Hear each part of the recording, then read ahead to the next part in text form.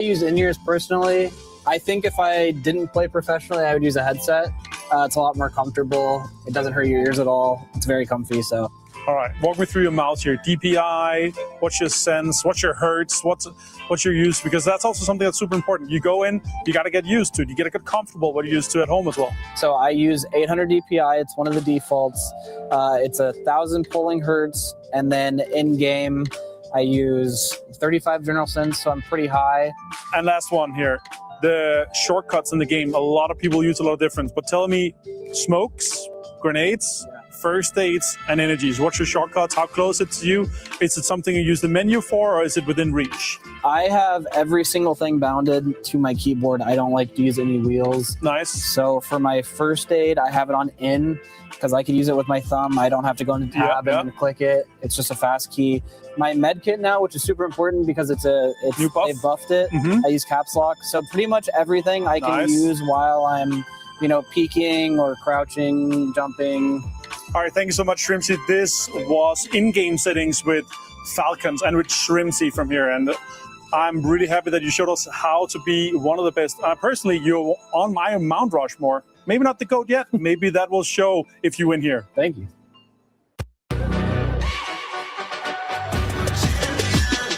This ain't no regular thing. Came for the breed, you know what I mean. You see my name in the lights. Better get right, champion.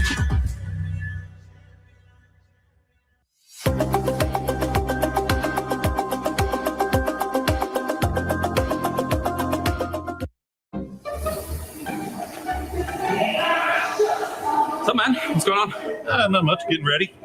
Ready for what? Winter ceremony. Yeah, but you're ironing both. Well, yeah, James. That's because I believe in miracles. I believe in miracles. Okay, well, yes, I get it, but I guess I'll take this one, EMEA. Racials. Still doing that. Guys, we're live in 3. We gotta get changed. Gotta go. Come on, go. Je suis prêt, c'est parti, voir où m'emmène la vie.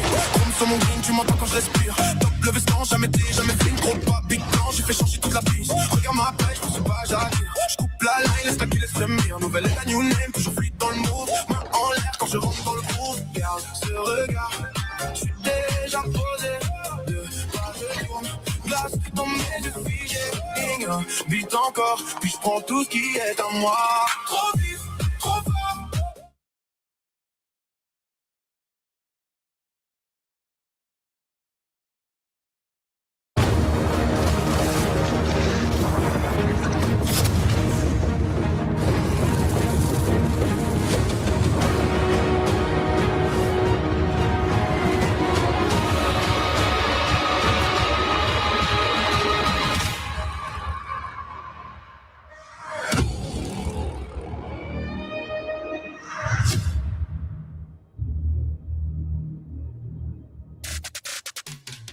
Yesterday, VP gave us hope that teams will be able to catch him up. But it didn't end up being the case because at the end of the day, they made sure they assured their dominance with a chicken dinner and kept the lead to second place with 27 points. Will anybody be able to catch them up? Because today's Smash Rule is in effect as well. Welcome to the PUBG Battlegrounds at EWC 26 Grand Finals. We'll be crowning possibly a new champion today for PUBG Battlegrounds, but I wouldn't be able to do this by myself. I have none other than Godspeed, Lace, and Toppies with me. And even though we don't have the Eiffel Tower behind us, we do have the totem where the champion team will be putting their key up there at the end of the day. How are we feeling, Toppies? I mean, I feel good. Probably not as good as VP feels, though. I'll tell you that right now. But I think it's going to be an exciting day of play, no matter how you slice it. Right, Godspeed?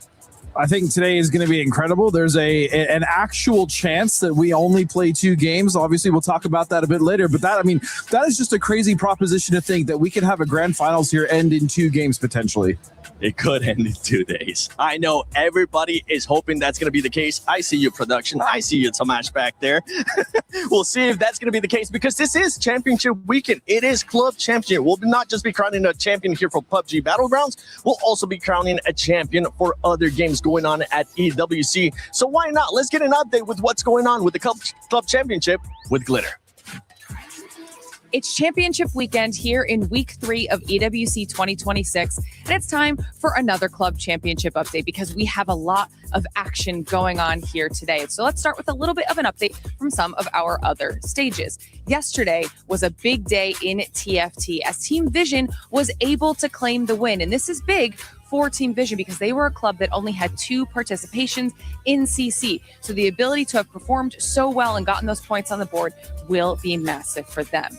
Then we're going to move on to EAFC. It's their last day of competition today. And as it stands, Team Falcons are currently only 3 wins away from claiming that trophy. This could be massive for Falcons as they are one of the teams that need a win in order to then make themselves fully CC eligible for that title. However, that could also happen in our game here today, PUBG Battlegrounds, as it is our grand final day. And we have a stacked lobby that is going to play into so many of our CC storylines that we've been talking about. So let's dive into it. At the top of our leaderboard, we have VP and Falcons. And like I mentioned for Falcons, they're still looking for that win, but so are VP. And VP have a massive point lead over the rest of the pack right now. So they've set themselves up potentially well for some success. However, also in our top 6 are Na'Vi and Vitality, teams that have been sitting at the top of our CC leaderboard for the last 2 weeks. They already have their wins done and dusted. So for them, this is all about a points grab. Will they be able to add to their overall total? Or if they even claim a win, that then becomes a win denial for the other clubs looking to do exactly that. So we will definitely be keeping our eyes on them. And then, of course, kind of a big surprise so far here in week number 3 is actually Team Liquid. They are at the bottom of our standings right now, and that's in PUBG specifically. If we're looking at CC, Team Liquid has 0 points on the board, whereas this is a club that has performed historically incredibly well when it comes to the club championship side of things. So an overall pretty slow start for Liquid, and they really are going to be looking to pick it up in the upcoming weeks. But of course, we still have 4 weeks of competition left in EWC 2026. So things are only starting to get heated up. I can't wait to see how all of it plays out today. It's going to be a massive day for some of these clubs. We're going to have to wait and see how all of it plays out. Hey guys, Poor Source and Matchroom here, and we've got 2 days of finals in the books, and now that has set the stage for our grand final here today to determine if we will have a new esports World Cup champion for 2026. I mean, it all comes down to when we're looking at yesterday, it was about VP. They had a massive day 1, and it was about how much points could they get ahead of everybody else. There was a drop down into them and Falcons, who also had a lead, enough to feel comfortable away from everybody else. But VP spent the day hunting, trying to find as many points as they can so that way they could push up the cut line, and it felt like it wasn't going to happen until we got to that very last game when finally they got a chicken dinner with a ridiculously high kill count, really pushing them ahead of the pack. Yeah, you're absolutely right. Up until that point, it felt like they were hunting down Falcons. They were hunting down the teams that were kind of in contention with them, and they weren't really separating themselves that much. But that final game really pushed them right up there, and Falcons honestly did a good job of keeping up, but there were other teams that also managed to kind of jump their way up in the leaderboard as well. Yeah, it was vicious day. And I don't mean because it was vicious because of lobby. I mean the vicious. These guys were popping off in a big way. Tycon suddenly finding his legs again and finding his aim, putting in a lot of work, that whole squad finding successes, and they were eating so many points. That's why VP couldn't really find the lead, and Falcons were getting like a couple points here or there, but they couldn't push their lead. And it all comes down to now, when we look at coming into today, we have a cut line for Smash Rules at 136 with VP on top, Falcons on the hunt, but I don't even want to count out VC yet. No, you don't. And they, so yes, there you go. Virtus.pro has to get 10 points, and then they have to get another chicken dinner if they want to secure the win early. Otherwise, it's going to go all 6 games. But there's so much more on the line. Obviously, our eyes are set at the top of the leaderboard to see where Virtus.pro wins, to see if we get that new champion. But up and down the leaderboard, there's more at stake when it comes to club championship points. Oh man, there's 2 squads that really want some club championship points coming off of PUBG, and it's going to be Falcons and VP. Luckily, first and second respectively. There was a bit of a come up after what we saw going on in TFT, so both of them kind of had a little bit of a shimmy in position. But at the top, whenever we look at club championship points, it's going to be Na'Vi presently tied up, and then a little bit of a trail down back behind that. We've got Vitality still in a good position. They've been hanging out around 5th place, so could find some decent points. But AGAL, who's in the hunt for club championship, just is not succeeding inside of PUBG right now. No, they're having a really tough go, and they have not a lot of time left to try to figure out how they can get a little bit more club championship points. Well, there you go. We've got a new champion at stake. We've got club championship points at stake, and we've got a whole lot of prize money at stake left here to play for. So, guys, make sure you tune in for the whole day because it is going to be sick. But that's going to do it for us here. We want to get you in the games as fast as possible, so let's throw it over to who we got next. Thank you, Poro and Matcher, for the STC Rewind and also the One Take Queen Glitter with that Club Championship update. And for everybody currently watching at home, don't forget to do your pick'ems. Just check out the EWC Play app, put your predictions in, do those pick'ems, and I'm actually going to want to see which picks you guys are going to be doing. But we're not going to be doing the ones for who's going to win. We're going to be doing predictions for how many games is it going to take to crown a champion. Lace? I mean, look, I love a good show where there's lots and lots of games, but, you know, we've been shutting down the end here. Let's just make it 2. Let's just make it 2 so, you know, we can kind of chillax a little bit. I've got my fingers crossed, but I like a bit of action, but 2, please. I think 2 is a good guess for me personally. I think we're going to go 4 to 6. I think there's a good chance, depending on the way that the lobby shakes out, especially with everyone going to be looking at VP going for that chase, as well as VP potentially looking to keep second place down. There's a good chance we'll see 4 to 6 at the very least. I mean, honestly, it's 6. VP has no reason to do anything stupid. They're going to slow play this. I'll say 5 at the earliest, and I'm sorry. I want to believe it's going to be a cool smash changes everything situation. But unless Vicious comes out and just cracks off on game number 1 and makes it some sort of crazy race, I don't think it happens.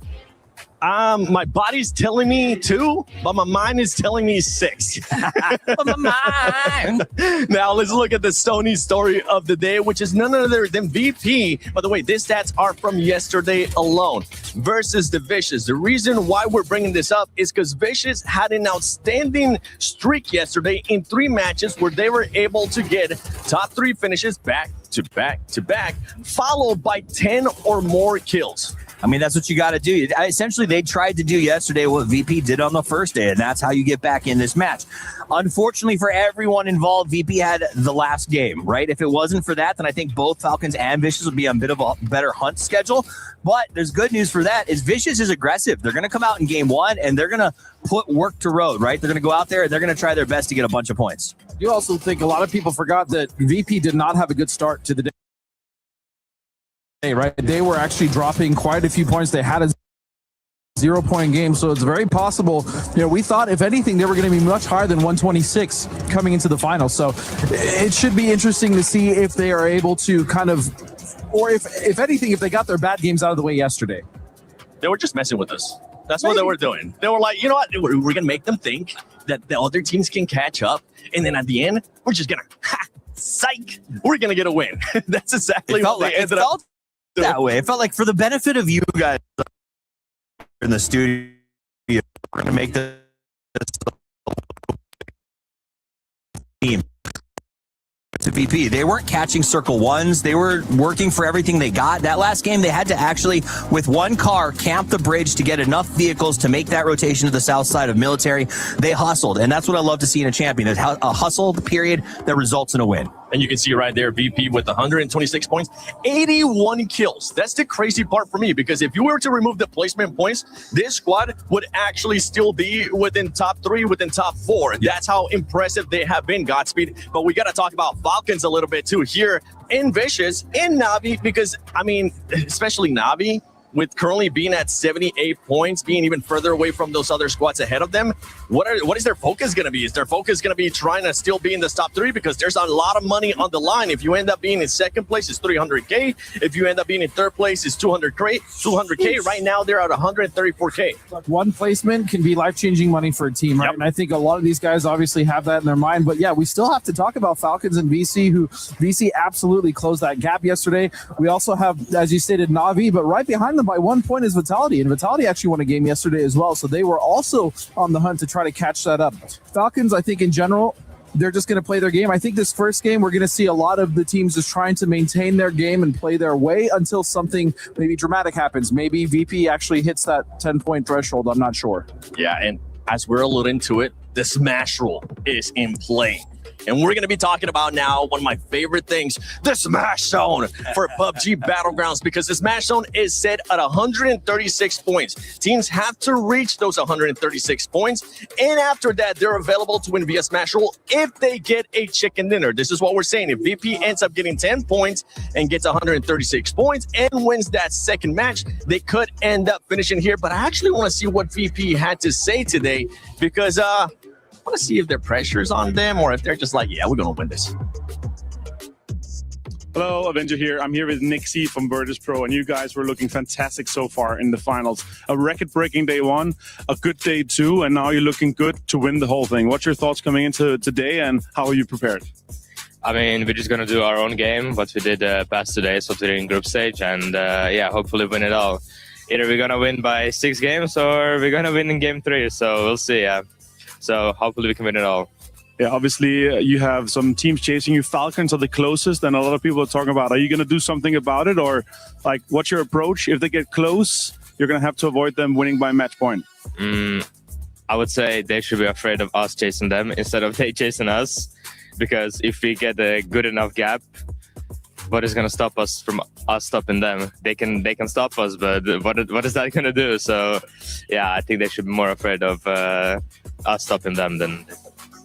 And I got to ask as well, do you think you're going to win by game 6, or you're going to get a chicken dinner after you hit the threshold? It would be nice winning by the chicken dinner, because every time we won a tournament, it was like 4 games before we already knew. So it would be nice if we won at the game, you know, but you never know. I just want to win, so at the end of the day, it doesn't really matter. But if I would have to choose, I would want to win by chicken dinner. And a small statement for Falcons and maybe everyone else cheating. Good luck. All right, that's Avenger here for Esports World Cup 2026.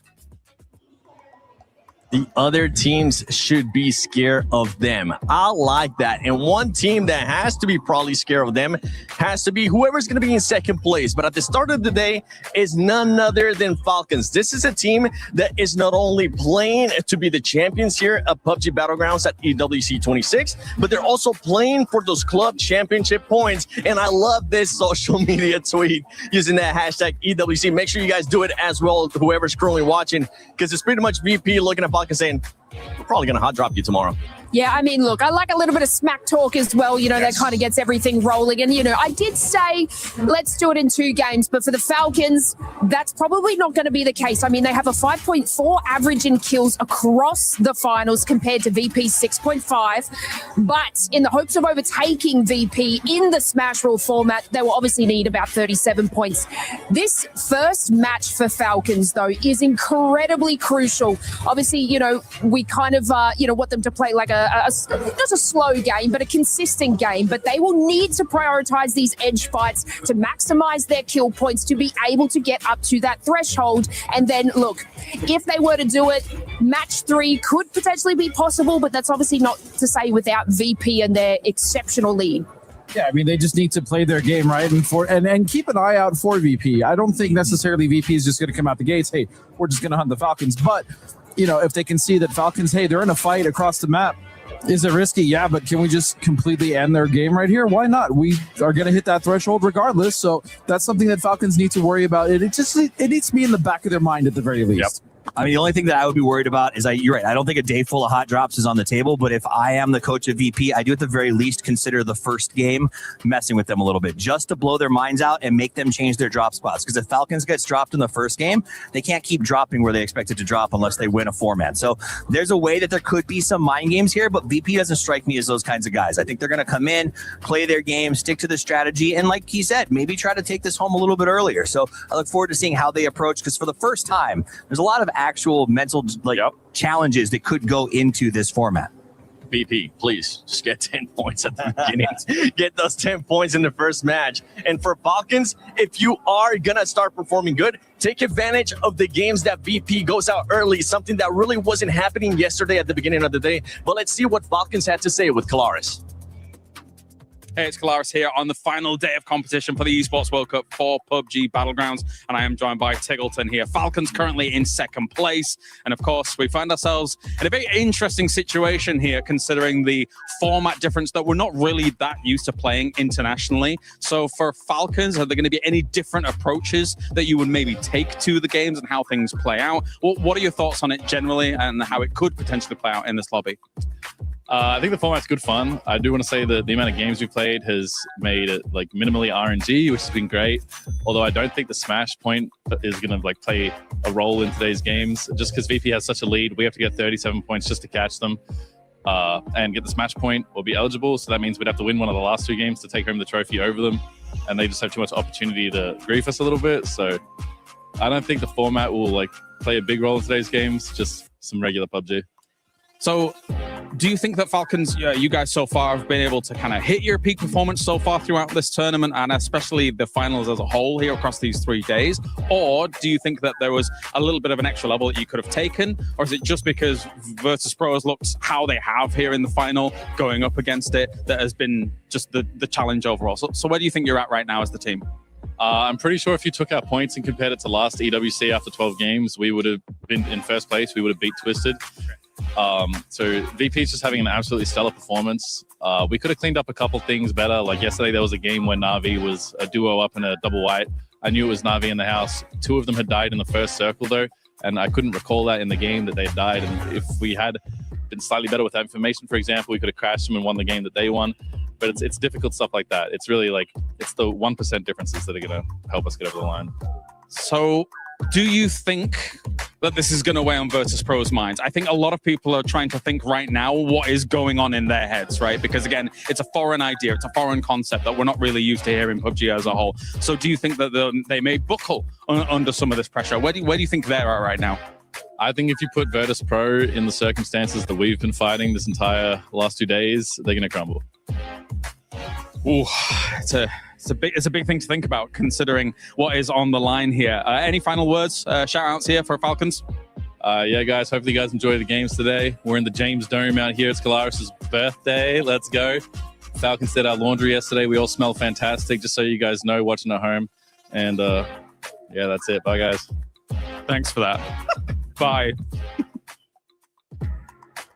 That's right, Tig. It is Kalaris' birthday. For everybody currently watching, whether you're watching on Twitch or YouTube, just spam happy birthday, Kalaris. I'm pretty sure he's going to love that. But Tig was saying VP is going to crumble. We saw a little bit of that yesterday. So I'm just going to ask you guys, who's going to be winning it today? Look, I'm just going to say it. What if I said Falcons in 4?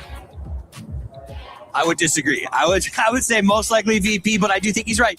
If it crumbles, if they get bad circles, Falcons could close this potentially.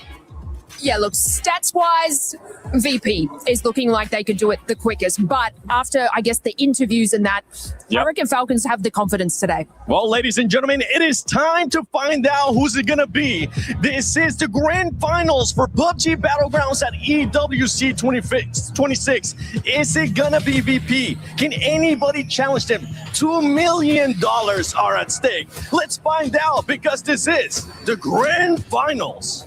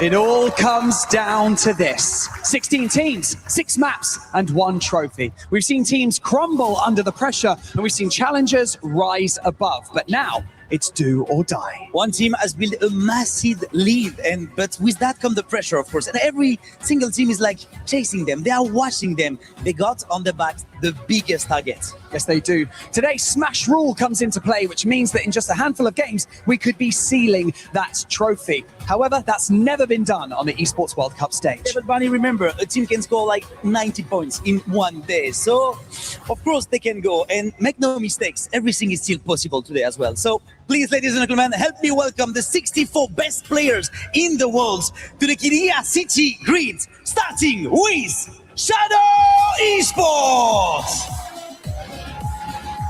With Setsuna, Jexy, Henzi, and Kamaz! Team Liquid! They are Alo, Purdy Curti, Cowboy, and Luke 12. AGAL with Delwyn, Himas, Sololzi, and Destroy. 17 Gaming. They are Lil Ghost, Tian Tian, Wenhua, and Xiaowu. Cam Esport, they are Glories, Denvu, Wongef, and Dirt Juice.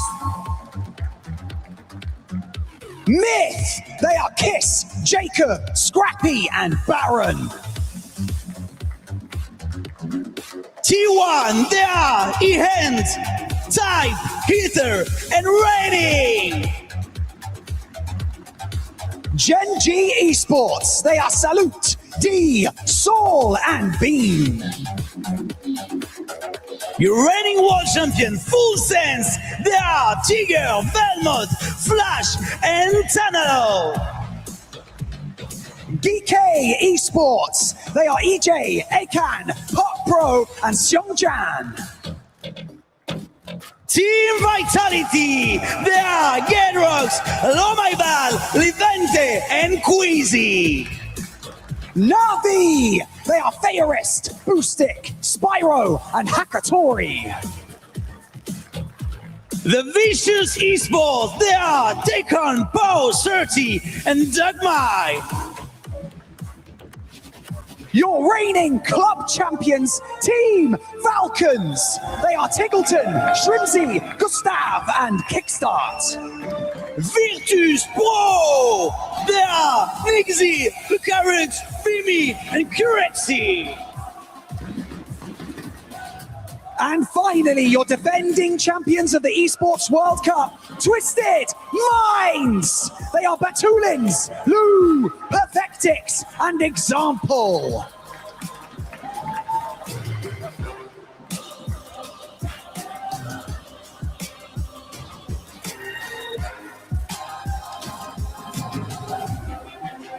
The journey has been relentless, and the finish line is in sight. 6 maps to claim your place in history. 6 maps, and the title could be yours. Ladies and gentlemen, the grand finals of PUBG Battlegrounds at the Esports World Cup in Paris start now!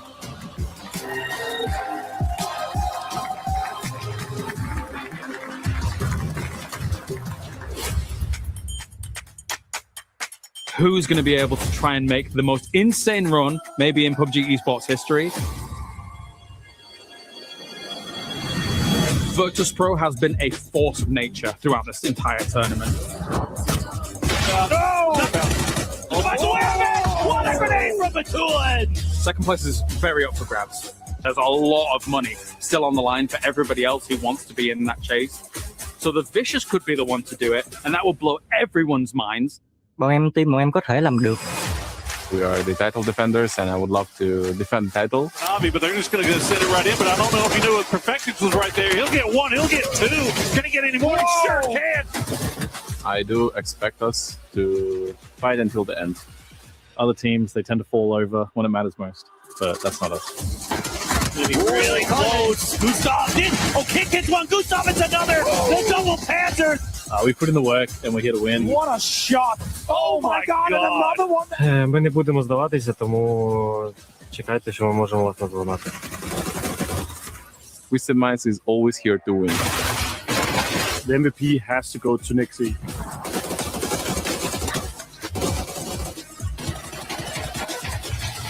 Because this tornado ain't stopping anytime soon. Virtus.pro is here to win.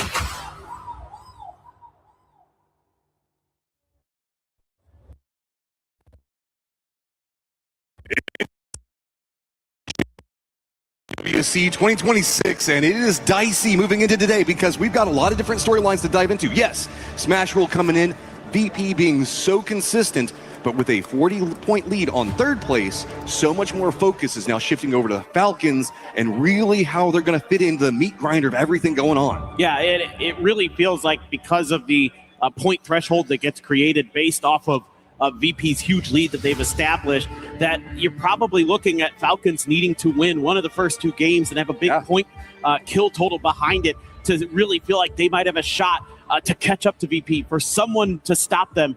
Because just a reminder, you know, the point starts from where VP ended yesterday, 126, so it's 136 is the threshold. You hit that point total, you can't win on that game. So even if you get a chicken dinner and you hit that 136, it's still not good enough. You have to hit that threshold, and then in a game after that, get a chicken dinner to claim the trophy. And right now, VP has set that mark very, very high. And that's what's led to a bit of the chaos. Are we probably going to see hot drops off the get-go? Most likely not. But it is pretty much the entirety of the lobby versus VP to deny them chicken dinners as much as they can, and maybe even trying to go after Falcons in their own fashion. It's not going to be, let's just commit into a hot drop and try to kill them off the go. It's going to be, can we find a trap? We see a firefight going on. We hear the gunshots. We see in the kill feed that one of those two squads is next to us. It's time to see if we can pounce, if we can get something off of them and install their role so we can find more. Exactly. And for VP as well, they have opportunities that if a game looks like it's not going to go their way, a circle shift maybe they don't like in their favor, they can go and hunt other teams and say, we're going to make sure that you can't catch us even if we can't get the points we need here. So there's a lot that can happen in the middle of this, so we'll be trying to keep track of everything as we get into our very first game of the day on Erangel. What do you mean? Our circles have been not at all wild all over the place, and our plane path coming in, leading down into military base. That's where we did see VP take that last victory on the day yesterday, finding big success playing into military base proper. So see if any congestion happens on drops. It looks like most people are kind of separating away. Plane path could cause a little bit of drama, but it's mostly going to be for vehicles, I would assume. Yeah, you would think if there's any early shenanigans, it might just be because some teams, you know, when they have their alternate drops, their secondary drops, that they have ideas going on where they think their vehicles are and where other teams think their vehicles are, and they overlap sometimes. One of the things I want to talk about while we get this is VP's drop. It's kind of distinct because it gives you a chance to go to military base or stay on the main island, gets decent loot. So they get inside track on a great plane path like this for themselves. Yeah, I mean, talking to the coach Ibiza a little bit about how happy he is that they get Ferry Pier because of the things you're talking about, Matt. There's a lot of vehicle spawns there, a lot of access to, and a circle even like this over on the western side. We are very heavily shifted in that direction, so VP is going to have a little bit of a foothold to start. Some of the other teams, Full Sense, AGAL, GAM, Shadow Esports in there as well. Maybe haven't had the best of runs here, but again, so much to play for, even if you're not in that first, you know, or second or third place contention spot. You want to get every point you can here while you can, because you never know when that Smash Roll is going to end the series. Big focal teams that we're going to be watching, of course, VP. They need 10 points. After that, the wheels are really going to come off. Falcons finding any big successes like you're talking about on these first couple of games would be massive to allow them to kind of close in that lead, get closer to the threshold themselves. But we have squads with massive pop-off capabilities looming in the background. There's a lot really still riding for Na'Vi, as well as Twisted Minds, of course, Vitality, Team Liquid wanting to find some stuff for club championships. There's a lot of moving factors as we're going through all of this. And while the circle is great for VP off the start, hits entirely across the map for Falcons. Exactly. So Falcons are definitely going to be in what you would call a slightly more difficult position in a way, but the Falcons' MO so far this event, with Gustav taking over the reins as the IGL, I think they're quite fine to play on the edge more so. I think that suits their current identity a little bit more. Again, it's opened up players like Kick to be much more of a fragger than we had seen in earlier events when he was the IGL. On top of them having, I think, a lot better idea of how to stay active in the mid game, give themselves those deep runs into the late game. And even though they haven't been able to convert quite as much as Virtus Pro, their style's still very, very effective. Twisted had a big come up yesterday, and they still have a big climb that they've got to do, but it is doable with just a couple of games to really catch up. So it's about pace setting for a lot of these squads. Yes, VP is in that pole position that you're talking about, but there was a big dust up in the squads in 4th, 5th, 6th, GK having their climb that they had. Twisted, like we were just talking about. There's still opportunities if these squads can really string together something at the start, but it does require a little bit of a falter from Falcons, as well as VP not finding that chicken dinner. Exactly. We should talk about some of the teams that are kind of in the middle of the pack that are still looking for club championship points to keep themselves in that race. You got to look at like Gen G, T1, Twisted Minds, all want to stay in that top 8 to keep themselves in the hunt for a solid finish in the CC race. You have Navi and Vitality, who need to get these top 5 finishes to protect their leads that they've established for themselves here so far. And remember, we're over here in France right now. It's a nice rainy day in Paris. Vitality's finding a lot of success whenever we look at the club championship. And again, in that hunt, every point that they can find is going to put them in a much better position in the club championship. Navi doesn't have as much after this, so Navi needs to have a pretty decent finish to at least secure themselves enough points to kind of feel comfortable as everybody else is going to continue playing after them. Exactly. And so, yeah, just tons of things to keep track of today, as every position does end up mattering in a lot of different ways. Not only the money, but also for the club championship, as we're going to be kind of trying to keep track of it as best as we can throughout the day. The squad that's in 3rd place right now, I believe, or 4th maybe, is AGAL. They've been playing in a lot of games, performing well, not having a lot of success inside of PUBG so far. But if you look at it, 48 points, it's 30 all the way up into 4th place with Navi.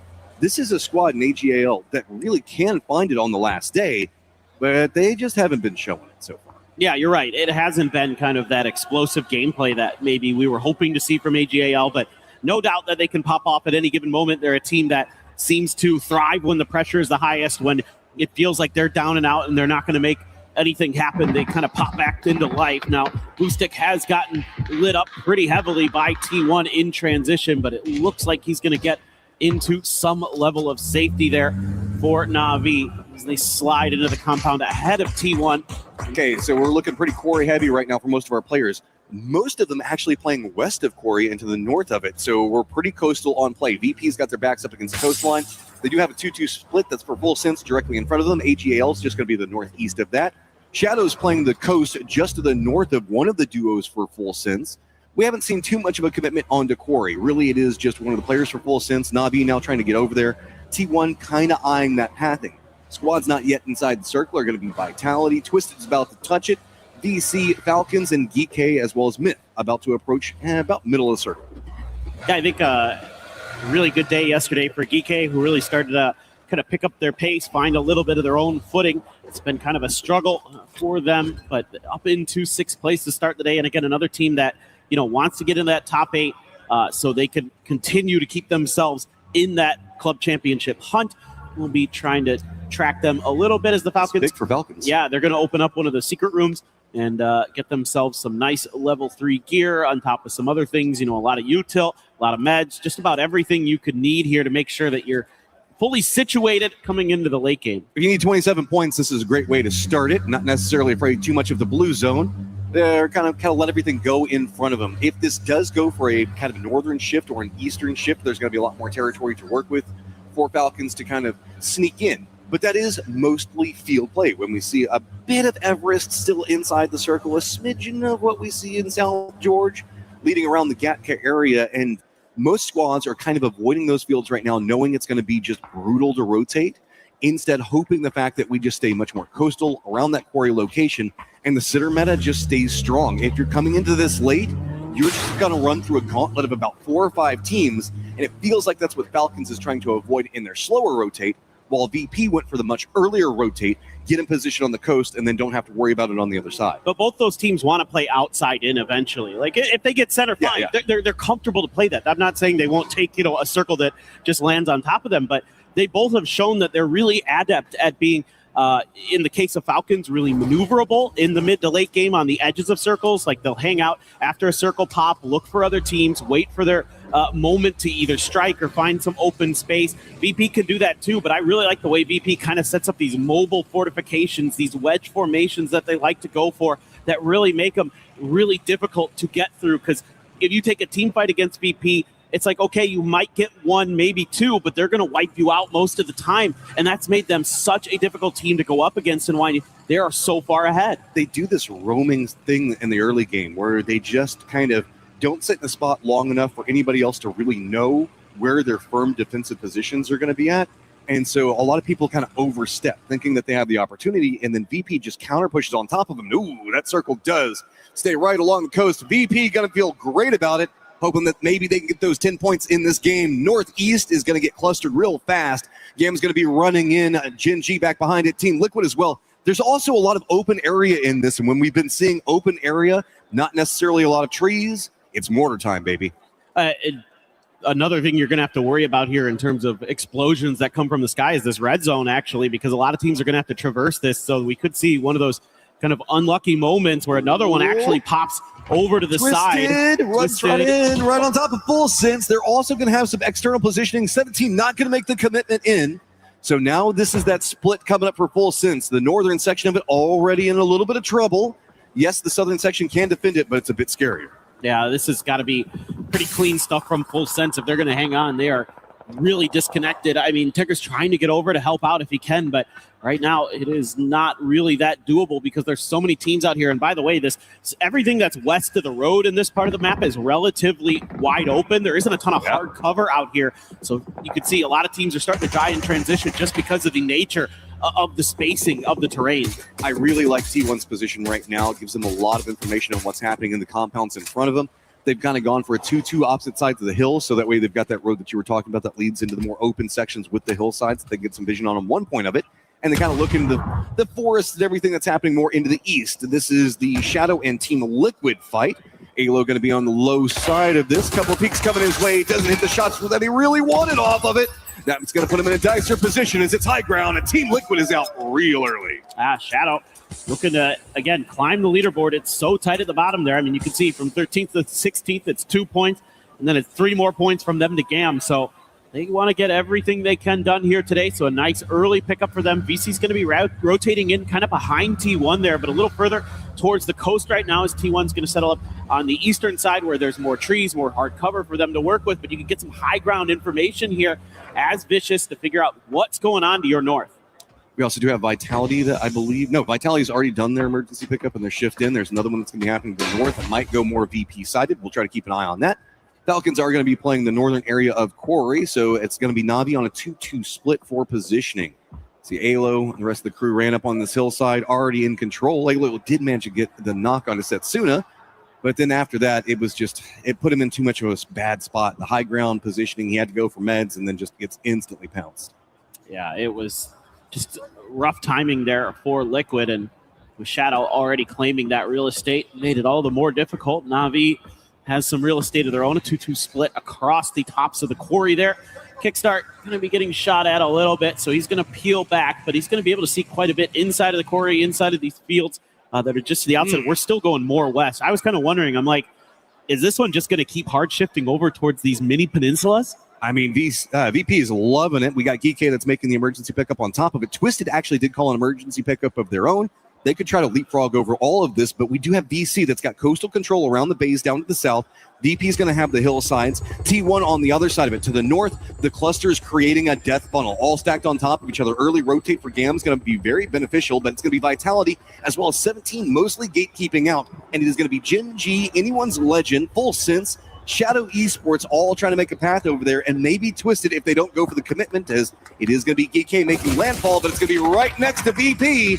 That's not going to feel too good. No, all they had to work with over here was some of the craters created by a red zone, so they're just going to have to drop in there and try to make it work, but it's really going to be difficult because they had teams rotating in that direction. Akan already down, and you have Full Sense who's in trouble up on the north side. The retreat away from VP's firing line opened up DC's firing line on the coast, so that's made it a lot more problematic.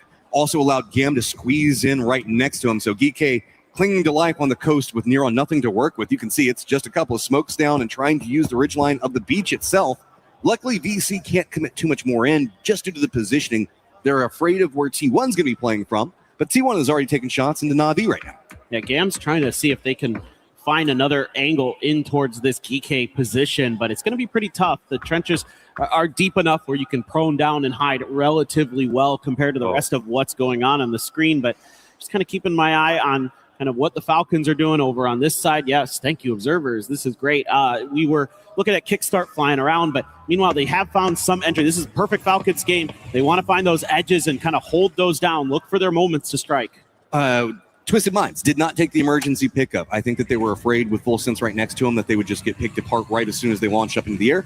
That does mean that they're kind of trapped in their compound. With Full Sense, Gen G has managed to get 2 of their players right on the edge of the zone. Shadow's going to be back behind all of this, so this cluster of squads, while it is phase number 3, are all kind of trapped in this mutually assured destruction point where they can't move into Vitality's angle, and they're just kind of stuck there. Blue Zone's going to be right on top of them in a few seconds, and there is just nowhere to go. You're going to have to fight your way out, but the way that these compounds are set, you really can't even do that.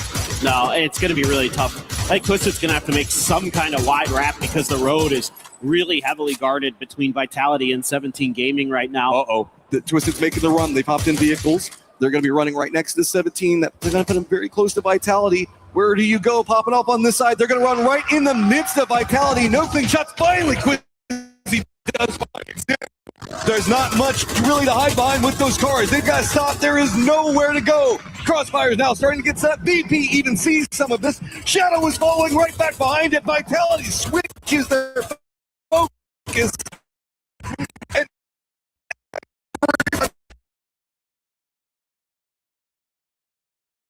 he is just dying in these fields. Oh, what a great position of an M249 is Hello My Bad. He is able to do so much damage to these teams that are coming through, whether it's blowing up the vehicles or actually claiming lives with that gun. That is a beautiful spot to be in, and he puts it to great use. So now Twisted had to run the gauntlet. They do get 3 through there. Frankly, that's not too bad, given the teams that they were going to have to cut past. They've done a nice job of at least settling up with something, but here comes VP. Ooh. It's all the kills just rolling right into them. They're finding everything. They've got a great position in the circle. Gam, GK, Gen G need to come into their west, right into an area that they've got perfect vision on.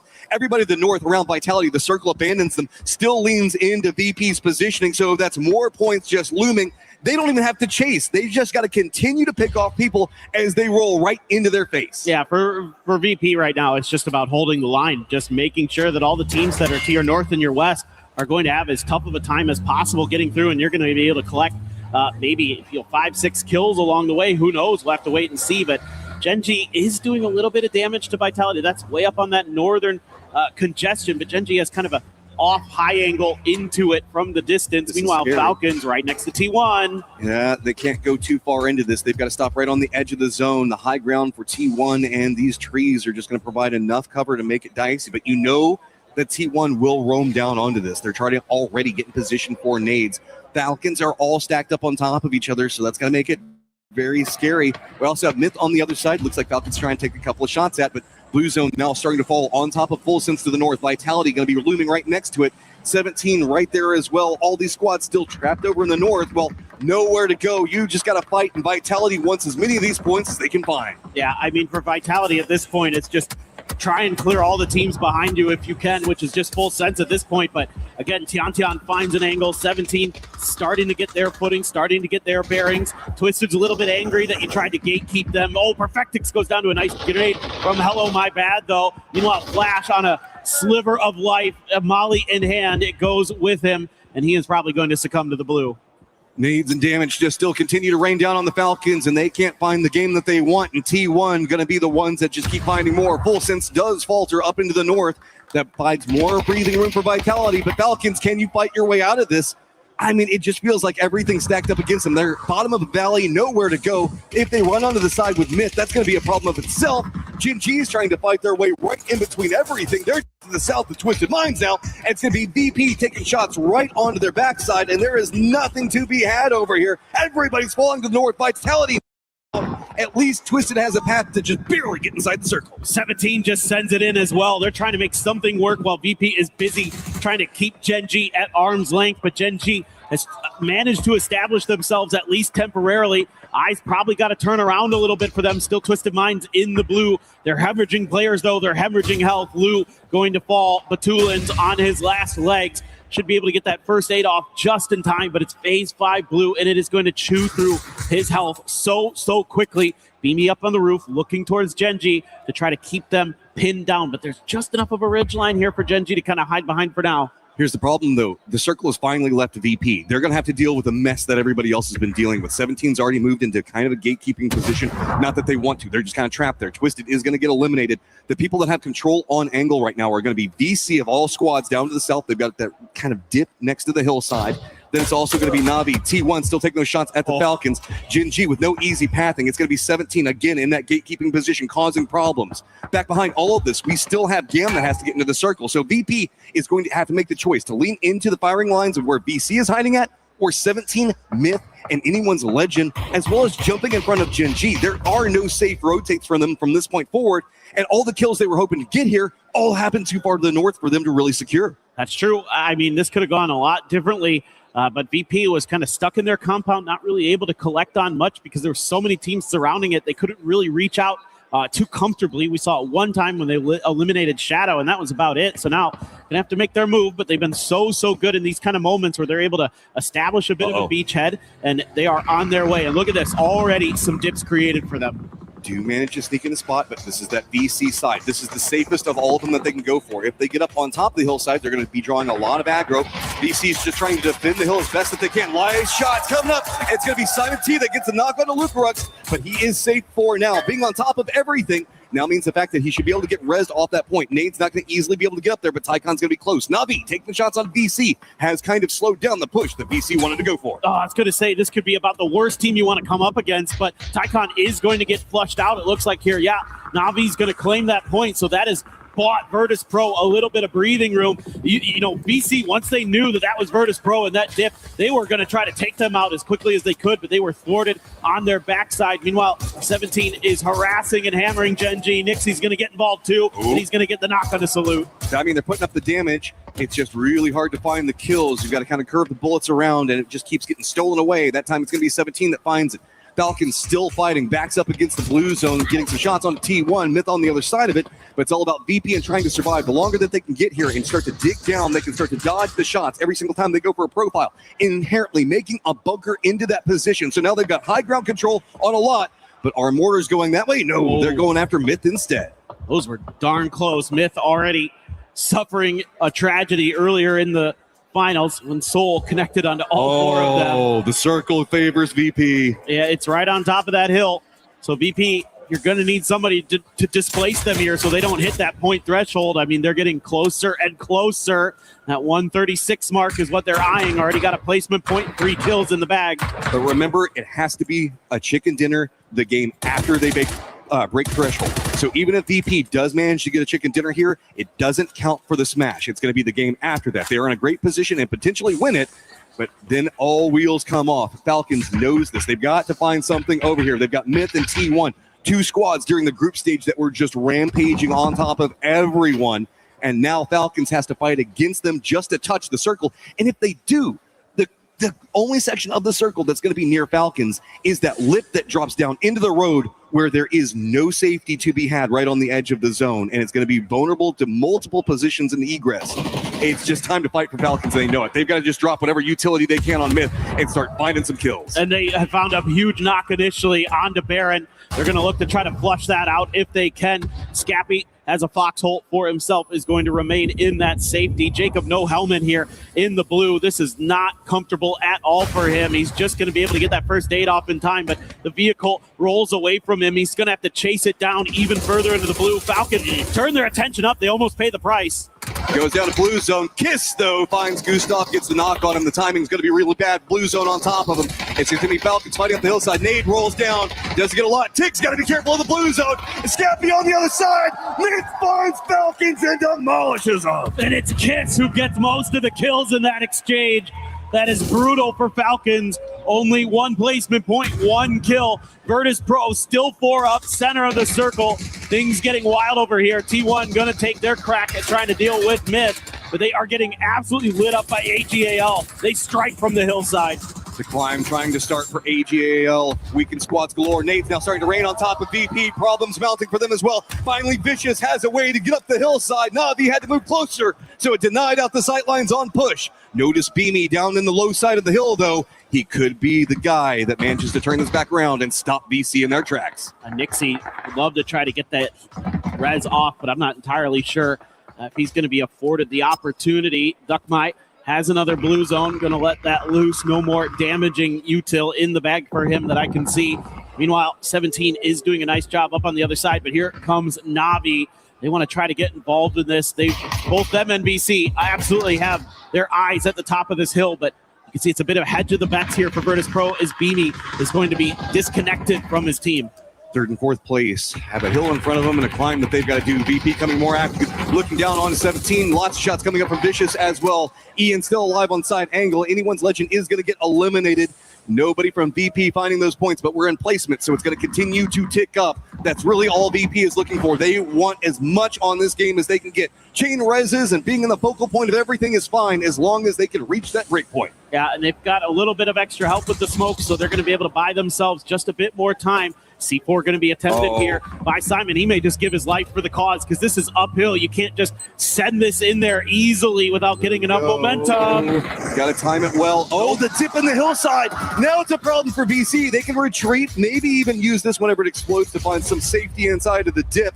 But Beanie was already playing far enough away from that there was that anchor position. He hasn't really revealed himself yet. I think he's waiting for the push coming up from VC. And VC can't go for it because Navi is still so comfy cozy down in Southeast. Everybody else is fighting to the north, and Navi is just waiting for their moment. So uncomfortable for Lukarux, no helmet. So going for those peaks, that much more risky. He knows that T1 and 17 Gaming are fighting each other, and he could potentially have something to say about that. But again, going for those moments has been really, really dicey. Lil Ghost looking to be rezzed potentially, but they don't have too much more time here before the circle is right on their back. So I think they're going to have to abandon that just onto Xiao Wu. Is going to let loose with the stuns, keep En pinned. En lets loose with a few of his own, has the good util. VP's making a push right back behind Ian. They want to get a piece of this. They want to find these kills. Ian's just trying to hold the line up on it. Ian does win, but he finds himself VP on top of him. Nowhere to go. He goes down, and now VP has control over the northern side of the hill and gets distance away from VC. They're 1 point away from hitting the threshold.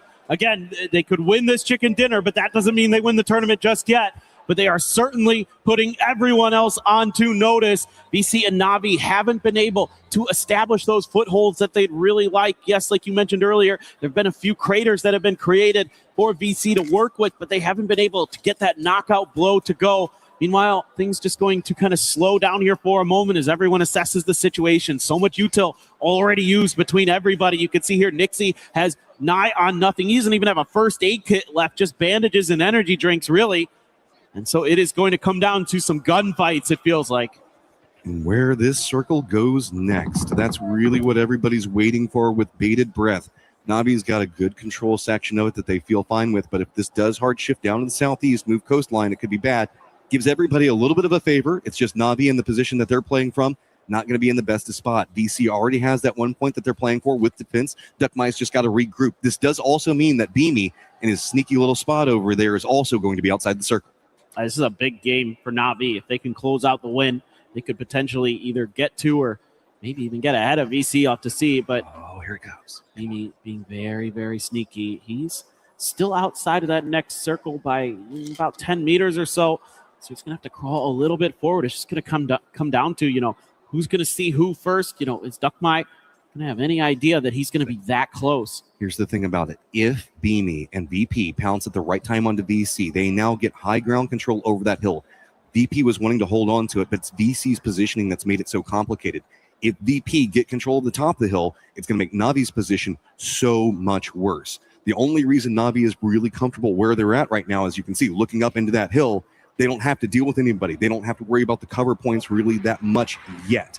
If VC falls, VP will have the perfect way to close out the game. Navi is hoping that maybe VC finds this firefight for themselves, but that's a mixed bag. It's still 93 to 85 on the overall leaderboard between them. So no matter what, Navi wants to try to eat as many of these points as they can, while VP just needs one more. Yeah, I think the edge of this circle kind of just enough for Na'Vi to work with, but they want to get ahead of the curve a little. They're going to move a little bit forward, using those smokes to cut off VP's sight lines. They have a hill between them and Vicious, so they're going to be able to cut themselves off, gain a little bit more space, but it's not comfortable. There's so much flat ground from them to VP. If VP can use some of this third-person perspective and they can start digging some hills and look over the top. So Nixie found the angle that he likes to start digging in and finding the ability to keep his eyes onto Na'Vi. And it's such a great position on this one. They just have to wait, keep an eye for Na'Vi. Beamy's got to hold back VC, or at least feed the information over. That's allowing VP to go a little bit more aggressive, see if they can weaken, maybe get a knock or a flush onto Na'Vi, who's 4-man strong right now. Everybody else only got 3 up, and VP, looking into all of this, it just all seems like it's coming down to the linchpin on Beamy for them, and he is playing this so patient, so quiet. VC just keeps taking a couple of shots over at Na'Vi, but no commitment. Their eyes are on the prize, and that is VP to see if they can stop them before they can get anything else. It's final circle time, so VC now turning their attention over towards Beamy. Let's see if VP is going to leave him to his own devices. He's got some smokes to work with, so he can keep them pinned on the edge. That frag, I'm not sure, did about half damage to Beamy there, so he's going to have to stall up. Meanwhile, Nixie, wow, that is crazy good. That is amazing. Him and Lukarok's doing mega damage. Runs up on the side of it, though. Got to be careful from that side flank. Hakatori looks like he's trying to find something. Big damage comes out. He does get the knock on the 2, and Na'Vi just runs up the hillside, finding a lot. It's all Beamy, but he's trying to work on VC. He goes down. VP doesn't find their point. So now it is going to be VC and Na'Vi lined up against each other. A 2v1. It is at 136, though. It is going to be Na'Vi who takes the game, and they come out swinging on day 1, but they got it. They got it. On the close with the kills, got it. It was just enough. 137. Yep, they've got it. So they have hit the threshold. Now all Virtus Pro needs to do is get a chicken dinner, and they will win EWC 2026. Oh, that's one of those things that you have to adjust for the Smash rules with the way that the knocks come into play. Once it all kind of switched around, those couple of knocks that Beamy got on the side while he's fighting for himself, switch it up, and now VP is in touching distance of getting that trophy. Yeah, now Na'Vi's gotten ahead of VC with that win, so this is a huge movement in a lot of different ways. Talking about the club championship for Na'Vi, that was a big way to start the day. Falcons, I would say, angry at this circle. They just had to fight their way through it and just couldn't find a way. It was a little uphill battle for them the whole way through this one, and everybody just right along the coastline. So they've just got to mentally rebound, come back in, and so much pressure onto Gustav's shoulders coming in. IGL and Falcons for the first time in this one, and having to deal with such a hard set circle away from you was it's painful off the start. It's all going to be a mental game for Falcons from now on. For sure, and it's really tough. I mean, now you're going to have to just frag out of control. You're going to have to get the wins somewhere along the way and hope that somehow VP slowed down, because, again, if we get to that 6th game, then VP can just win on points alone. They don't have to get the chicken dinner, because we're just playing 6 max games today no matter what. But VP now has 5 games to find a win to claim their trophy. And again, it's a VP, dude. They are just so freaking consistent. It feels like it's nigh impossible to stop them out of making it in the top 4. The only thing you have to do is hope that everybody else in the lobby decides to stop them from getting that chicken dinner whenever they do get to the top 4. Okay. It's nail biter from here on out, guys. We got to get this next game ready to go, because it's going to be good.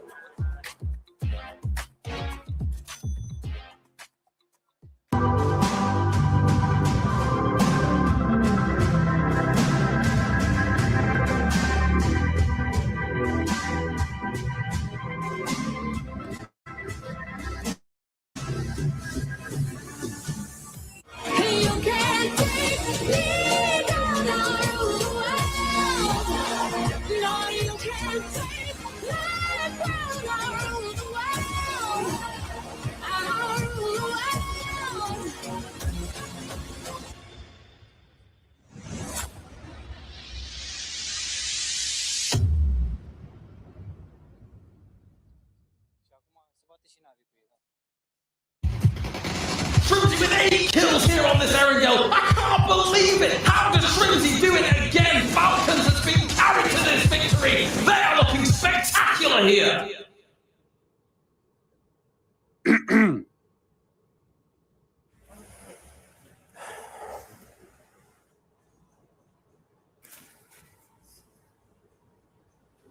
Tight schedule today. Let's go. Doc, I called perfect rotates, but I still feel empty.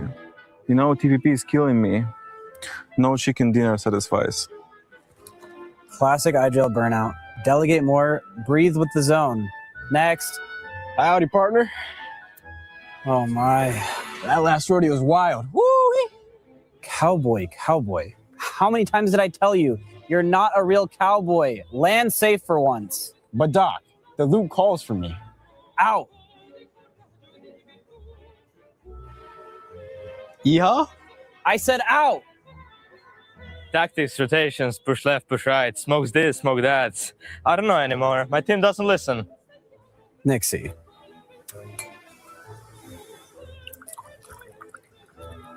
Have a glass of water. Stop overthinking every pixel. Patience wins too. Listen to what the zone tells you. Patience, man? Bro, we're dying. The zone is closing in. Everyone says we have to win. We need to win. Sit in the zone. Next. Bỏ anh em tôi. Trời ơi, tôi có bảo đây anh em smoke ra, anh em nhảy vào smoke để smoke cho nó sai nữa. Guys, calm down. I don't know what you're saying.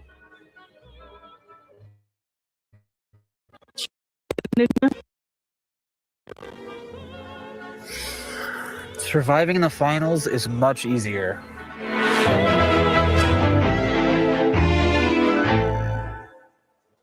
What a first match. But before we actually break down what happened and how much we want it to be one more game, we actually are going to be interviewing none other than IVD Maluco, because he was able to join the Esports Foundation Creator Program. He is currently live streaming from Brazil to the Brazilian community. Maluco, how are you enjoying the tournament? Bro, this is good for me to be here, man. This is crazy for me. This match is crazy too. And this good. See, from Brazil, Caraguatatuba, you know. Thank you for joining. Thank you for EWC Creators Program. This good.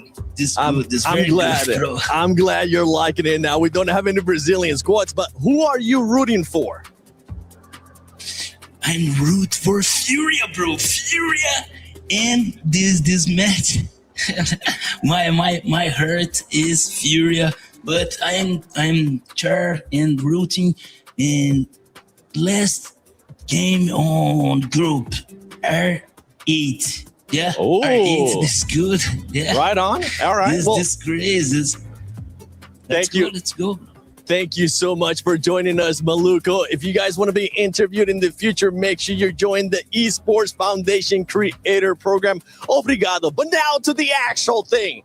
One more game. One more game. One more game. Because VP was able to get the 10 points that we needed to see, Toffees. I mean, it was a wild game. I think there was a possibility that maybe Falcons could have stopped them from hitting that 10 if they hadn't been completely wiped out by Kiss. And VP played it perfectly. They got a good movement. They had a compound that no one could crash. And Godspeed, it's wild that they did this on the first game. Yeah, I mean, they only needed 10 points, and they still managed to get 11 somehow. Want to give a shout-out to Nanas Vincer, of course, for winning that game. But I have to say, it's super unfortunate with the Falcons as well because of their rotation. Yes. They started all the way on the east side of the map, did a wide rotation, made it to a good spot, only to get wiped by Kiss. Yeah. When you try your best, but you don't succeed. Yeah, I mean, like Falcons had like that furthest rotate from the eastern side, and look, they used and grabbed as much utility as they possibly could on the rotate. I kind of thought they were going to tail Vicious at one point, but you know, we had Kickstart side and kind of like scouting in the sky. But man, the zone pulls for them they were being shafted the whole entire game, honestly. But you know what? VP read this circle so incredibly well, clearing what remains of T1 on that north side, and then sort of focusing on Vicious, who were kind of like playing a little bit sneaky on the southern side. But look, you heard, them in the interview. They're like, oh, yeah, 6 games. Yeah. I think they were lying to us. So here's the thing. VP wins in the mid game, right? So they dropped at Ferry Pier. They got out very quickly. They moved to a good compound that's defensible. They made sure teams had to stop short of them. We saw them sort of cause that kerfuffle by taking some shots where Navi and I think it was Shadow and a few others all ran into each other and got stuck. And then they moved to the top of the hill. Very proactive, ran a nice 2-2, so they couldn't get wiped out all at the same time. These guys are proving to us they're the total package. And here's why I love that. coming in this far ahead, it would be very easy for us to go, well, with a lead like that, you can win by just taking it easy. How better to prove you are the best team in the world by coming out and saying, even though we could take it slow, we're going to drop 10 on 1 and show you guys just how powerful we are. And they were able to do that. And now we're starting to see the crowd getting alive. Even in chat, I see y'all with that copium saying that Falcons is going to be winning. Let's see if that's going to happen, because right now VP is absolutely dominating. And I love that we got a chance to finally see Myth/Kiss show up in the grand finals, just absolutely destroying the Falcons. So VP is a good story, but it does something really important, Godspeed. It makes everyone else, they're on notice, right? Because the difference between, say, 5th and 3rd is hundreds of thousands of dollars. And you now know that VP could win this at any moment. So you have to play every game like it's your last to make as much as you can. That's also the big threat, right? Like, if you are one of those teams that just has no chance of winning the actual event, you still have so many spots that you can go up and try to, again, raise what you're getting to get home with. But the other thing to think about is, if you're one of those teams, if you notice that VP is in the winning position, do you sacrifice yourself to stop them from stopping the tournament right then and there? I mean, it's going to be a hard decision because everyone now has their eyes on VP. The threshold has been crushed and they're ready to go. Yeah, I mean, we sort of saw that play style from Myth. Like, yeah, they're kind of in that meter of the pack and they might not be able to make it to the top, probably won't, but they were prioritizing those eliminations, especially like in the, I think it was the top zone on T1. So Myth are literally locking in for those points just to creep their way up the leaderboard. So we're going to see a little bit more of that. And I think Gen G were kind of doing the same thing, but they got caught off a little bit more. I'm over here just giggling because we both just saw something pop up on that screen too. No, not even that one. It was find VP, kill VP. That's what's going to be happening. But here's the problem. I think Vicious could have done that, but the fact of the matter was Vicious was holding that 3rd position, and if they had gone over the hill and attacked them, they might have given up 3rd to Na'Vi, and that would have cost them almost $100,000. So they can't risk. You can't throw your bodies at VP like that, and that's sort of, I think, what opened the door for Virtus Pro to lock up those points. And I do think the gymnastics of playing these Smash rules is something a lot of these players are not actually familiar with. It's not really something that we implement all the time. And again, it completely changes how a lobby works depending on the points. But you know what? That's what these teams have to adapt with. You heard Shrimsy say it best. There's constantly changes. You just got to adapt. VP could end up closing it out on this next match. Is it going to be one more game, or is it going to be 3 games as we're going to the second match of PUBG Battlegrounds at EWC 26 Grand Finals? Thank you very much. The book of Virtus Pro here at Esports World Cup has been legendary, and they are down to one more chapter. Can they close that book here on Tego? I am Porosaurus. Joining me once again is Martin, and Virtus Pro, Martin, has been absolutely insane. Yeah, what a way to start things off with here, to get those 11 points needed to then, let's see if they can do it in 5 games. They just need to win 1 game or fend off everyone else, but the chase is real. It's extremely close from 2nd place to 5th, and 2nd place is $300,000 while 5th is 100. So you can jump up that leaderboard quite easily. We do go to Tego here for our 2nd game.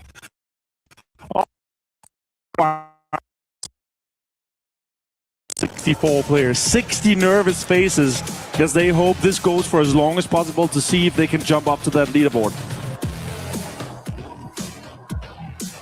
There's still so much left to fight for up and down that leaderboard. So much money on the line. As you said, so many club championship points on the line. Na'Vi making a run there in game number 1, securing themselves 3rd place overall. But they are in a tie with Vicious. They've got Falcons in their sights, only 6 points ahead. And we see everybody dropping across the map. Looks like we're going to avoid any early game nonsense to start off with. And Virtus Pro, once again, actually split here. They got 3 on the northern island. They've sent Luca Rux down to the south. We'll see where the circle decides to go. Yeah, this is definitely a very interesting split for VP to go across all sides here. Coming in from the western side towards the east. And we'll just jump over to what the kind of... This might be a remake, though.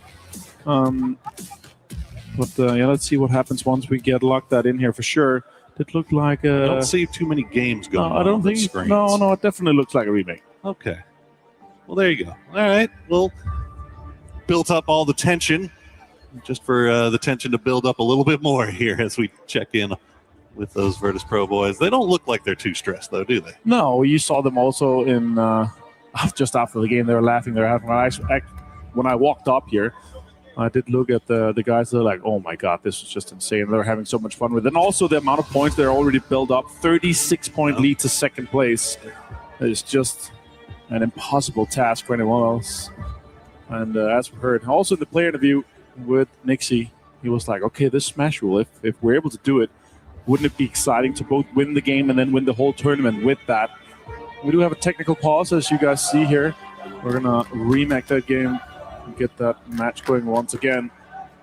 That's how it goes sometimes when you have those 64 PCs, tons of observers and everything going on. Sometimes you just have to go for a technical pause, just to make it a little bit more exciting. Yeah. Well, we just want to make sure everybody's in and everybody's good to go. Well, obviously we talk about the teams up and down the leaderboard and Virtus Pro doing what they're doing. Vitality fans in full voice here to support their team as they make their way through. Cam even getting involved. But we also have another fight going on that I don't think a lot of us were expecting. That's the fight for MVP. Nixie obviously just fragging out. He's going insane. But Soul is right there behind him for Gen G. Yeah, if Soul can do it, that'd be crazy. Also, the amount of knocks he's had and everything that's been coming along for them it's been absolutely unreal. So I'm really excited to see how far they can take it. Right now, let's go through it here. 29 kills for Nixie, 26 for Soul. And for the most damage, Nixie leads by 600. Soul does have 6. Soul has more knocks, but Nixie has more survival time. So it definitely comes down to how the two players are going to be able to do that. The most impressive to me, though, is Soul being able to do that from where Gen G is on the leaderboard. Exactly. That's been very cool to follow, them being in 9th place. They have less than half of the points was what Virtus Pro has been able to do in the same amount of games. It's pretty wild when you consider, you look at our player stats, the tops of the leaderboard, it's literally just Nixie, Luca Ruxbini, all the Virtus Pro boys up there, and then and Soul. So, I mean, he has just been having himself an absolute banger of a final here. And unfortunately for Gen G, they're not getting the dividends off of it. But you know what? They still have a little bit of time. I mean, they're not too far removed. I mean, they're in 9th place right now, but I mean, 5th place is not too far away. Like, it's definitely possible here. Absolutely doable. Even for the bottom teams here, they're also a fight both for the club championship or for everyone else to try to get a bigger share of that prize pool. As even from 16th to 9th is 20 points. And you can jump into that top 8 where it makes you eligible for the club championship points. Last place, 8th for the club championship points, gets 50 points, and then all the way up to 1,000 for the win. And there is overall $75 million on the line across all games, across all the championship here for Esports World Cup 2026. You can see the faces on the players getting ready. Keyboards nice warmed up. Looks like we are getting back into the plane, and we are getting back over to Tego once again. Different plane path this time.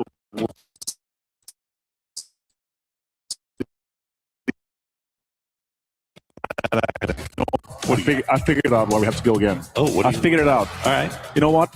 We didn't go for it. We have to go for it every single time. We have to go for it's time to take over, ladies and gentlemen. That's what it was. Yes, that's how it is. Second game here. As we got all the players ready and into the game here. And we're going to have, I would say, a pretty much Western plane path starting over by Hosa and Prison going up to Shipyards, close to most of the players. But again, all these teams that's going for Kong Young and Ouyang and the far eastern side of the maps can have a little bit of a longer rotation here. So let's see if anything changes. Luckily, as all see, 64 players are here. Not much of the teams had any time and any chance to see what happened, except for what happened in the parachute. So let's see if anything changes once everything comes into effect here. Yongchong, hot drops, nope. Still just gonna be Virtus Pro. That's gonna go out and get greedy, get as many cars as they can, get Yongchong locked in. As you see here on the map, on the drop, as we finish the plane path. Some teams are close on the northern side. GK up there, mid up there by Shipyard, but VP's just able to flex out. Then again, as we talked again before, the 36 points lead down to that second place. It's mostly just going to be a race for, can we see VP win a game in the next 5, or can the other 15 teams try to chase down a better placement on that leaderboard? You see Falcons down there by Prism. Oh, wow. All the way on the edge, but I think they're pretty comfortable with that, right? Like, even though we see the circle shift all the way off to the north and away from them, when you have a drop spot that is on the edge like that, you're kind of going in there assuming that we are going to have to travel, right? Yeah. So not anything that they're going to be too uncomfortable with, as we do see that first circle pop there is going to be the river going kind of through on that northwestern side, but mostly mainland. I don't think we'll see, unless, I mean, a hard shift to the northwest would be insane. That would be, then we could just say VP has found the magnet for this tournament. Although they have been fracking out at an absolutely insane level. 87 kills in 13 games compared to the 66 and 48 we have from Falcons and Na'Vi. It's been very impressed with how they have been able to form. As we jump over to Nixie here, and of course, very likely, if VP is able to close this one out, that we're going to see Nixie also lift that MVP alongside lifting the trophy for Virtus Pro. Absolutely. He has delivered a performance of a lifetime here at EWC. We've already seen it so far this year. Virtus Pro, their records at PGS has been pretty impressive as well. So, I mean, they talked about a team that was coming in here extremely hot. Virtus Pro was right at the top of everybody's list, along with Myth, who have not been able to really find their footing here in the finals, but still a very, very good time. I mean, we saw what they were able to produce during the group stage. You know what? Now that I think of it, and we're half a year deep in the international scene for PUBG this year, you could argue that VP is probably the team that has been able to transition from being a top team last year to also bring that in and adapt to all the changes that have happened this year. Compared to all the other top teams we had last year, Twisted has struggled. We've seen Full Sense struggling compared to what we know they're capable of. AGL has struggled a little bit. T1 has kind of maintained that same, top 5, top 8 area. And sure, with some good games here, they could even jump even further up now that they're only 10th. But they're close. There's just 11 points up to 6th. Like, it's very doable with a good game for them to get it even further. As we jump over to Liquid right now, last place currently, but just a few good games here. They could jump and double their prize pool quickly. Yeah, kind of cutting back to what you were talking about. If you haven't gotten a chance to watch a lot of competitive PUBG this year, or even last year, Myth, obviously last year were known as Forest Natural Gaming before they made the change going into PGC, signing on with Myth. They had success last year in FPP as well. It was very inconsistent. They started to find a little bit more consistency here so far this year, along with a number of the APAC teams. But then on the other side of that coin, you look at the Chinese teams, and they came in to the year looking so good and so scary. I mean, we saw a resurgence from teams like Petrichor Road, teams like 4AM. And then as the years kind of progressed, I don't know if everybody else has caught up to them or if maybe they leveled out a little bit, but it just obviously hasn't been there. I mean, we're missing 4 of the 5 Chinese teams didn't make the finals. 17 have made it, and kind of underperforming, I would say, for them. They're in the struggle both along the other teams in the bottom 8, trying to compete for that club championship for sure. So we both have AGL, Team Liquid, GAM, Shadow Esports 17 mid down there. Gen G is a big name, and T1 is a big name also in the club championship. As Gedrox actually catches a bit of lead here. This Team Liquid is in the chase. Birdie Curdy gets him with a headshot on the drive-by. As Liquid double up here, an all or nothing match for them today. Yeah, there was very little chance that Team Liquid was going to allow Gedrox to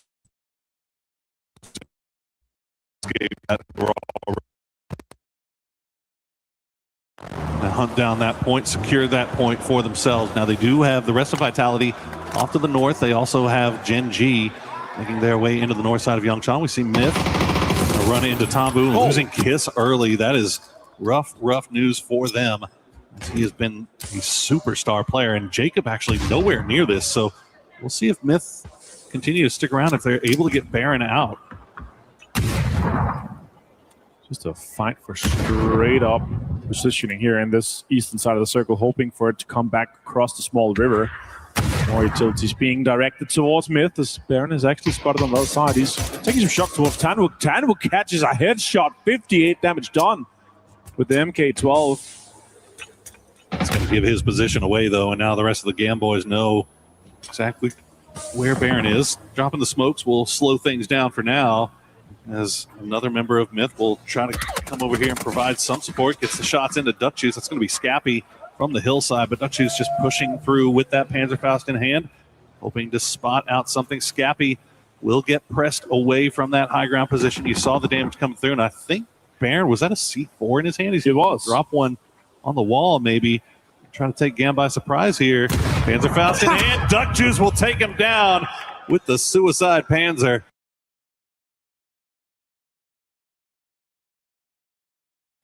But that is going to be 2 down now from Myth, as Scappy will just have to retreat and join Jacob.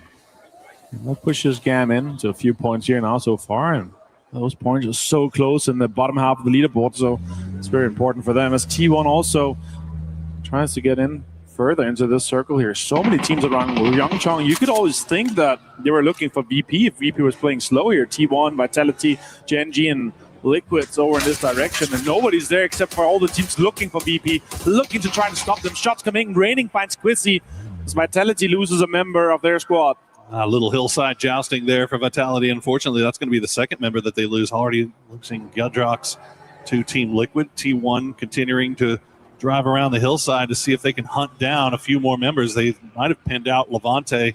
We'll check and see. But Falcons slow pushing in from the south side. They've got a pretty easy path into the south side of the zone, and yet Levante will get spotted out by Type and flushed out unceremoniously with the bumper. They're not even looking for maybe stop here and get some of the chips. I don't really see that happening at this point here. But yeah, we saw Falcons coming in from the southern side. Our current second place team, the only other team to have reached that triple digits. And they're trying to fend off the two teams in the chase, Na'Vi and Vicious, just 7 points behind Falcons.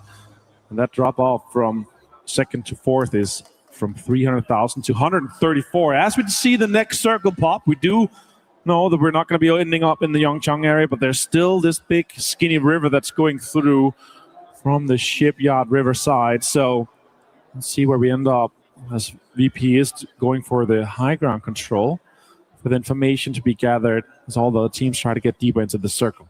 Yeah, 17 pushing just on that western side on the low ground of the hill. Remember, this is where we saw Mortar Madness, Mortar Combat. We might happen again. Combat. Well, VP, they've spotted out 17. And we'll take a few shots. Actually, Xiaowu very low there. Team Liquid has made their way to the very, very tip of that, what you, I think, referred to as the pizza slice, a very appropriate name. But Liquid will find their way up there. And now they're going to have T1 on the other side of the river looking over in that direction. So we'll see if Liquid can spot anything out here, as it looks like nobody is going to cause any problems here for Virtus Pro. Everybody's just going to assume that the top of that hillside is already occupied. Yeah. Nobody really wants to mess with it right now. Also, it's such a good spot for information. You're going to be able to poke them up. Gustav gets a headshot and gets Kamal's down as well with the mini. Just a 4x here. It's going to be a little bit more difficult to get the flush, but he does get it. And the Danish IGL is able to get a point to secure it here for Falcons, because they actually have maintained some good amount of control. Also, having a glider on Kickstart, the amount of information they're able to share. Now Vicious is pulling up. It's going to be straight on to VP. This is not what I was expecting. Vicious, everybody I thought assumed that somebody would be there, but they will get the trade. Luca Rux will take down Simon T, though, as Beamy will have to bleed out on the rock side. Another great shot from Luca Rux. He is on fire right now, but Correxi's going to go down. So 2 down for Virtus Pro as they try to hold the top of the hill. A quick double rest here. And 17 is coming. It's a pull-up from 17. Geek Case looking at it. Twisted Minds is getting involved here. So many teams trying to third-party this. So important to try to stop them. They cannot be getting this win. Dogma gets Beamy with the nade after the rest. Sails just a little bit too wide, and the nades are raining down on Virtus Pro. Everybody knew exactly where they were, and they will not get the win in match number 2, as the rest of the lobby converges upon them. Virtus Pro will go out early. Duckmine by. Now the last player left alive for Vicious, and Falcons has to see that in the lobby there, the kill feed. They have to know that this is their opportunity to start to play catch up. All right. You were right in chat. Find VP, kill VP. That is now the objective of every single other team. As we did manage that. Saw a lot of teams just straight pull up, still third party there, and I love the Vicious curiosity to try to find them, to try to drive into an area where they would assume that VP has been playing a lot. That could be, once again, here as red zone. The Southeast is going to be a little bit rough for Full Send Falcons. Let's see where the circle goes. We do go a little bit further on the western side. Sure, it's a donut, but it removes a lot of the eastern side in terms of the river. High ground that you saw EB as well. He was laughing. He knew, okay, I see how it is. Oh, I guess we just win. Yeah. We're just going to win in match 6, so they're not going to allow us to win in the last one. Yeah, 17, as soon as they saw the kill feed, they were just instantly in vehicles and shooting up the hill. Like they knew exactly, and that's what they should do, right? I really love that. There's so many teams that they know so well, and their tendencies on each map. Here to more members of Shadow. Kickstart really far up here. It's almost like fighter combat here. Another glider might be able to come into. Kickstart is really throughout the year been able to provide so much information from this look data. And in 8X, you're getting so much information. You see also with the red zone that happened up early in the area that's kind of central inside the new circle, he's able to pass that information along so they know where to kind of play further inside the match here once we go through. Oh, that Lukarooks there. The barrel as well. It was disgusting on Tycon. Look at that. Some hell. What a really shot. good shooting there. But, I mean, look at this. I mean, Virtus Pro was almost able to even get a reset off of that. If it had not been for 17 just making that full send right up the hill, Virtus Pro might have been back in business. But the Xiaowu double grenade, instantly taking them down. So 17 doing the rest of the lobby a favor now. Now, on the other side of that coin, Vicious, you mentioned making that push up the hill. They still have a lot to fight for. They're now in third place overall, but only a 2-point lead on Navi. So now that they're down to Duckmai, it's going to be tough. It's going to be a catch-up game for Navi for sure in terms of getting closer to Falcons. If they're able to maintain the spot that they have currently inside the zone, Bean does find pretty Curdy. As you see, Lou taking some shots here from Twisted Minds towards that 17. They are trying to hold out the teams coming in from the western side as T1 is all in cars and trying to get some of the lower ground spots that also have some of these divs that's been created from earlier. T1 will stay alive for now. We see the mortars starting to fly in the background. Not sure who was sending them or who the recipient is intended to be. Let's keep an eye on the kill feed for that. Falcons, meanwhile, trying to move their way in on that south side. They've got the compound just up the hill that's occupied by Navi, and that could be a really, really important fight if it were to pop off. As there we go, the mortar's going to fly just a little bit past GK. Looks like those might be being sent over by Twisted, actually. Hear me out. Okay. 30 to 40 more points to catch up to VP to get into the threshold, but also the chase on first for match point obviously is different, but 30 to 40 points is doable in 3 to 4 games. And there's just 3 or 4 teams that can do it. And if they're able to do that, and this continues with the amount of third party we just saw on VP, VP could be caught up on. Yeah, absolutely could be, especially if teams are going to hunt. I mean, this is one of those reasons why if you're VP, you're like, okay, let's avoid any fight that we can as much as we can, because the second we get involved in a fight, we get a knock or we take a knock, everybody that's around us in range is going to know exactly that we're here. So they're going to swarm on top of, just like we saw 17 just do, as 17 actually being more active there on that western side. Looks like they're going to take a fight with AGL as they were a little bit distracted by trying to finish off Hello My Bad, and Vitality as the new circle does pop. It's going to hard shift down to the south. Great news for Navi and Falcons right on their doorstep. You see Tiggleton back on that mortar. Gam on the move as well. Gam really trying to get this deep as we check out with Tiggleton where he could be sending this. It does look like to be going directly maybe towards Shadow. Yeah, could be Shadow too. I don't see it how deep it's going to go here. Also, you have all the bridge that's being covered, so it's really difficult to hit when you have that really broad bridge above you. And Shadow being up, all 4 guys alive, they might be looking to get some of these points here that they've been able to get. with Gustav being able to get the knock and flush before. Gustav does try to get in here, and now Wenbo gets the flush onto Delwyn. And Gustav's getting and maintaining a lot of control alongside the ridge towards Shadow. So they might think that that's an opportunity for both points, but also an entry deep into the circle if they have to sweep around on the eastern side. That's really aggressive positioning from Gustav there. But that's what Falcons needs. They need to get points. He just cannot afford to get caught out here, as it looks like Setsuna is going to take a few shots over in his direction. Meanwhile, Team Vitality will get eliminated in the end. Full Sense going to run into AGAL, as it looks like nice knock and flush onto Flash, but the return onto Himas will take him down as well. Killfeed is lighting up while Falcons continue to try to pressure Shadow Esports. AGAL does get eliminated in the end, and Full Sense will keep 3 alive. AGL has really had a rough tournament considering how good players we know they are. And now this next circle closes. Shadow could really be in this unfortunate situation of being in the middle of the burger, with Gen G coming in from the northern side and Falcons continuing to consider the pressure that Gustav is going to be able to provide here.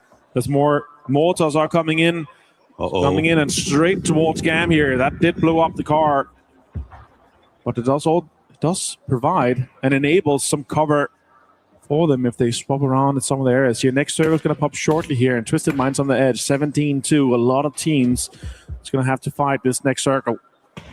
13 teams up, 43 alive.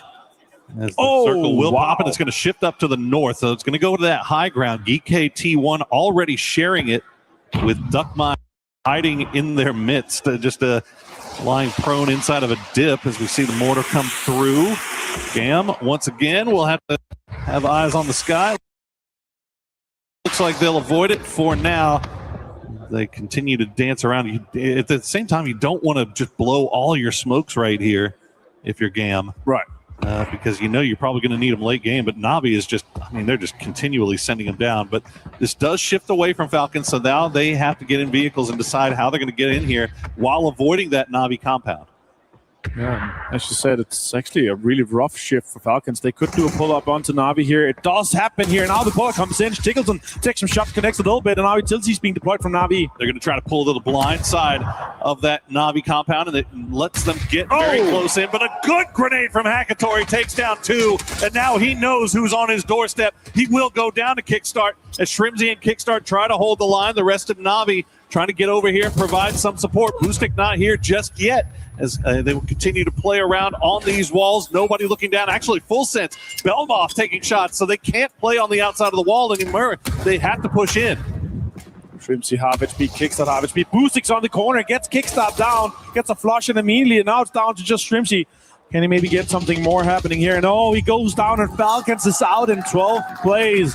Because Navi gets 4 kills and gets ever so closer to Falcons on that second place on the leaderboard. That is absolutely not the team you wanted to go down to, as Falcons will now have to sit and watch Navi. They do manage to take 1 off of them, so they have to play with 3, but they still have their compound in on the very southern side of this circle. As we check back in with Full Sense, they get a knock onto Gam, so 3v3. They do have a little bit of a space that they can work with inside this circle. And meanwhile, on the north, just outside of zone, Twisted Minds and 17. 17 has been very active this game after dispatching a VP. And now they're going to try to push right past Twisted Minds. That might be a little ambitious, as they're also getting shot at by Geek. Akan will take down Tian Tian. Songjang takes down Lil Ghost. 17 down to 2. Yeah, this is a Hail Mary from them, and now Twisted Mind can follow up and see exactly what path they're able to play from, trying to maintain that southwest control as Songjang gets some confirms, and Chanchang gets a bleed out onto Perfectix. So many teams have lost players. Geek and T1 being the only 2 teams that have a full 4-man squad standing. Sure, Navi is only 3, but that compound is good. If they just get a little bit more here, it could work out. Tambu finds Belmouth as he opens up with some shots with the Rock. This next circle shift going to be huge for Navi.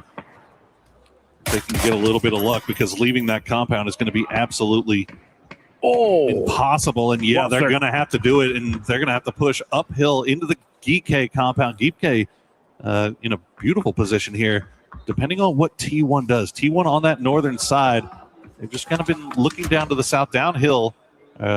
and off to the east. They're pressuring Gen G, whose backs are right up against the wall here. Gam, meanwhile, just hiding out in the dips, hoping they can hold their line here. I think T1 has maybe spotted out Duck Mai. Yeah. Don't want to take a risk of losing anybody, so they'll just dispatch with them by grenade. And yep, good night, Sweet Prince. Duck Mai goes out in 10th place as Vicious. So goes out here, and with the points that they had on the leaderboard, they're gonna hope for Navi to not get any more out of this one here.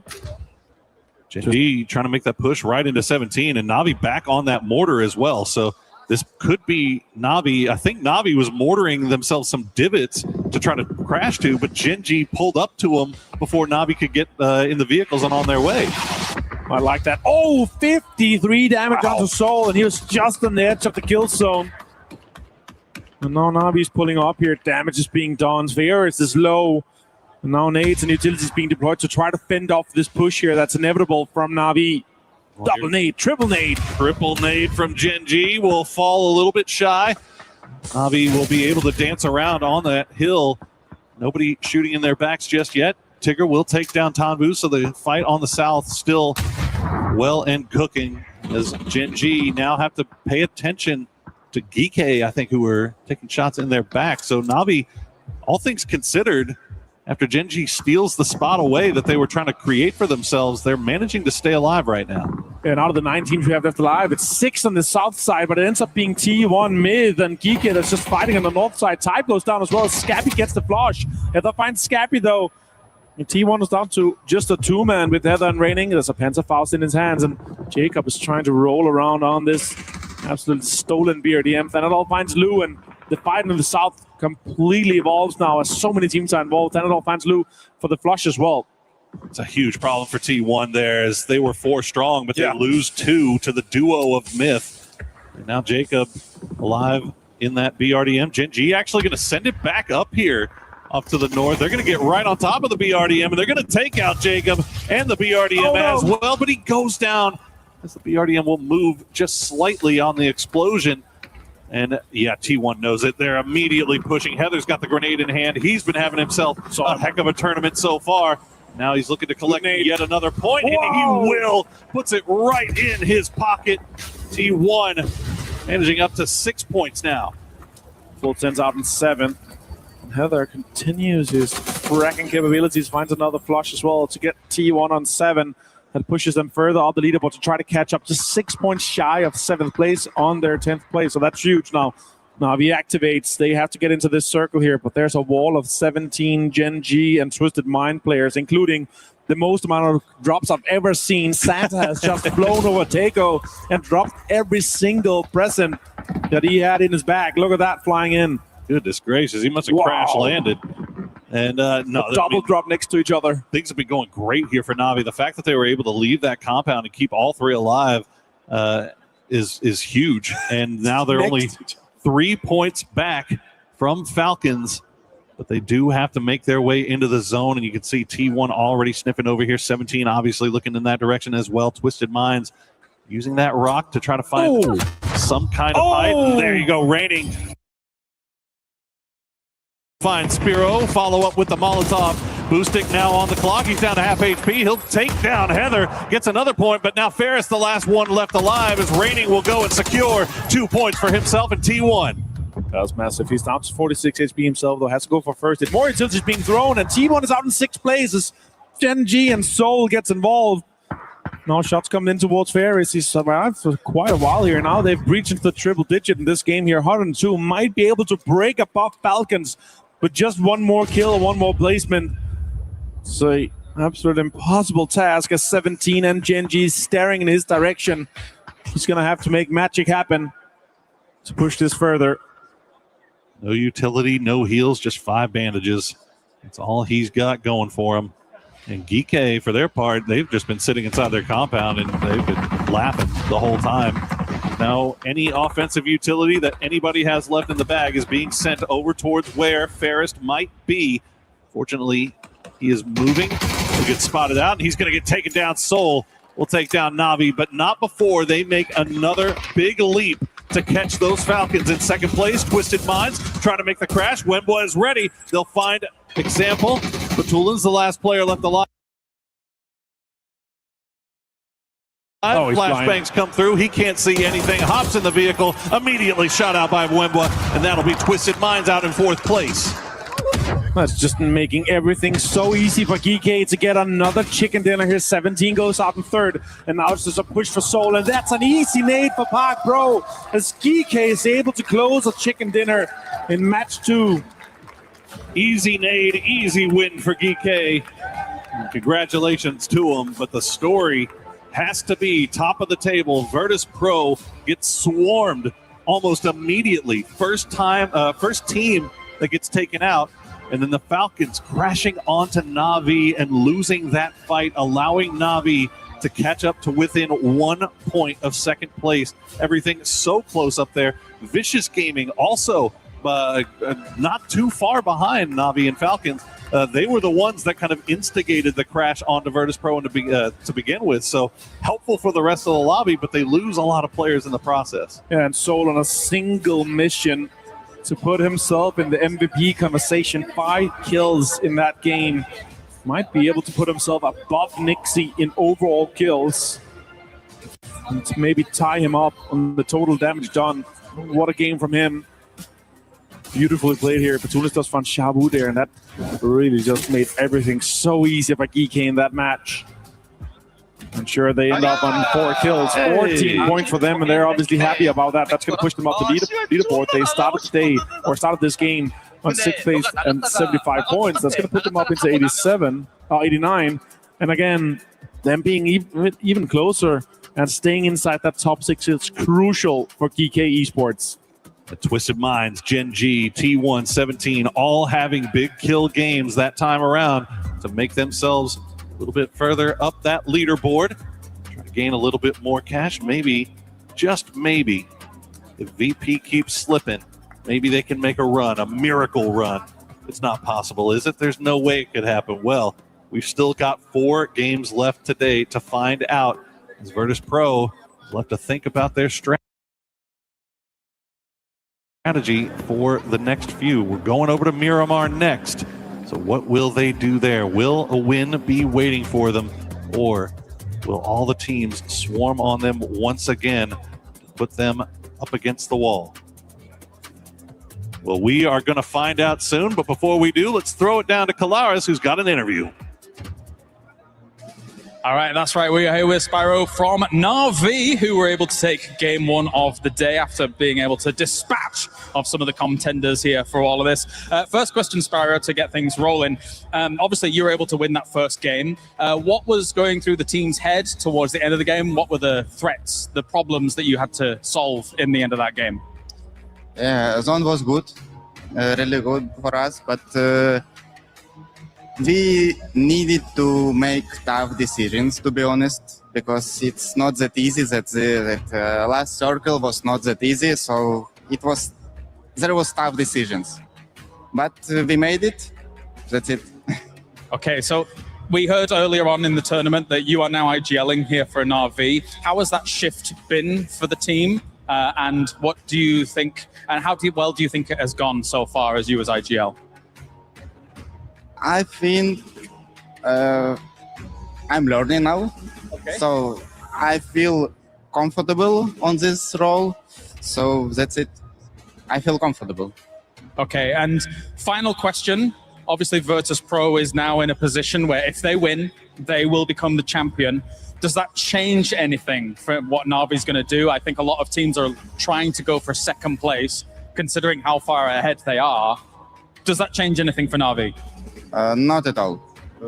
We wouldn't change anything. So that's it. Okay, thank you very much, Spiro. That does it down on the stage here. It is time to head on over to more here from Esports World Cup.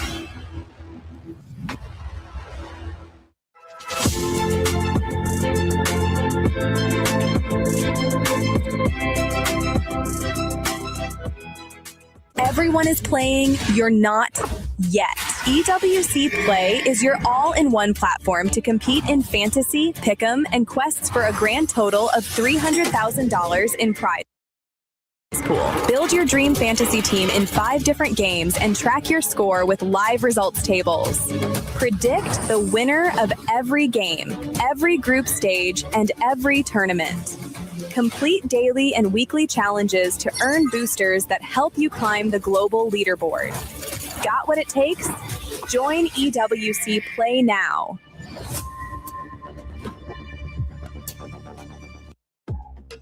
It's getting spicy on this final day. We all thought it was going to be VP being able to close it out.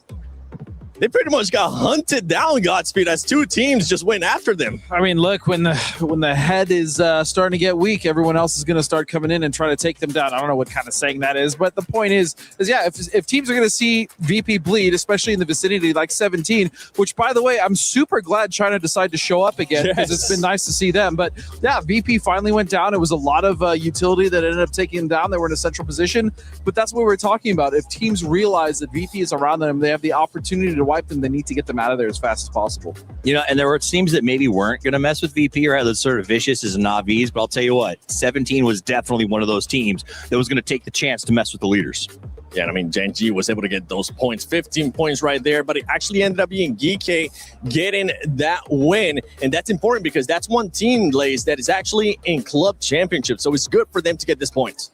Yeah, I mean, it is really good for them. They do want to make their way up the leaderboard, whether or not they'll sort of reach that threshold before our VPs and stuff like that. It's probably not going to happen. But you know what? After the VP debacle and all the nades flying into them, you know, I kind of had a feeling it might have went in favor of the Falcons. They sort of did, again, have like a difficult rotate to get into there. But look, they're scouting, but they're not collecting these eliminations, which is making it incredibly difficult for them to sort of push up to that threshold. And I mean, that's, you know, we're a couple of games down and they have not showed up for that. But, you know, you look at GK and stuff like that, not going to be able to sort of chase that sort of tail. But like, can we talk about Na'Vi? Because damn, they are now just under Falcons after an exceptional run from them. And I mean, this is the 3 teams that we want to be having a look at. Now, this is if we were to say VP were to be sabotaged again, we could look at Falcons and Na'Vi taking over. There's just so much money at stake too, not just being in first place. When you go from second place to third place, I believe the difference is about $100,000. So Na'Vi wants to stay as close to second place as possible. 100%. And honestly, you know, and maybe I'm wrong here, guys, but it feels like at this point, you just have to accept that, like, this is VP's tournament to lose. So you have to play as those next 3 teams to, like, get your points where you can and hope that if VP drops the ball, maybe you get first, but you just want to end up as second or as close as you can. Yeah, if you're not, like you said, if you're not Falcons or Na'Vi, you're essentially, I mean, VC, they're kind of getting close, but yeah, you're at this point, you're trying to get as far up the leaderboard as possible. Whether it's catching VP or not, they're still focused, again, on the hundreds of thousands of dollars they would gain just by going 1 or 2 placements. Well, I'm hoping that more teams will start showing up. Earlier, we got a chance to see some players too. Kiss from mid being able to just take care of Falcons. When we're talking about players, as we've been able to talk about in the past, what is one player that you would like to see step it up in this upcoming matches? I want to see a little more out of Hakatori. I think we saw a really good glimpse of his brilliance on that crash by Falcons when he got the double grenade push out. But I think that we're going to have these big moves where he's getting at least some big 3 pieces and they're putting him in riskier spots. If the win condition is we want to get first place, I think they're probably, again, looking at that second, third, how do we get on top of that before we make the next step? But I think that that's the key to theirs is, does Hakatori absolutely go off and have a wild day? How about you, Godspeed? Any player that comes to mind besides Hakatori?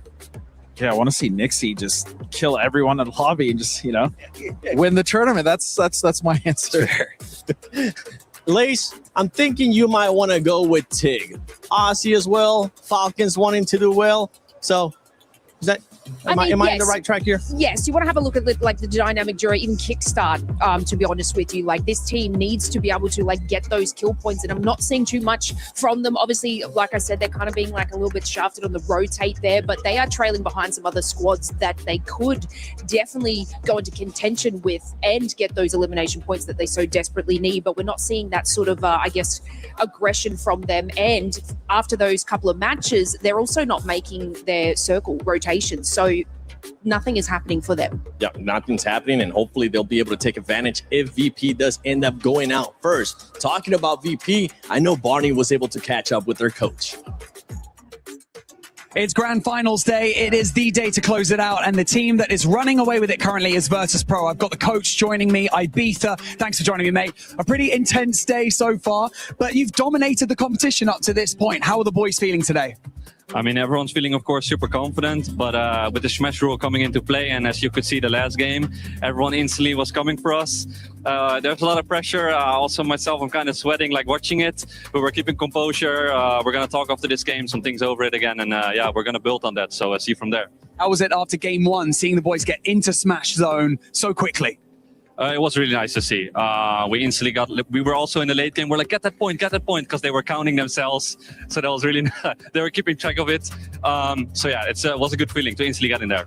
Yeah, and then just before I let you go, some of the casters and the analysts were talking to Nixie earlier today, and he said that, you know, if there's a map that they would choose to close it out on, it's going to be Miramar. That's the next map. It's map number 3. Do you feel the same way? Do the boys feel like they could close it out on this next match, do you think? I mean, Miramar, it's not our strongest map, so I wouldn't say so. We're usually like a Erangel-Tego team, Erangel or Tego map right now, team-wise. So I'm not sure about Miramar, but I mean, we're going to see it, so. Maybe Nixie was trolling us. I don't know. He's in good spirits. You're in good spirits. Everyone's feeling strong going into this. Let's go back to you guys.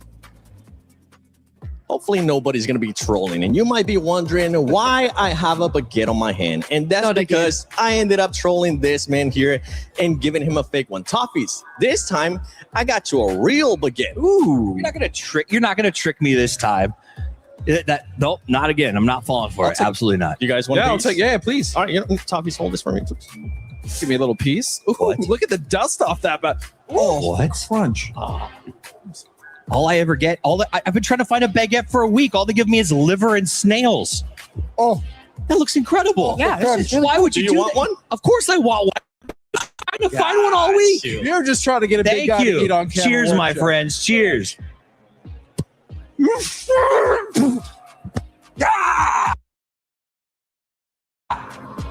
Well, you didn't want a real one, so this is very good. By It's the way. delicious. Yeah, this is fantastic.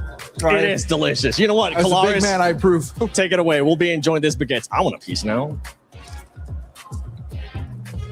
Yeah, all right, where's my baguette? I want a baguette. That would be fantastic. But yeah, of course, I am here with Avenger as well to talk about what we've seen so far. Because I guess my first question for you is, did you think we were going to see Virtus.pro break the limit in game one? That's nuts. No, I mean, you can see how happy they were about it as well. And, you know, as you just heard from EP as well, they're counting.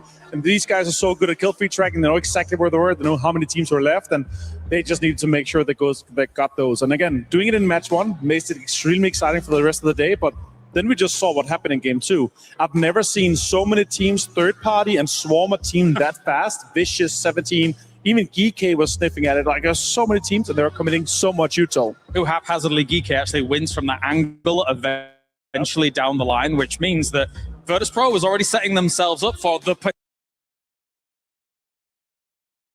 potential for what would have been an insane first 2 games and then the only 2 games of one of the shortest days in PUBG history. That said, though, the way in which 17 Gaming rolled up to that third party, even if it wasn't Virtus.pro in a position where they could have potentially won that game, that was a great third party anyway, right? Talk to me about it. It was up, and again, we have to talk about it because that's usually the area where Virtus.pro is coming in from. They like this high ground area, and a lot of teams they know because there's so much information to be gathered, there's so much control to be had, there's good rocks to be played. So teams know, and they know each other so well. So I like the idea from 17 that they came in from that western side because there was a potential of it being VP because they want to play as many games as possible. Then you see Vicious just rolling, and they're so aggressive, and that's really what I like. They want to try to stop them so they can get even further on that leaderboard, potentially to contest for second place. And then again, if we did stop kind of early here and they would continue to have not that many kills for VP, we could see someone catch up. I know it's a dream for many, but let's see. I was going to ask you about Falcons, but we have run out of time. It is now to head on over to the commentators. It is time to see if anybody can catch up to Virtus.pro somehow, some way. Game 3 time. We've got ourselves Miramar, and at the start of the day, Nixie pointed to the sky, all Babe Ruth style, and said game 3-ish. So we will see if maybe Miramar could be the ones to get it. Other side of that, though, Falcons now just with 1 point lead over Navi, and every Falcons fan being like, please not third place. And all the rest of the Falcons as an organization praying that they can maintain their position. $100,000 between those two spots. That's correct. That's just it. And it's the money, it's the club championship, it's so many different things on the line here as we go into game 3. And will Nixie's called shot be a portent of the future? Or is this going to be us going for another one? You can see there that now the team's starting to really dial in on VP when they make their appearance into the kill feed or into the server. So kind of curious if that's going to keep up. Eyes on plane paths right now and how everybody's going to be set. Of course, north-south, everything's going to be fine. Nobody's really going to make too much of a push over to Puerto. I think that we did kind of see Shadow dancing around there earlier, but no big deal on that one really if you look at it.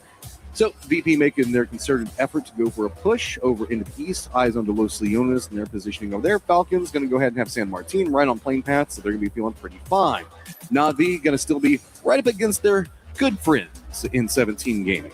Yeah, absolutely. I mean, 17 making a lot of friends in that last game. So kind of curious if they're going to, kind of maintain that warpath footing that we've seen from them. Would like to see them have a big glow up on the last day.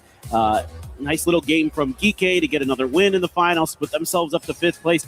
We're looking at all that stuff, but a big old donut right down the center of the map, right in between the graveyard and Picado is where the current center is. So just going to have to wait and see how it all goes. Of course, our leaders, VP, will be making their way down to Los Leones to get their loot. They are completely uncontested here, so they're going to have a little bit of space to maneuver in the early part of the game. So here's the circle and the way it lays. We've got that power grid position up into the northwest.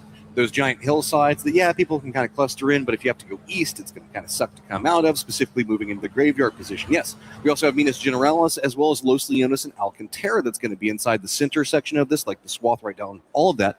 But to the east, it's going to be fields, and nobody really gone that far off of plane path over in the east, and while it's, going to be open, nobody's going to feel too good about it. Having Picado in the hillsides down the southwest also going to be an availability.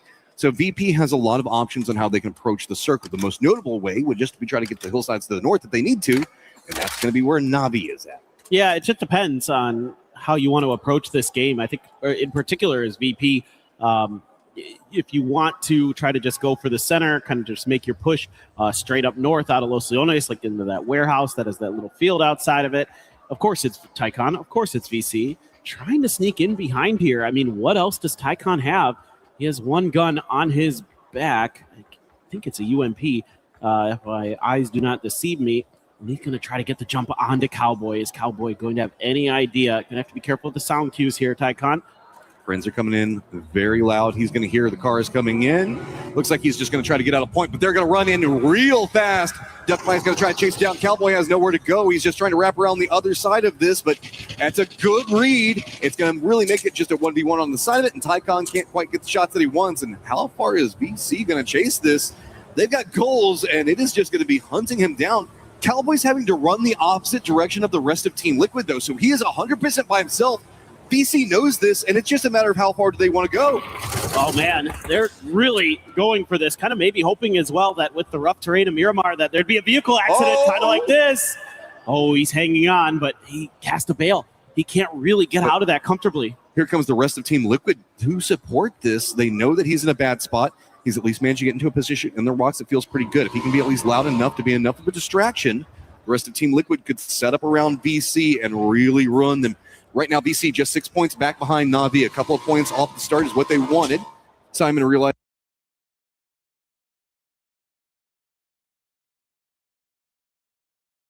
he's got a couple of bullets coming his way, and that's going to be from Purdy Curtis. So I think that VC going to be content with the little bit of, jockeying for position, a little bit of aggression coming out, kind of a warning to Team Liquid, and might just call it good there.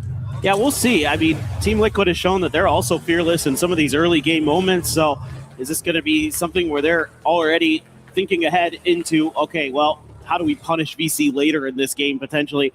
See if we can do some damage to them. Might be one of those things where in the middle of the game where VC kind of gets into the kill feed, if Team Liquid's in the vicinity, they might say, you know what? They kind of ruffled our feathers a little bit in the beginning of this one. Let's see if we can ice them out of this one. There's a little bit of damage tinking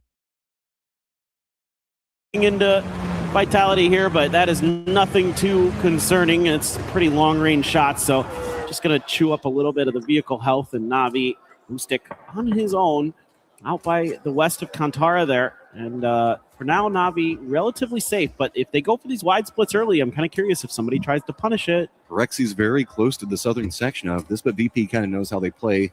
VP doesn't want to go too far west because that's where T1's going to be at.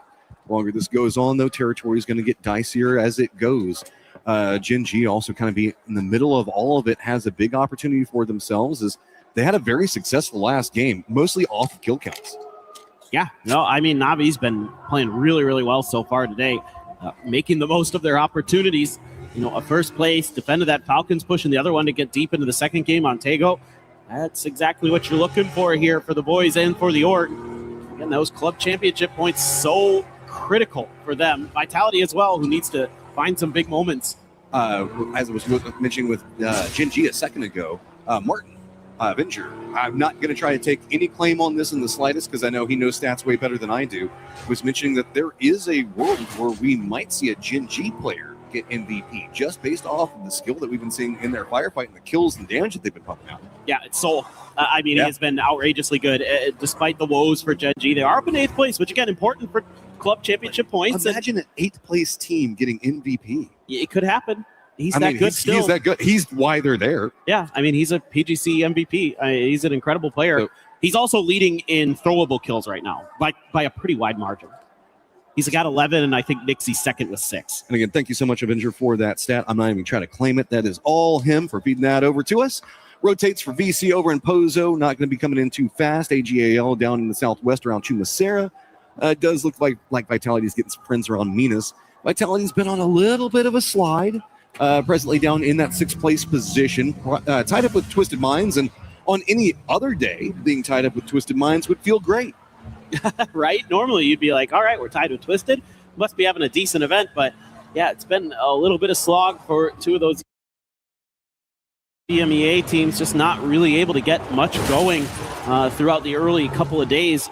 Meanwhile, Tiggleton is going to be chilling up on top of the mountain, and that's just a information gathering position for them. Falcons just looking towards their east to see exactly what everybody's doing out over there. It's a great control point to play from, right? Because Power Grid is its own island right now. It's just kind of in that northwestern area. So if you get control over this hillside to the east of it, you've got one of the main paths that people trying to roam around. Navi, Shadow right next to each other. Shadow's just been kind of dancing around over here as it does look like they managed to jump around Vitality. So this is just territory control. God, Boostic is just so good.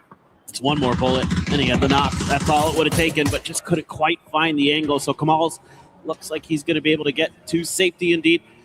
This God compound, relatively safe in and of itself, just pushes from kind of the top and bottom of it. Can be a little bit tricky. Meanwhile, Team Liquid has rolled into 17's home territory of Picado right behind them. There is AGAL as well, kind of skirting around the edge of this, but looks like Liquid doing a little bit of scrap looting, just looking for anything else that was left over for them. Well, also just a great place to play for it. Assuming the fact that 17 went a little bit wider out, they're going to take a couple of shots at Twisted, who's playing just to the south of Falcons we saw a moment ago on that hillside. VC getting some more loot.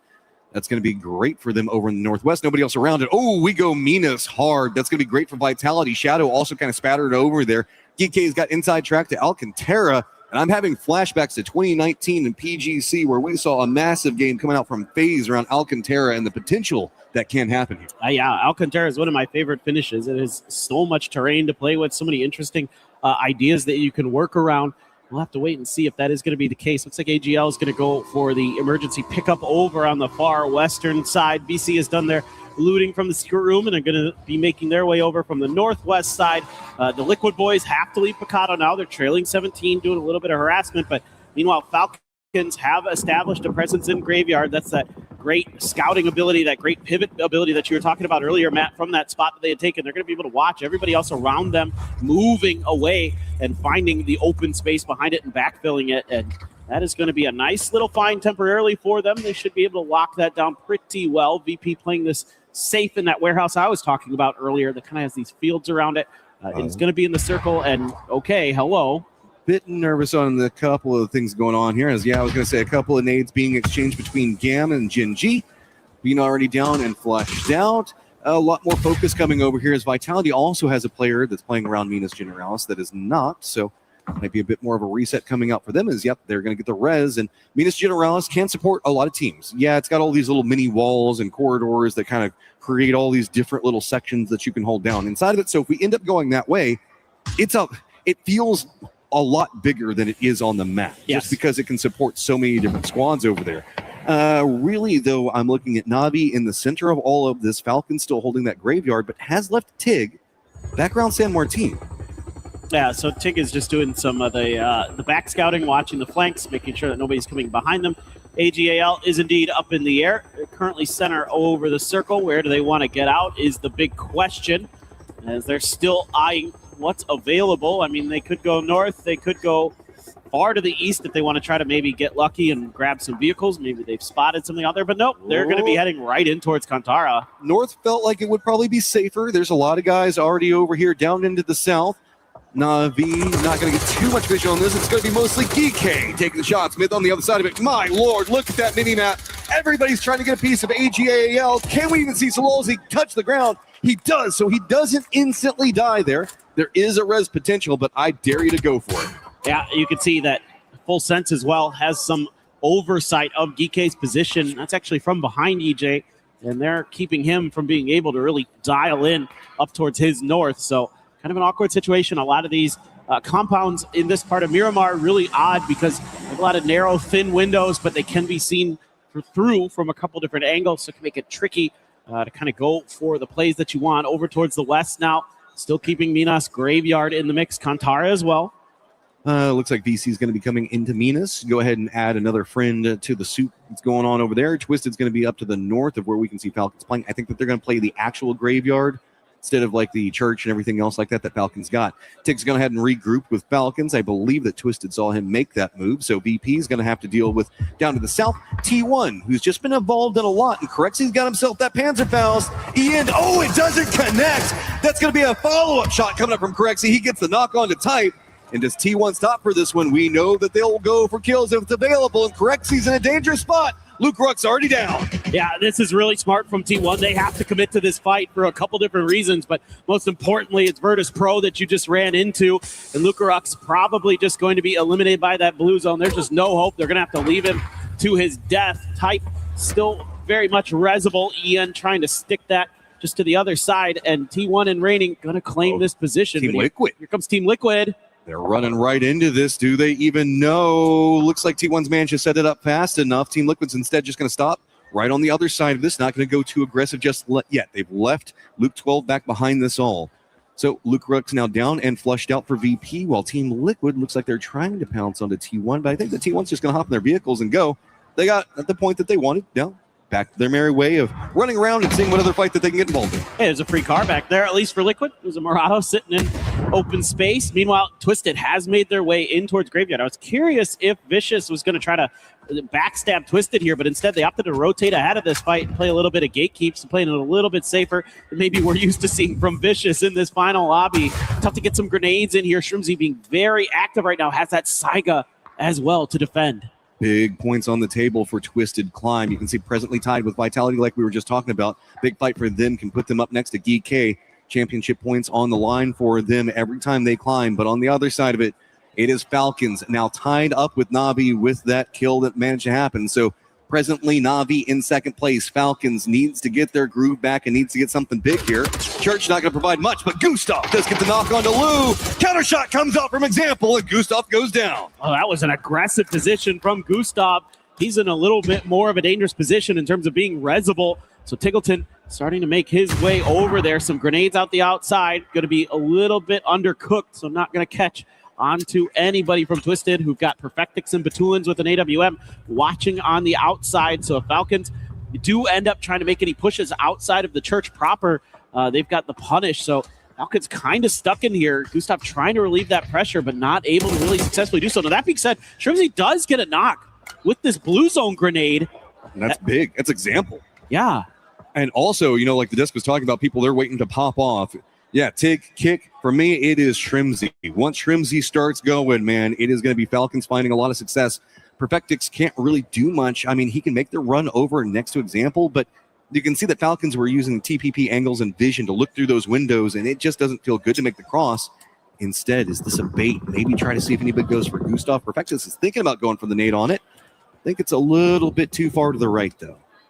Yeah, it looks like he just doesn't quite have the read onto where that would be, or maybe it's just trying to go for a timing play on the player leaving the church. Shrimzy is going to send out a grenade in response to keep Perfectix at bay.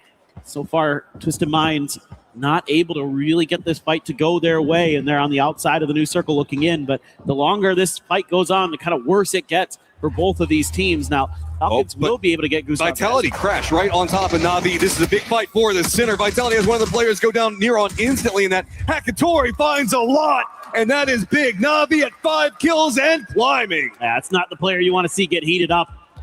We know what Hakatori can do, especially on this map. He has dropped some absolute bombs before on Miramar. He's already 2 kills deep. Meanwhile, Shrimzy tries to go up onto the roof, get punished a little bit. Matulin still anticipating that he might be trying to chill up in there, but Falcons, the rest of them disconnected, trying to make their way through right into VC. Oh, man, there's nowhere to go on the circle. It has abandoned this position. Falcons runs right into the waiting arms of VC, who finds a lot. They're trying to climb, and now it's Falcons surrendering points to the team that they don't want. Back behind them again. Shrimzy and Kickstart in a lot of trouble as really Twisted hasn't left position. They're waiting to pounce as well.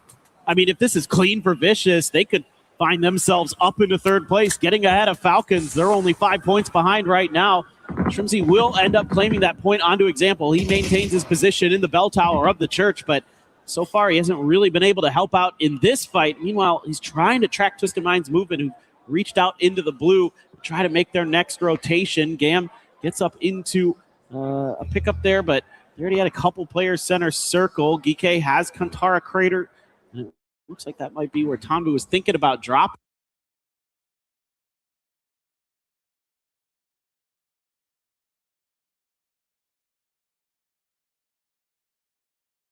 Alo with the bolt hitting T1 players off screen. I think that really Falcons are just trying to wait for VC to go for a more controlled position. Genji is going to be coming down, wrapping from Minas Generalis.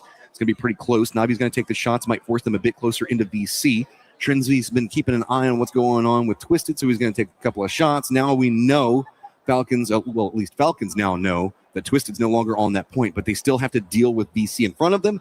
And now Genji as well. This is going to be a really hard rotate for Falcons. Yes, it is not feeling good, and that makes it just that much worse. Already in the blue, taking a bunch of damage as Kickstart.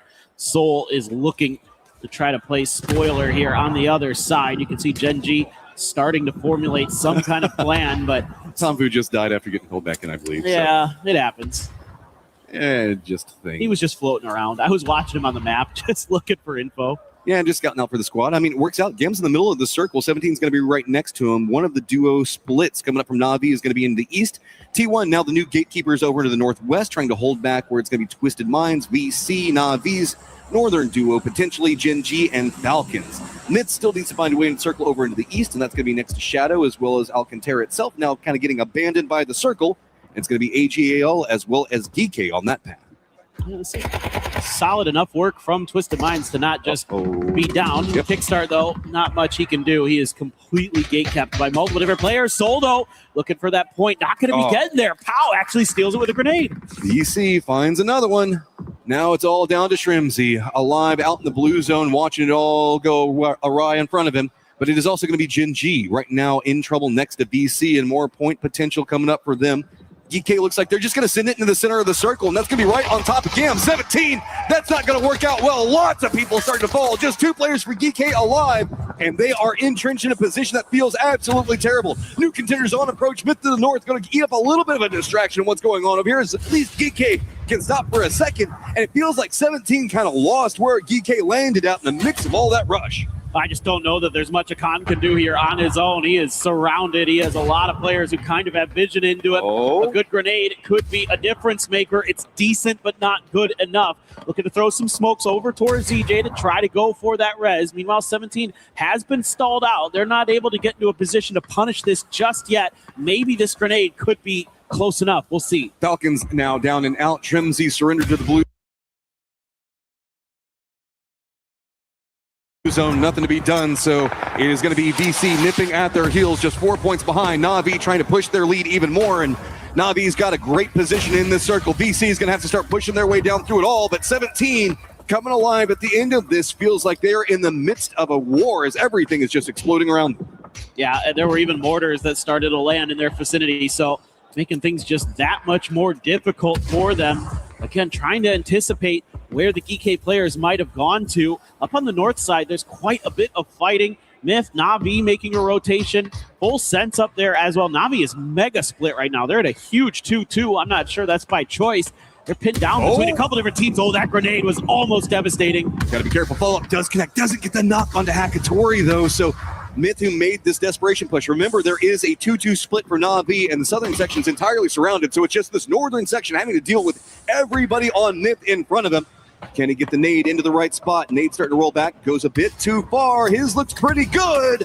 Does connect and get some damage. Does get the knock, but it's going to be Shadow at range. Jexy gets the knock onto Hakatori. Yeah, Hakatori had a grenade in hand. Lucky to not fall to that, but it might not matter. Too much boosting on a sliver of the health, at least outside of the blue zone. So isn't going to take any damage from that BZ nade. And he is going to throw down some more smokes to try to see if he can get Hakatori back into play, but he's bleeding out. There's not much to be done on the outside of this as well. VC just trying to limp their way into the circle. Only one player still alive. It's going to be T1 still also right on top of Myth, but they haven't gotten involved just quite yet. Shadow just continues to take those peppering shots right in the backside of what's going on with Boostic, and he knows he is trapped over here. He's just down in the trenches and going to have to fight with anybody. It's a field back behind him. That's going to be controlled by Gam as well as 17. And Gam's already taken a couple of shots over here. They know with all the smokes down, the explosions, and now Boostic knows that he's got the BRDM in front of him. This is just survival mode. That's all he can do. See if he can stall out everybody for as long as possible, make it more complicated for everybody into the northwest, so that way it relieves some of the pressure for the duo that's playing in the east. Yeah, it's really kind of a hopeless situation in a way, but still could do a lot of damage. Could boost it to some of these other teams. Myth, though, with this BRDM trying to make their way further forward, that still has quite a bit of health. So they're not going to be too scared about some of these bullets bouncing off of it just yet, but they've lost Kiss along the way. They're getting out to take the fight. They're going to get one.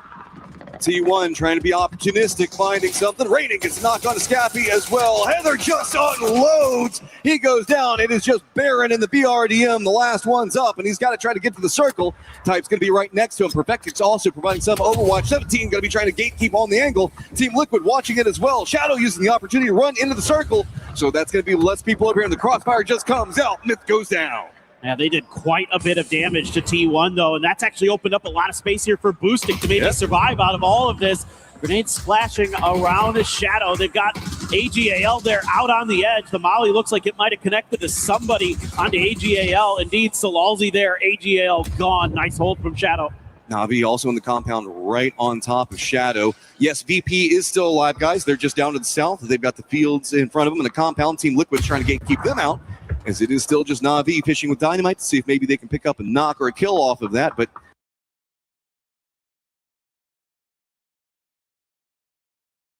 this duo feeling a bit more vulnerable, taking those shots with the nade, though, and dropping it right on top of Shadow did force them on a new angle. That opened it up for Boostic, so suddenly the three-man comes back together, and wow, was that punch. Boostic just gets instantly knocked. Yeah, that was really, really tough for him. In an awful, awful position. Full Sense now going to try to capitalize on the weakened Na'Vi squad. Going to claim just the very edge of this compound for themselves. Leaves two players behind, but Belmoth is in the knock state, so they need to maybe think about going for a way to res him. But meanwhile, Flash trying to push a little bit further forward. That's the Scar in hand, looking for those Na'Vi players, but they're dug in. They don't need to go out just yet. That's a really good grenade that almost gets the knock on to Flash. Tigger up on the roof, trying to do what he can to find an opportunity. Got a spot onto Ferris. That grenade, if it's well cooked, oh, it wasn't. Ooh, so Full Sense just needs a point, and then they'll be tied up with T1.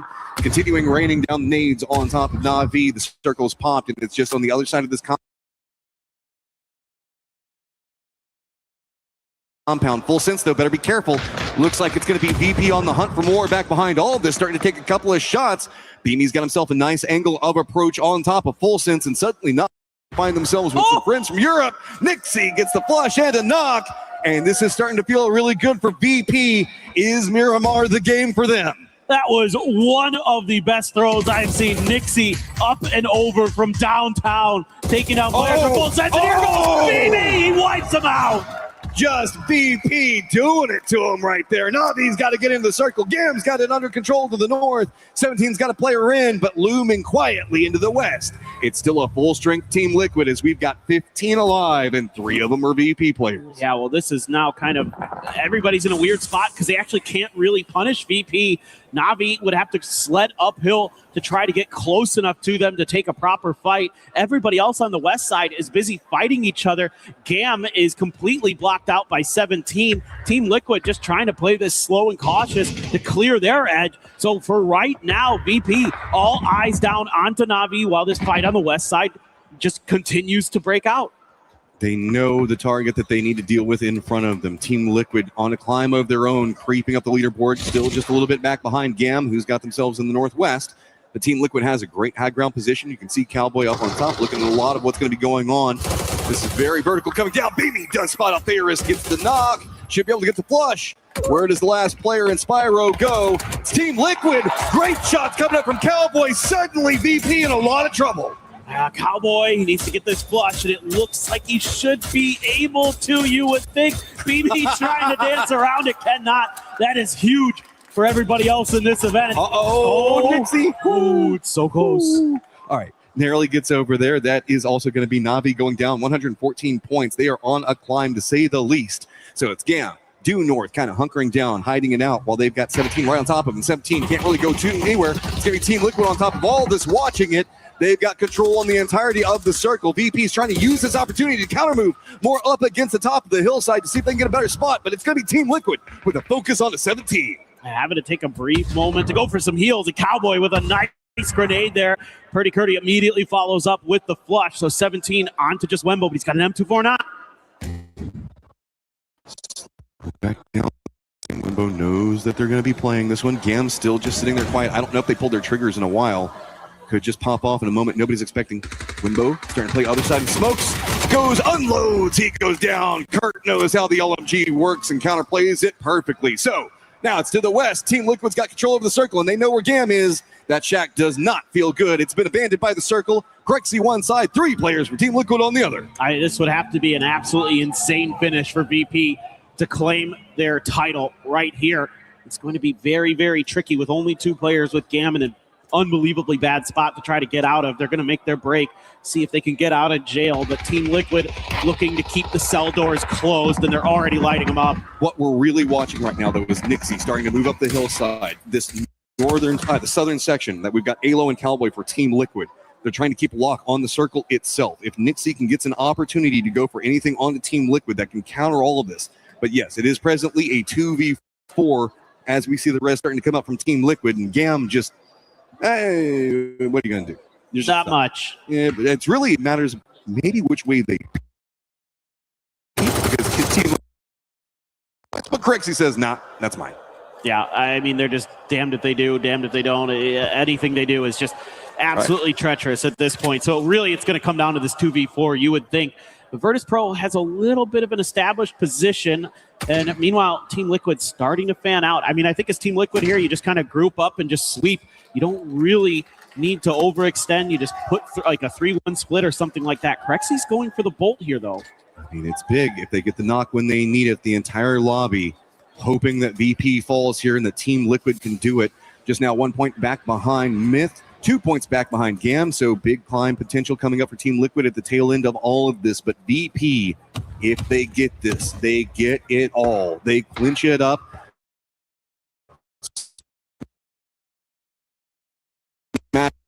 Big. Can Corexy with the bolty get the knocks when they need it? Creeping forward, not really finding much, but the high ground from Team Liquid feels so strong. Just a little bit off there. Tough with a 3x for Corexy. Has to prone to keep himself out of Team Liquid's sightlines. I mean, Nixie trying to just spray into the smokes, do what damage he can, try to keep Team Liquid pinned by that blue as long as possible. Both these teams pretty equidistant to the center of the circle. Smokes are down. I love that smoke coming up from VP. Denies the high side on the hill, so they get to focus a bit more down. Not getting the knocks just yet. Nixie, he's wanting to go closer range with this. He's wanting to move in to their face. You can see that it's pretty bad as far as utility and everything else goes. Nick's coming around the side. Correct's going for it. Alo gets the better. It is just Nixie up, fighting for it. He gets one, leans back into the smokes, but mollies are falling all around it. Goes for the shot, does get the knock onto Alo, but it doesn't matter. Team Liquid clutches it up. Oh boy, they got real close, did Virtus Pro, but Liquid managing that late game very, very nicely. Cowboy finding that big kill onto Beamy to put Virtus Pro just down to 2 to really narrow their options and opportunities. So a big win here for Team Liquid. That's going to put them up to 12th place overall in the leaderboard. Oh my God, man, VP is just so crazy. They make it to the end game just over and over and over again. They play pacing on that game so great. They let everybody to the north fight. They just swoop in from the south at the most opportunistic time, start finding the kills, ruin Navi's day, and just make sure that their closest competitor goes down by their own hand. Yeah, honestly, one of the most impactful moments in that game happened very, very early on where Lucarux died to T1, and that actually was a huge difference in that game potentially where maybe VP is 3 instead of 2, and it's a completely different situation. And Falcons right now rejoicing because Team Liquid, the other guys from America right now, really helping them out. It feels like Falcons are just chasing circles, man. They cannot find anything that feels good for them. The pressure is continuing to mount, and they just can't find any success right now. They need a big game as Na'Vi is just usurped position while they found near on nothing. Yeah, man, it's been really, really intense there at the top of that leaderboard. I mean, we've seen a bunch of swings already, and who's in what position from that 2nd to 5th place spot. There's a lot of jockeying for position in the middle of the pack. It's all a mental battle right now. That's really what it comes down to. When you're a squad like Falcons or even VC that's in the hunt behind all of this, you just got to constantly keep correcting your mental, get preparations for it, be leaning in, knowing exactly how all of this is going to go down. And on the other side of it, Na'Vi, it feels like they're even getting like more comfortable the longer this goes on. This is a squad with Hackatory we know can really rip somebody apart, and there is the potential of a 25-point game looming back behind VP if they're not careful. Oh yeah, that's just it. And then that potentially puts them into the threshold position. Yep. So that's kind of what you're looking at here is if Na'Vi can have some big games. We're halfway through the day. There's only 3 more games to go. The lead very comfortable for Virtus Pro. Now it's just about either getting that win or making sure that no one else has that opportunity to hit that threshold. Maybe 3 games to go. Who knows? Maybe. At max, there's 3 more games to go as we're going to be getting into the tail end of all of this. Of course, moving back in, it's going to be Rondo next, then Tego, then back to Aaron Gill to finish it all out. So there's so much eyes on the top of it. Oh my God, VP, can you get it off of a chicken dinner, or are we going to see somebody try to sneak it away from you? We've got to get the next game ready to go.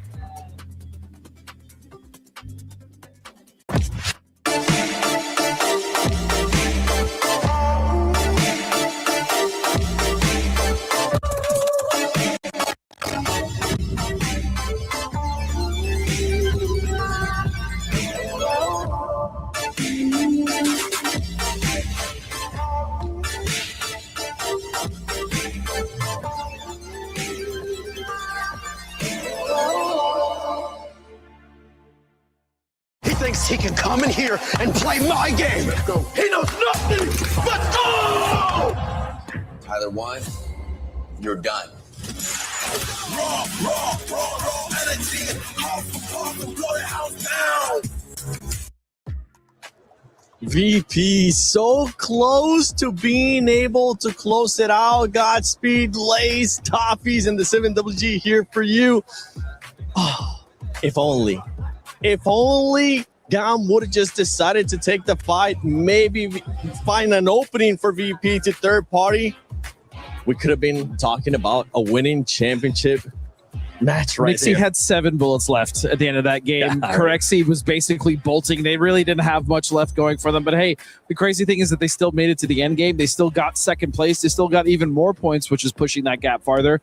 So, I mean, they were close on their worst map. Their that's what EB himself said is their worst map. Yeah, I was sort of going to capitalize on that as well. But, like, I mean, they were in such a great position from, like, the beginning. They had that southern side to themselves, placement in their favor. And, I mean, all squads were sort of fighting on, like, that northern side. So, you know, they just had to play the patient game. But, you know, of course, they did play it perfectly going up against Full Sense and then obviously eliminating Na'Vi. But Team Liquid had a different story and they read it too well. I think Team Liquid had a great spot going in here. They desperately needed those points just to move up that board. It was one of those things where Liquid was like, we have to win this because every time the VP is out, it's more points for us to climb, more money in the bank.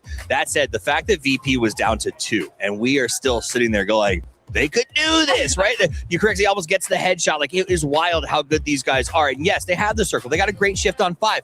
But then they lost it and had to go up. They had to fight their way to where they were. There is no argument across the board from anyone possible.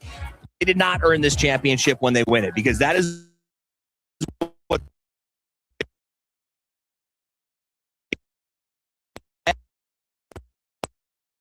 with the win yesterday. It came out and proved to us today by getting 10 in the first and this now that these guys are some of the best players, if not the best team in the world. And even as you were saying, Lays, too, the way that they were able to take the fight with full sense was just beautiful. They waited for the right time. They were able to push the action, got those kills as well. VP, you're getting closer and closer. But talking about a squad that was actually able to win this game, which was none other than Team Liquid. Team Liquid finally shows up, and this is a squad that is in the club championship, and they want to get those points. They need to make sure they reach top 8, though. Yeah, look, Liquid is not winning this event by any stretch of the imaginations, but they sure as hell can get quite far up that leaderboard, and this is a really great start. Going into that last fight, I believe they had 9 kills, maybe even 10 by the end of the game. They got a healthy amount of points, and that should boost them up because this is huge. Another team I have to mention, though, who's been making the climb, and you say when they win, Steve, Na'Vi might actually overpass VP. The way they've been playing so far, making consistently the enemy, at least getting kills, they're actually closing that gap. So we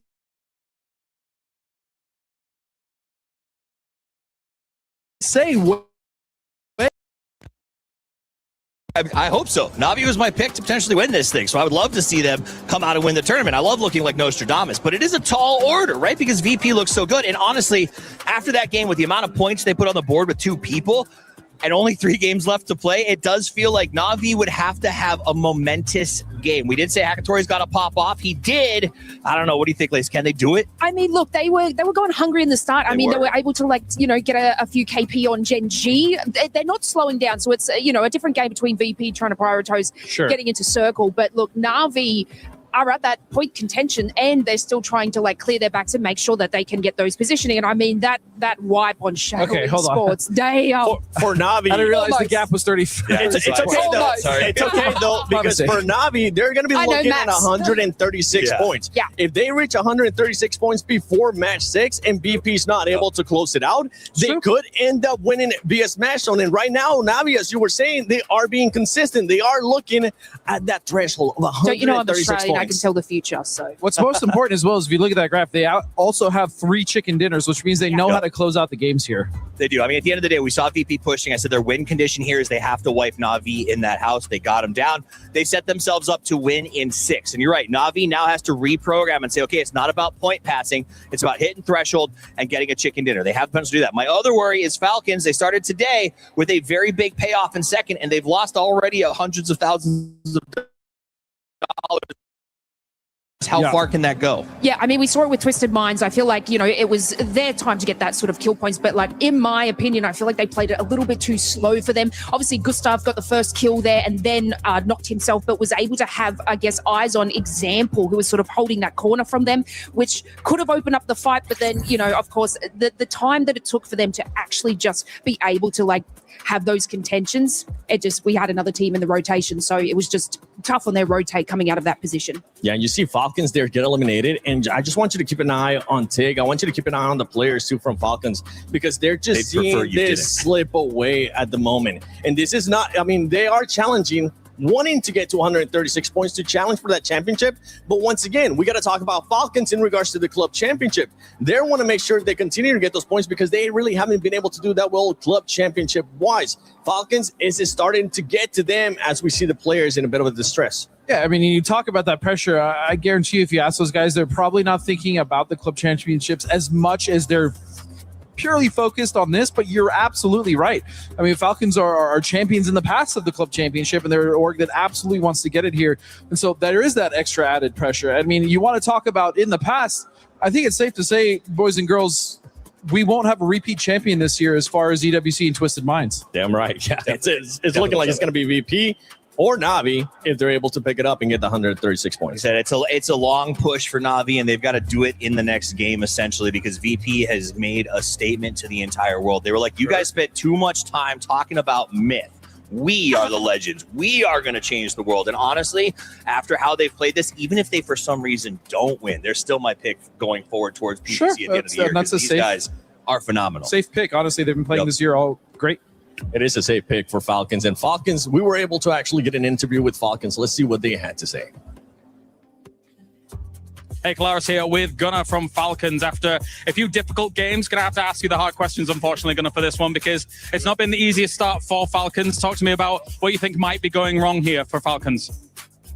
Sorry, it's how his ball's up there. So, I mean, honestly, there's a lot of hard zones. I'm not like going to use that as an excuse because obviously we definitely could have got more points than we've gotten thus far. I mean, mainly the thing that's gone wrong is that like we haven't stuck to like one structural play. Like our crash on Navi on the Tego game just could have been better. It could have been more organized since we had a lot of time sitting right below them. And then the last game as well, like we just got to Graveyard and we just needed to focus on our setup the second we got there.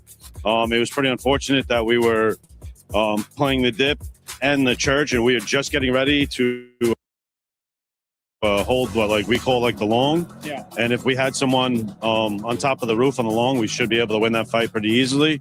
But yeah, I mean, just some hard zones and some misplays on our part, and obviously like here we are.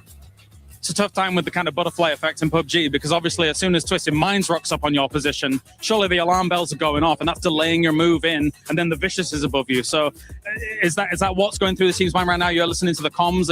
What's happening in the team at the moment? I mean, honestly, it's like even on the Wrangle game, a lot of teams just aren't moving. Like we want to speed up fights and we want to get them over with. But like the Wrangle game, like Myth is like sacking their game in the blue zone, which inevitably is sacking our game when we're actually trying to take a fight against them. I mean, not that like they did anything inherently wrong because the zone was not good for them either. It was basically like we were going to get 4 points on them. They were going to get 4 points on us. But yeah, I mean, we just both died. But yeah, I mean, it's PUBG. It's obviously the game's going to be tough. We're going to go out there, reset, and, you know, I mean, hopefully get over 20-something points this game. Thank you very much, Gunnar. Best of luck in the next games. Thank you, sir. Thank you very much. And we are getting ready to head into our next game here today. Virtus Pro making us hold our collective breath last game as they almost get in a position to secure their win, to secure their championship. The Team Liquid will deny them, and now we have to go over to Rondo. It is I4Saurus, it is He Avenger, and Virtus Pro now on the clock once again, trying to collect that win and end the day early. 15 matches played so far here in the final, and on the grand final day, VP is able to get a second place with kills, putting them on 100. Averaging 10 points per game. Absolutely insanity here for them.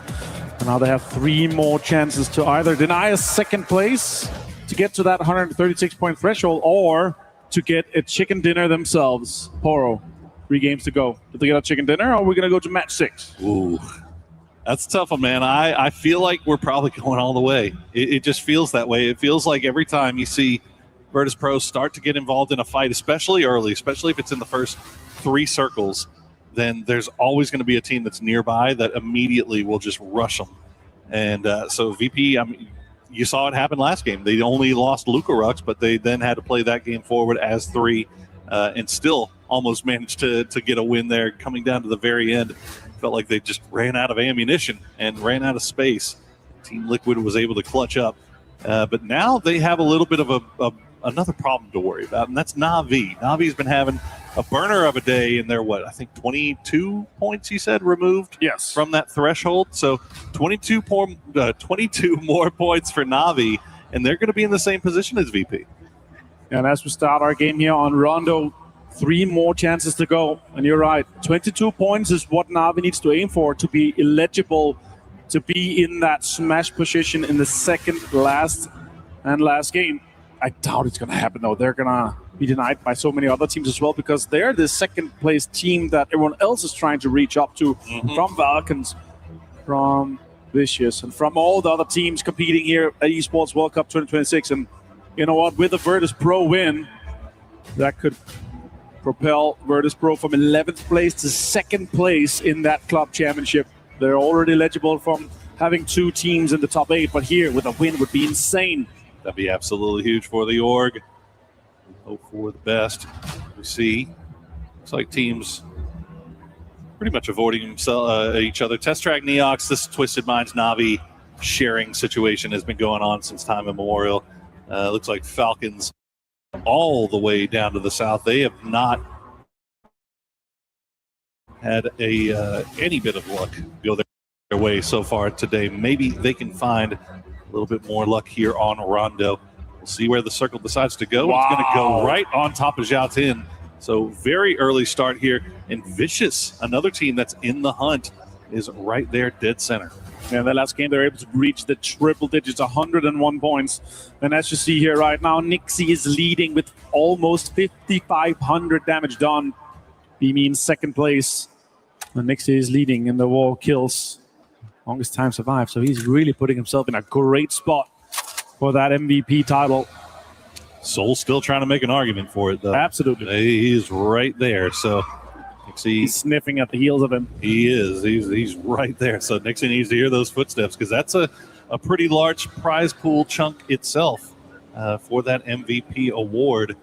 And despite all of Gen G's struggles so far this tournament, sitting in 8th place right now, that would be a huge feather in their cap if they're able to get an MVP nod for their frontman, Mr. Soul. As we check in with VP, they will have to make their way in from the south. Looks like they have AGAL and possibly GK, possibly 17. That will be kind of on that southern side of that zone. And we've also got Falcons just off to their southwest. And of course, in VP and Hongchang here, such a strong looting spot. One of my favorite ones to go at. It's both fun for hot drops and also great for loot. Yeah, you like this one?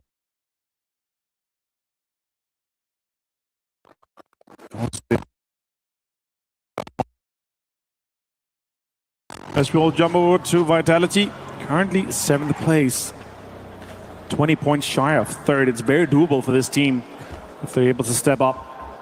What we've seen from Levante so far and the rest of the guys, we know they're able to clutch. We know they're able to win games. They just need to do it in one of the next 3 ones here. And with this circle being this central on Yao Tin, we could end up seeing a pseudo or even a full urban ending. And Vicious being this home turf team to be inside here, it's really difficult city to defend and really difficult city to win games from. So really interested to see how they're going to approach this one here.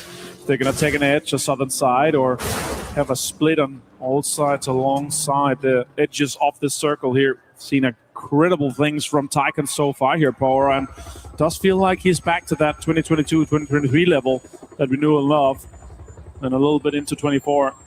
Do you think it almost might be worth for Vicious just to abandon Zhao Tin altogether and try to maybe move outside of the city to just off center circle and just take a compound that's a little bit easier to defend? If you would have asked me before we removed Land Roser, then yes, because how everything kind of lines up. But with this being dead center, it's super high priority at the inside. And now Liquid's actually pulling up into Gen G.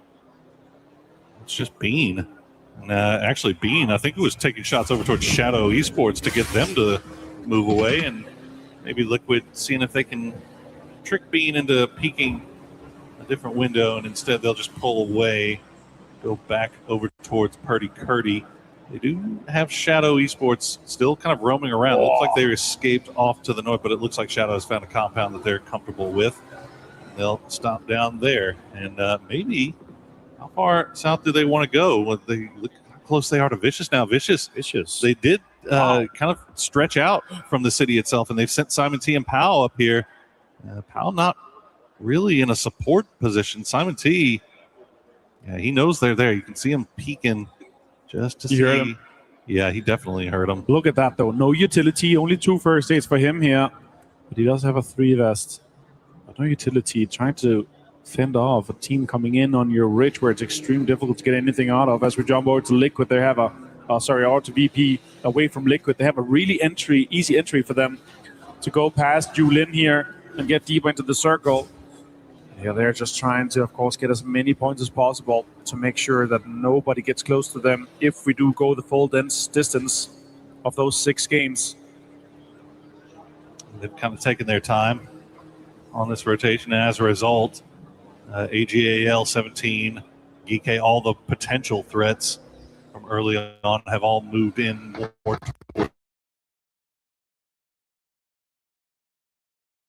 towards E1. Also a drop from that E pickup just on the western side of Xiaoten as we check in with GAM, get a little bit close to Shadow, but not close enough to be too much of a problem as they're able to claim this compound for themselves. And as much as Shadow has impressed in some games, it's mainly been Miramar they had success on, where they were able to take down AGL and get a chicken dinner. Now they are sitting in last place, not even close to the top 10. It's been rough.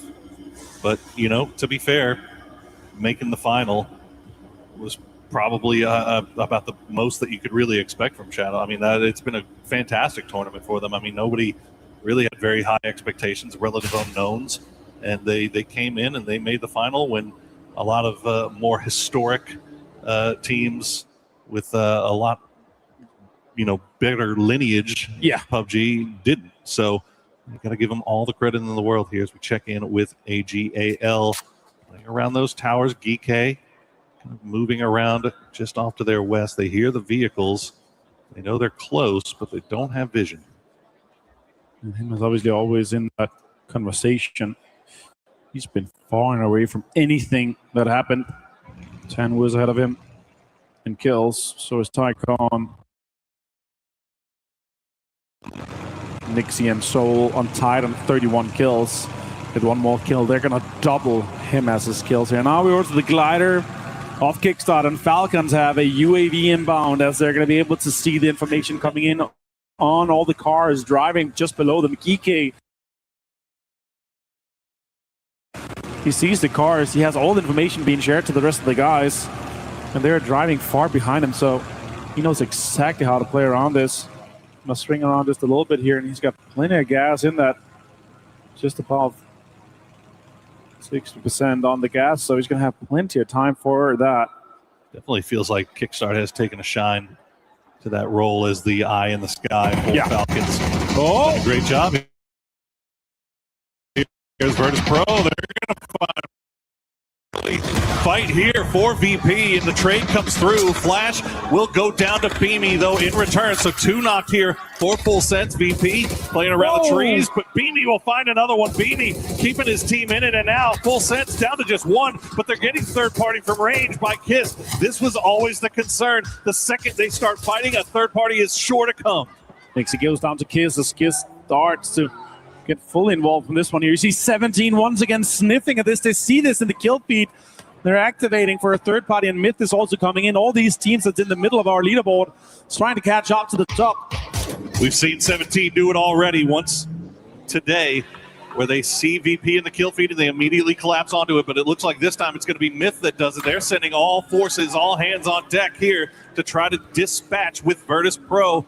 They're down to 2, but it looks like actually down to 3. Nixie able to pick up. Extracting him. Yeah, they pick up their fallen teammate. I believe that's, Nixie's the one who's knocked. So they're able to retreat to Yulin as, I'm not sure. Well, I wonder if they were able to get the blue chip. They might be able to. No, they didn't get it. Lukaruk died as they were driving away from him. So I think the call from Lukaruk was like, okay, Myth is coming in. I'm dead. If you can pick up Nixie that had more health left, be way more valuable for them. Tanmo goes down to his own nade after he got knocked here, as Navi is now trying to develop this fight here with GAM. More cars are driving in here, and utilities being deployed towards the cars, and Boostic disengaged from that location quickly. Smart play by him. The young prodigy from Navi gets a headshot onto Clorix as well. More damage done, but he runs out of shots, swaps to the SLR, and tries to connect the bullets with 8X. Goodness gracious, Boostic almost takes him down. But the good news for Navi is that GAM does disengage off of that fight after Navi pick up 1. So they do have this compound. It's off center, but they don't have to worry about anybody trying to third party their fight. They're so off. I mean, they're the most northwestern team, or northeastern team rather, that we have. So, but you can see already hopping in vehicles. They don't want to take the chance of somebody sneaking up on them and taking them by surprise. Sitting here with fingers crossed. Because So many teams inside Zhao Tin right now. It's crazy. I'm really having my fingers crossed here for a proper urban and an inside Zhao Tin. We've seen them so rarely because of the land ratio and how everything worked with all the pillars is just around. And as we see here, they're trying to maybe sniff out a Lukaruk chip to get him rest. Yulin is close. There's a rest station there. Yep. Myth is potentially trying to deny it. Kiss is standing over here with a Dragonov and with an 8x. He has no extra bullet, though. There's just 0 in the spare. Sure,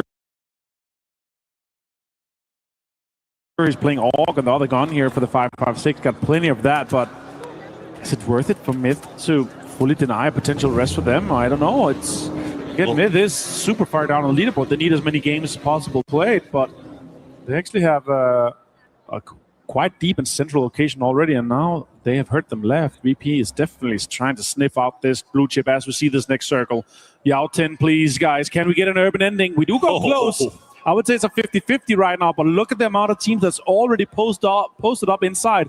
Myth is full sending it. They might be greeted by all the teams already inside. There's so many teams in there, and as soon as Myth gets close, they all start opening up as Virtus Pro. Look at all that. Left correctly in the blue. Yeah, look at the. I mean, look at the lines coming through. Hackatory, of course, Hackatory is going to get the first knock there. As where even is Hackatory? Is he in the city? I see the rest of Navi all the way off to the east. Yeah, they have one building.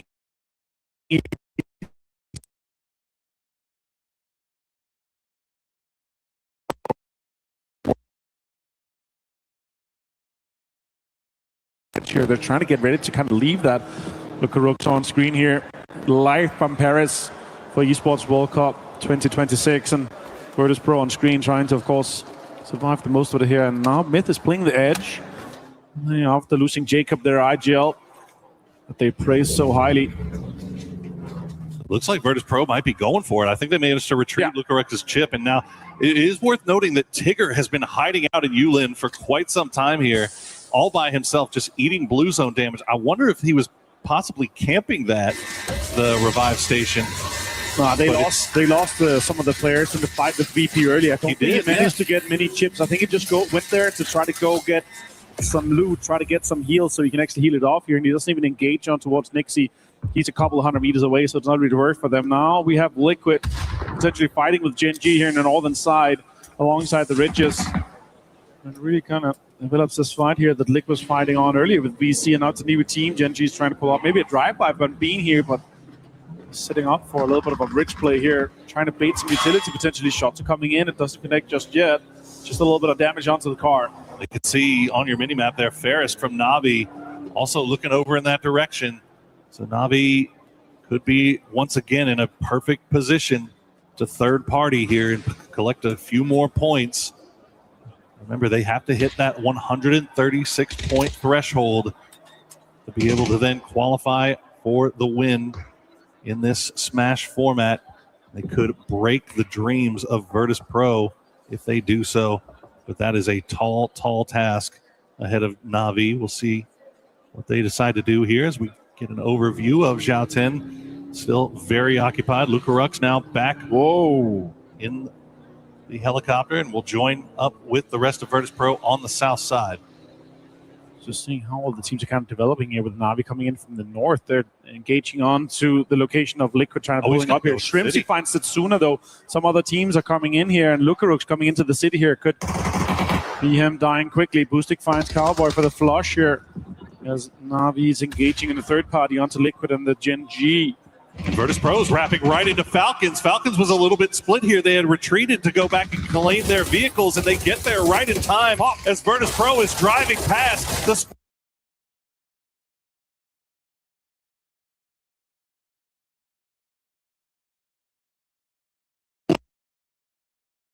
managing to sneak through this, will able to get to some hard cover for the time being and reset. See if they can turn their attention back over towards Falcons. But yeah, look at this. No damage. The chasing really came through, but Falcons, yeah, they're absolutely this. Gustav going to send it right in the middle, but nobody is going to get hit. He's going to pull out, try to see if he can maybe find the shots, but Virtus Pro somehow gets to breeze right through that Falcon split. Absolutely amazing scenes here as we get a proper Sentinel Joutin ending. We're going to be having some urban warfare here as everything is developing. So many teams engaged with each other. Focus on some of the teams that's on screen though. Here Na'Vi, Liquid, and Gen G involved with each other. Boostic finds Luke. More shots comes in. Boostic is low here as Na'Vi, the closest chasing teams, is low.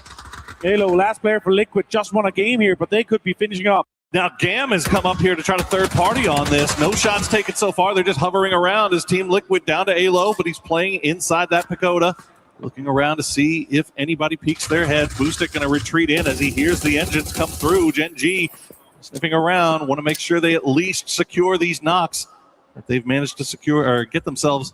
A grenade come through, but Alo on the other side will stay alive for now. Another one well cooked will drop down. Will avoid Alo once again. It's kind of an off spot here now. Shots come in. There it Bean is. finds him. Gene stays engaged with this fight between Na'Vi and Liquid. No, Res could come in from Boostic. As Gen G's holding on to this edge here. That's a blue zone. That's a great blue zone. Might get some points here for the Liquid boys as it's being dropped from the top.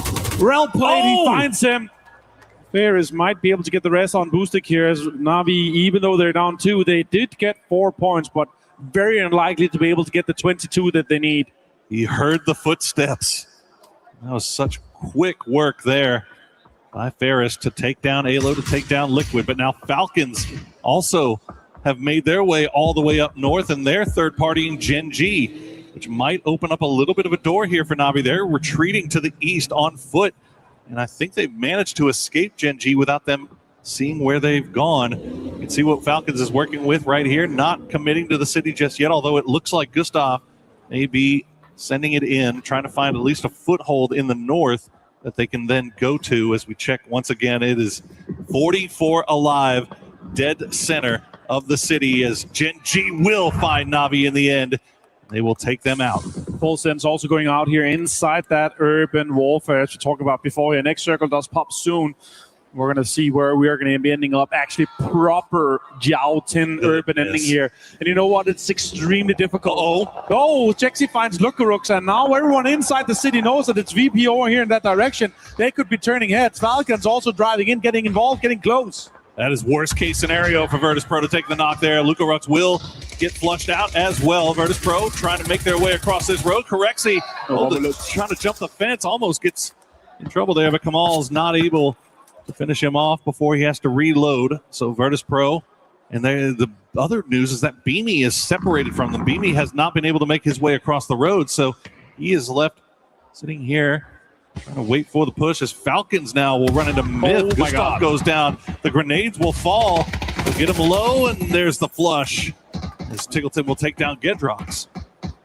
Shots comes in as well for Gedrox going down here, but Gustav being flushed is so unfortunate for them. Myth being 2, Kiss and Scabby to full HP now. But this is such a difficult game to win for VP at this point. Almost impossible unless you have the high ground, biggest building. If people were paying attention, I mean, obviously Shadow knows that Virtus Pro is up there. Myth knows that Falcons is there, but if they have their ears on, their headphones on correctly, and they hear where the sounds are coming from, they should know that both Virtus Pro and Falcons on the north side. But look at the distance between the two. That roadside, a big line of demarcation. I think the Falcons and Virtus Pro will be comfortable just holding on to the line right now and waiting to see where the next circles decide to take them. If this develops properly and Vitalis is able to hold on to this big building in the middle that has high ground, that has everything. Perfectix finds him before he hits the deck. And Dogmite is down to just being the last player. Full 3 gear and Perfectix. And with the Lings in hand, he's going to be able to do some damage in this one. Our defending esports World Cup champions currently sitting in 6th place, trying to get to that triple digits to get close, to secure more points for the club championship of this team. It's very unlikely, almost impossible, I would say, at this point here, even for the points available for the next 3 games, for him to win it again. So we're not going to see a back-to-back from Twisted Minds in PUBG Battlegrounds. So it's tough, as it looks like Twisted Minds is just going to aggressively take this fight against Vicious, knowing that they are ahead of them. Like to take them out. They've managed to get the knock on a POW. They knew exactly where Simon T and Duckmai were, but could not find a way to pin them out. That is the problem with fighting in these urban environments is you can get a knock, but flushing that knock once you've gotten it is so hard. Now Simon T able to get to Powell, see if he gets him back on his feet. As we see 17, they're going to send it into the south side of the city, just boldly going through. Shadow will take down one of them. Tian and Wembo will be able to get inside the city. Lil Ghost providing support from the south. And that building I was talking about before with Vitality, losing a player, losing Getrox, that's so unfortunate. Now it becomes almost impossible to defend. It's a massive building, but you have that roof access, and that's what they go for here, thinking that they might be inside that last part of the circle. Batulins finds Dogmine for the headshot. Vicious loses another player. That's really nice work by Batulins. It looked like Duckmine was trying to go for that sneaky flanking angle, but Batulins sniffed it out. Veteran player that he is. They know exactly where these Vicious boys are, and that's a great grenade.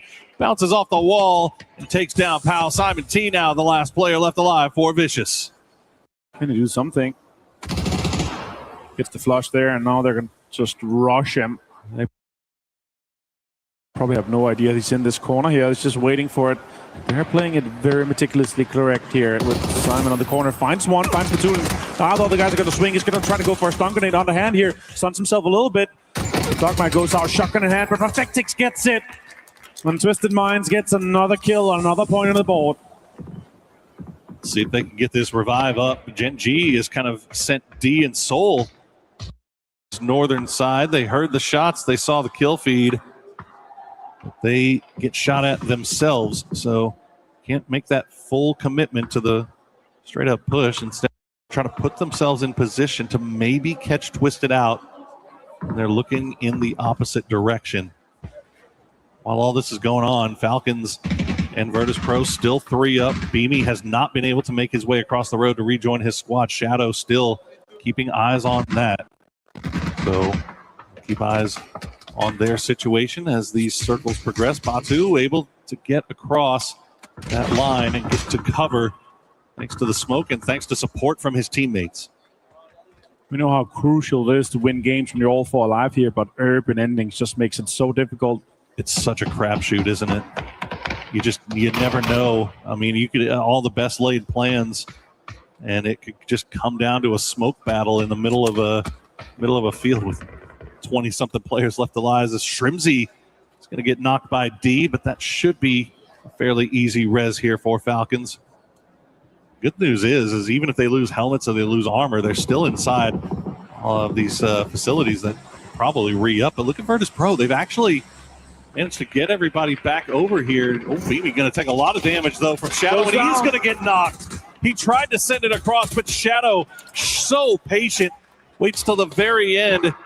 They will take down Beamy, so now Virtus Pro down to just 2.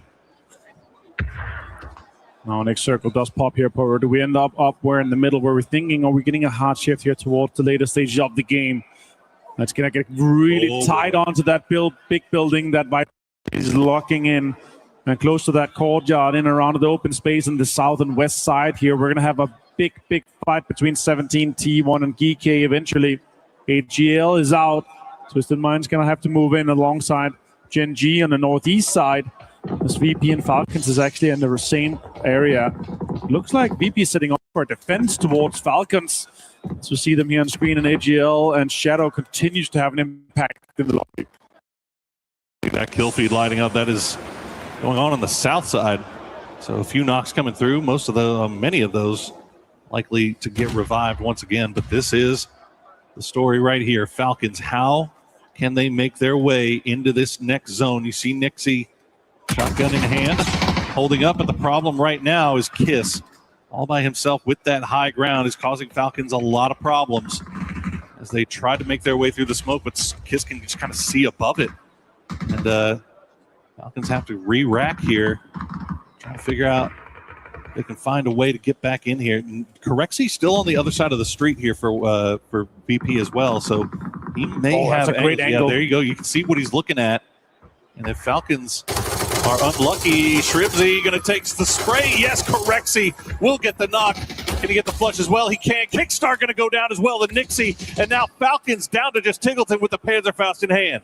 Luzon goes out as well. Utilities being committed to get Falcons stopped here. They do not want them to continue on this chase. As Nixie gets the confirmation onto Kickstart, making it practically impossible with Navi out for anyone to catch them, as second and fourth is already dead. Tiggleton being that last player. Luzon on top of the roof here. That's smart for a double one. He's going to force him on the low ground, and he has a Panzer in his pocket. He could get 1 point and stop Nixie from doing any more damage to Tiggleton. See if Kiss gets involved. He's still on that roof side. Yep, he's looking, and that's going to do it for Falcons. They go out in 10th place. Now Virtus Pro know that they have lost all of the teams that are chasing them. They can play with a lot more freedom here. Scabby finds Quizzy. As Twisted Minds goes down in 9th place, making placement points activate here. Scabby having an impact vitality. They have that central location, and they are pushing it. Genji taking L on the way in, but that knock on the vitality, as you said, opening up a little bit of a door here. Nixie will get spotted out by Kiss. Kiss causing so much havoc from this high ground position, but he is all by himself. So Scabby has been taken down. Shadow Esports, meanwhile, they've been hanging on the western side of the city for so long, and they still get to hold on to this building for a little bit longer. As Corexy try to go fishing with Dynamite, see if he can maybe find somebody, get a little bit of some measure of revenge here on Shadow before having to make his way in. It's a lot of the road that's in place still here. The big corner of that building, the courtyard in the open here. So you really need a lot of smoke. So you have to hold on to that utility, especially if you have more lethals that could have such an impact once all the teams are going to have to get out in the open. What it looks like, we're going to be finishing on the corner of this big building, as you see from the bird's eye view. As Corexy Setsuna on Shadow, he's trying to really get some more points on the board for VP here. Looks like it's impossible for him to cross this without Shadow denying any single step inside. These points for Corexy really just putting the rest of the lobby on notice, right? Like, they know that Navi is out, Falcons are out, VC is out, all the teams that were nipping at their heels. And Navi, unfortunately for them, going out very early, so not able to really put too much of a dent. Oh, grenade. Oh, does 42 damage. Now he's going to have to start healing. Oh, that blue zone's taking too hard. That's yeah, he's so going to go much down. damage. Yep, that's going to do it for VP. But job done as far as they're considered. Now we cut over to Gen G, trying to hold off Myth. They will take down Kiss after Kiss was able to get the res on the Scappy. Let's see if Scappy can maybe return the favor. But Gen G will have to get to salute immediately. And look at the building. T1 already inside. Vitality in here as well. Gen G have a couple of players. Meanwhile, Shadow Esports just gets a vibe. But there you go. Nice grenade from Scappy. We'll take down Hallow My Bad. Might open up a window here for him to make it in.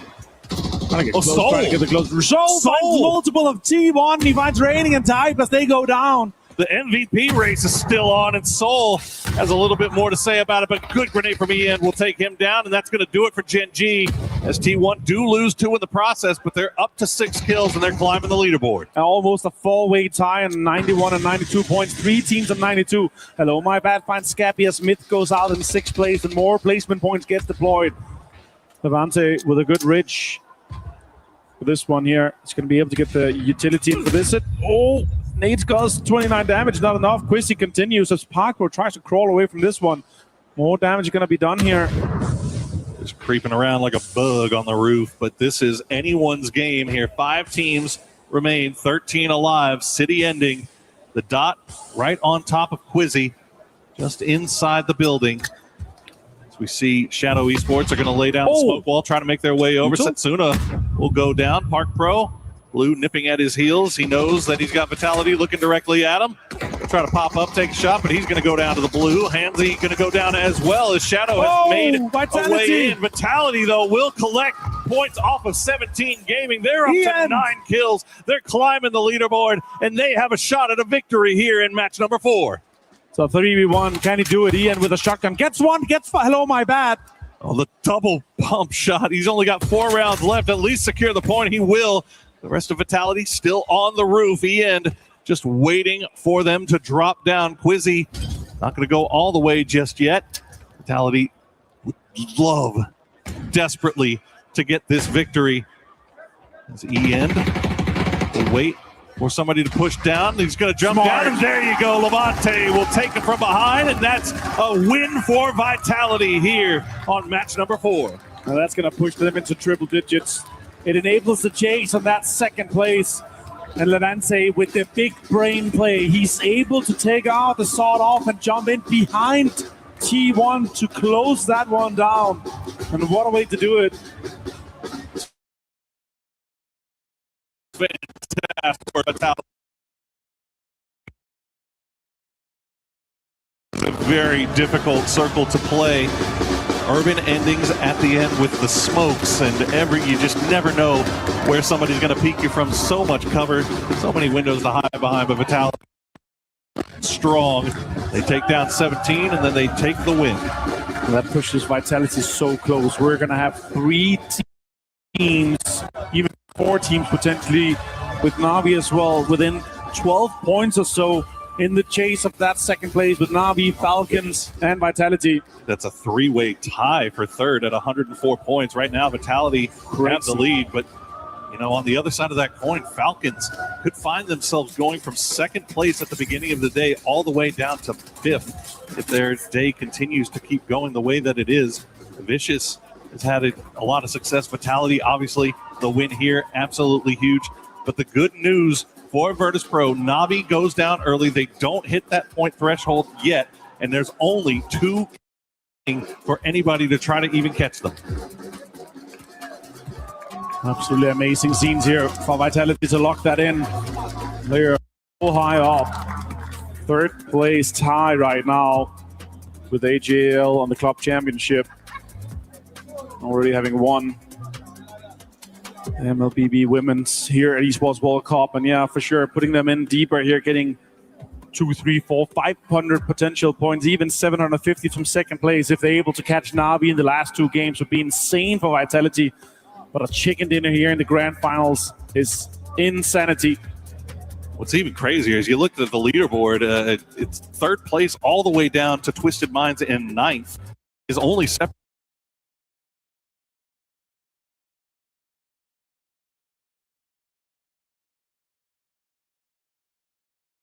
them right back up in the rankings if you're Twisted Minds, and it's just the log jam that's occurred here behind VP and Na'Vi is just huge right now. And Na'Vi they don't have it just yet, so I don't know. We've got 2 more matches left to play, so let's throw it over to Caleres.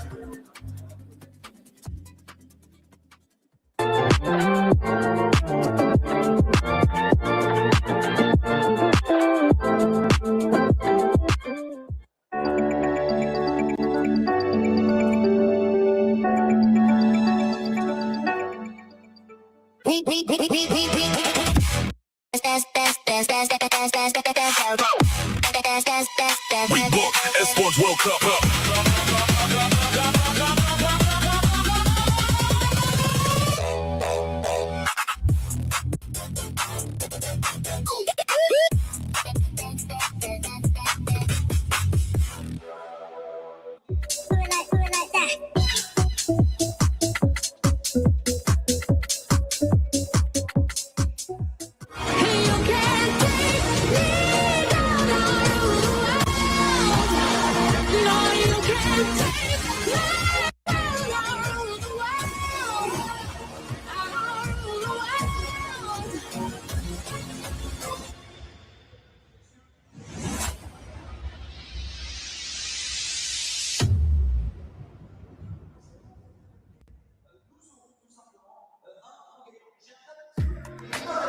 Na'Vi wasn't able to reach that smash zone, but Vitality, Lace, they finally woke up, got a chicken dinner here, got some eliminations, and stopped just slipping down on that leaderboard. That our sort of juggernaut teams are falling down the leaderboard, but this is what needs to be happening with this. So obviously we've only got a couple of matches left, so it's kind of like the race towards that top of the leaderboard to secure more and more money for their org and their teams. Yeah, I mean, if you look at the leaderboards right now, Na'Vi, Falcons, VC, Vitality now with that win, they're right underneath VP. And again, we thought maybe a team like Na'Vi or Vitality even could kind of catch VP, but it looks like the way we're going with only 2 games left, it's unlikely that not only are they going to hit that threshold, but then they have to go for that win as well. Now, the good news for these teams is even if they can't necessarily take first place, there's still so much to play for. Second place, as we stated, over $100,000 of a difference, right? Third place, fourth. As we look at the leaderboards here, 156 points of VP. My goodness. That's why when VP went out, they looked so happy. They were still like fist bumping. They're like, yeah, we got this. We got this. But for Na'Vi, there is still a chance. They would have to get 18 points to reach the smash zone, and they would have to do it this game, because if they reach it in game 6, honestly, it wouldn't matter, because they wouldn't be able to reach it and win that game. That's not how that works. They need to reach it this game 5, and hope that VP doesn't finish it and win game 6. Yeah, I mean, it's I said it, they had to do it last game, so this is going to be like a little bit more detrimental for them going into this. But look, to get that amount of points, and especially the way that I guess all other teams are sort of trying to get that positioning, it's probably not going to happen for Na'Vi. But man, I thought it was so close for VP right at the top there, that when they got the reviver on Lucarix, I was like, yes, okay. And they were able to make that rotation past the Falcons into such a good position in zone. But I guess it sort of all fell short there when other teams were sort of pushing into there as well. But then again, they were able to sort of take out the Falcons just as a duo, and that was like a 3-man team. So like the fire on VP is completely unstoppable. Yeah, and we saw it in the last game as well. They kind of took out Na'Vi towards the end game. Now they're doing it to the Falcons. So even though they're not securing their win with an actual chicken dinner, the important thing is they're securing the win. They're just making sure the teams underneath them are just not even getting to the end game to get those amount of points they need to get, even within shooting distance of VP. And the thing is, Falcons just keep dropping down as the crowd is just going absolutely crazy behind us. Come on. We want it to happen in this one as well. But going back to Falcons just keeps going down that leaderboard, man. This last game, a big old donut got to be. Yeah, I mean, if you look at the start of the day, it's been losing fights, unfortunately. That first crash against Na'Vi, they lost that fight. And then the game after that, they got kind of picked apart. We saw them get destroyed by Nazi. Even that last game, they got crossed up by VP. As Lace was saying, it was a 2v3.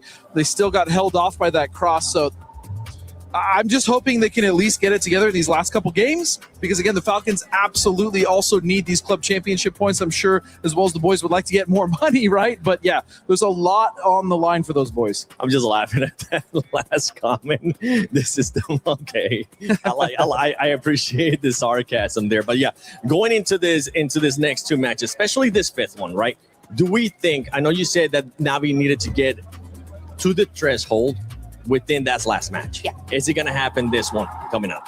I mean, you can get to the threshold, but then trying to win that last one against everything else, it's going to be an incredibly difficult thing. Like I said, at least if they did it the previous game, they would have had 2 chances potentially to be able to overtake VP. But look, I think they fell a little bit short there. But yeah, I guess we've got to kind of have a look at all those teams that are on about 104 points each, and how this is going to sort of getting into these final zones and whatnot, but that it's going to be incredibly difficult for anyone to catch them. And that was something else to think about when we talk about VP, is like maybe the pressure of trying to get a chicken dinner would get to them, right?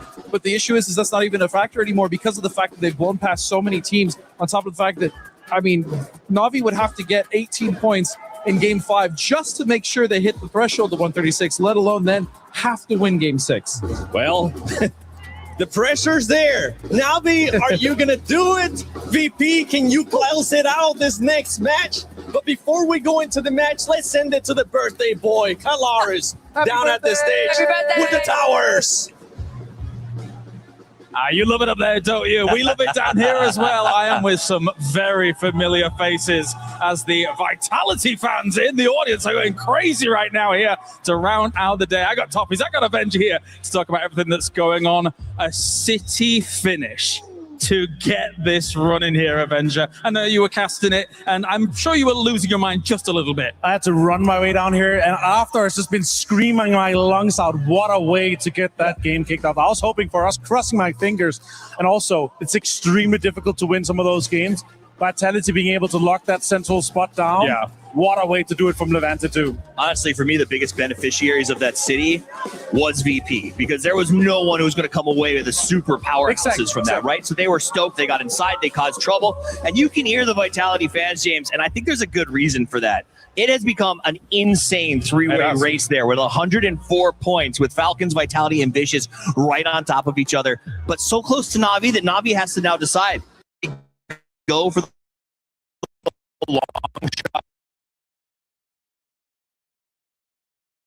Right in the backstage, right? The fact that this Na'Vi roster, actually, when they are functioning at the very highest level, sometimes you see them functioning at a higher level than Virtus Pro. They can string together back-to-back wins if needs be, so they could be a Cinderella story here. Their highest highs are some of the highest we've seen in the game. If all activated all at the same time, that could be amazing. We just saw some amazing performances out of Ferris. That's also why I've been moved into a more frag-heavy role. And if they all activate at the same time, we know it's possible. But they need 18 points in this game to be able to steal it away from Virtus Pro in the last one. For me, this is a manifestation of the changes in PUBG. Each of the teams, 3 big changes this year. Na'Vi adds Boostic. Virtus Pro adds Corexi. Falcons, they add Gustav. All of them showing their impact here at this event, how big a deal one player can be. A lot of EMEA power in that sentence you just said there, Toffees. I'm not I accept we'll this. Talk about that. I accept this. I think EMEA, you guys are sending some people out, doing what you need to do. The training has been good, but I think this also speaks to the power of the scrims in your region. Yeah, the fact that they're preparing for these events with some of the best teams in the world. It's not lost on me that NA says, oh, we're double blocking with EMEA whenever they're prepping for an event. Yeah, it happens a lot, and we obviously, there are scrims across the world, but EMEA is definitely really a hotbed for those kinds of things. Nobody's going to be, unless something insane happens, nobody's going to be taking this away from VP. But as Toffees mentions here, Avenger, with so much money on the line elsewhere, it becomes so precarious to try and hit Virtus Pro where it hurts, or hit challenges to get second place. There's hundreds of thousands of dollars on the line. They are, and there's a 3-way tie on 3rd, 4th, and 5th place on 104 points. We're talking $100,000 difference from 5th to the 3rd place. So everything's on the line in the last 2 games. All right, thank you very much, gentlemen. It is time to head to the penultimate game here as we further ado, let's head to the commentators. I love PUBG esports. We've got a ton to look at in this last game. Can VP take the chicken dinner, close it out? Can Na'Vi get the points they need to break the threshold and maybe steal it away in the last game? The 3-way tie with so much at stake right now. Hundreds of thousands of dollars, prize pools galore that we're talking about, but let's not forget the club championship. Vitality, Falcons in the hunt in a big way, and you can hear this audience loving what Vitality is doing today. Yeah, absolutely. That game got the Vitality fans fired up. It got the drums banging there in the stands. They have been non-stop since that one, and you love to see it. So we'll see if Vitality can continue on this war path, or if a team like Falcons, like Na'Vi, is going to be able to start running away with some more points to give themselves a better chance at something. And again, it basically needs to be back-to-back wins for Na'Vi to have any chance to shut Virtus Pro down. Falcons need to find something, man. It has been an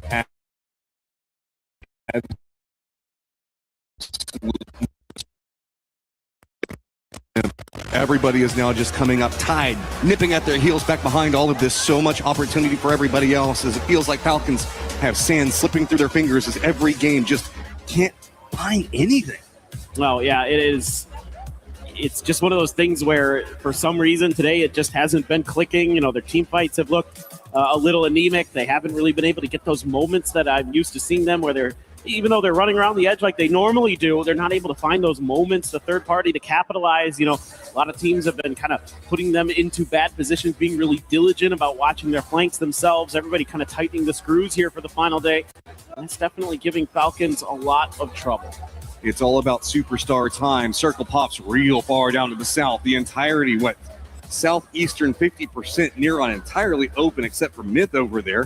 Got Shadow going to stretch over, but as I was talking about with superstar time, whenever we look at VP, Na'Vi, Vitality, Falcons, VC, there's a lot on the table for that. And let's not even forget, just a couple of points, with that 3-team stack in 3rd place, DK and T1, as well as Gen G, have now started nipping at the heels. Gen G is managing to find a way to really turn this around.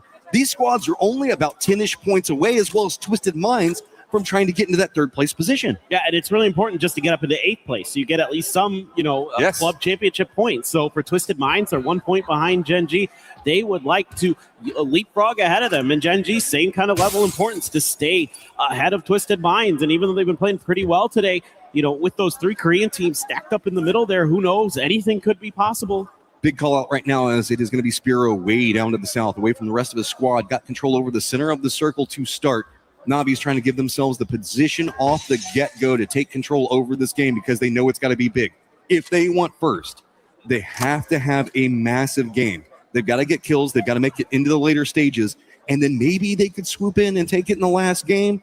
But it's also, we've got that looming VP. You mentioned it. They're usually good for one chicken dinner a day. And now we're getting into their more comfort match. Yeah, exactly. I mean, you heard Ibby talk about it during his interview. Like, even though, Nixie tried to call his shot that they'd win it on Miramar, and they were darn close.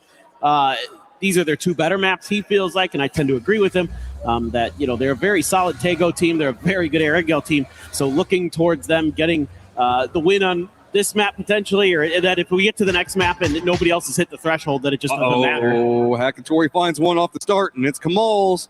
Do they get the flush, or are they going to make the commitment for it? I mean, that's going to be a bit more of a bold push up the hillside. Boostic's over there.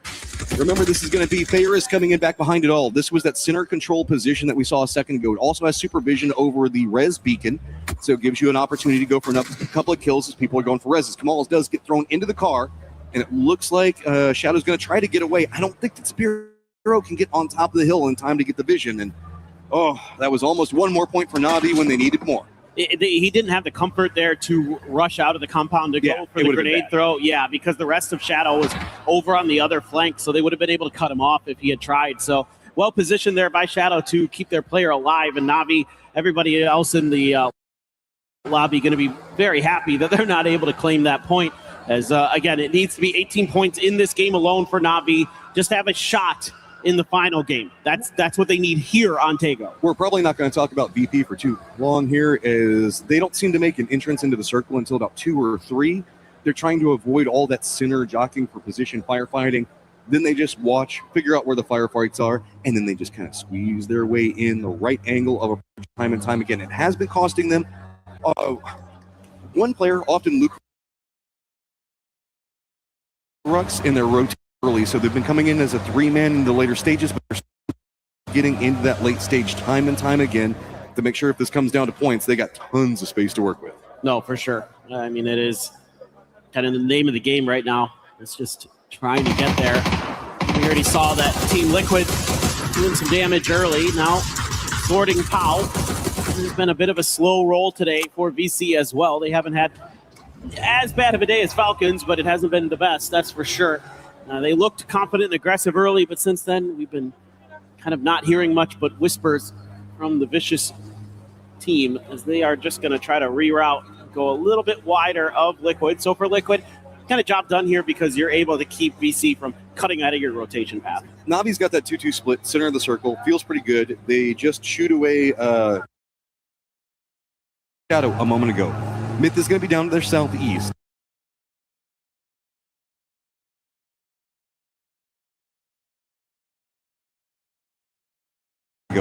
Myth is going to be down to their southeast.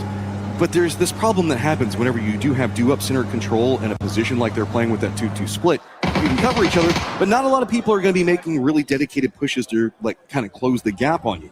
That means that while you've got center control for later stages, it's going to be hard to get those kills later on, as Myth, the squad that we had massive expectations for, starting to find a little bit more onto calories, but this is just off of center.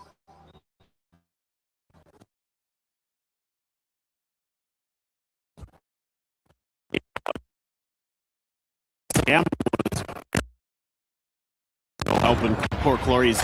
I mean, Hongf and Tanvu are in Songam basically, so there's just no hope of getting here anytime soon. Myth going to come through that relatively cleanly as long as the red zone doesn't unfortunately land on one of our players, as they will run on over there, scoop up whatever extra loot is to be found. VC has made their way through. They're actually ahead of Team Liquid now. Liquid went to the way western coast to kind of watch, maybe try to set up another camp, but VC ahead of the curve and are going to be ahead of Liquid.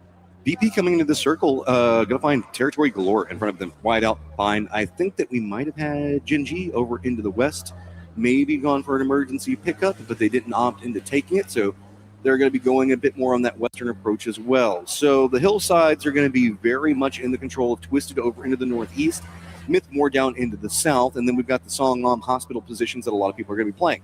control area over in the west is going to be a lot harder to deal with. That's going to be where VC, AGAL, as well as Team Liquid most likely making their approach. That's going to have a nice setup moving into Hosan that's pretty flat. So whenever we look at the hillside positionings for Full Sense and T1 like we're talking about, they're going to have good control on angles of approach for these squads, so it's going to make them have to take a much longer rep, maybe even down to Sonam in that general vicinity.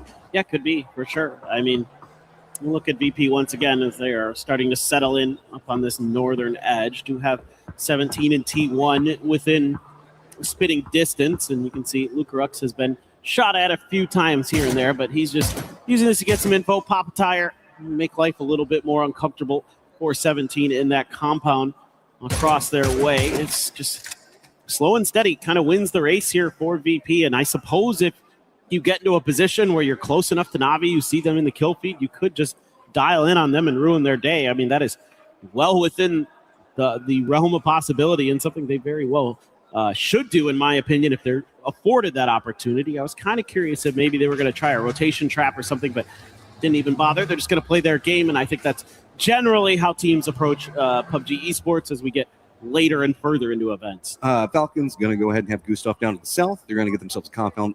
Feels pretty good. Crex is going to be taking shots Vitality after their big come up in the last game. We've got to be careful. VP also had a mortar prep. Circle Pops does go that Na'Vi Myth positioning. Myth's going to have the high side of the hill with a lot more control on it. Falcons just getting control of the compound's going to feel really good. But notice T1, Full Sense, Shadow all kind of stacked on top of each other. 17 going to be the gatekeeper of the north, where it's going to be VP and Vitality trying to find a game for themselves. On approach to the west, it's going to be Jin G, getting pretty close to VC. So a lot of these squads that are tied up at 104 right now probably not going to stay that way for too much longer. T1 found a nice path. Oh, that was not so nice. Ran into something there, and that's going to be a flipped car. That's a real problem right now for Raiding and EN. And there's a knock up here onto Heather. This is a disaster for T1. And that is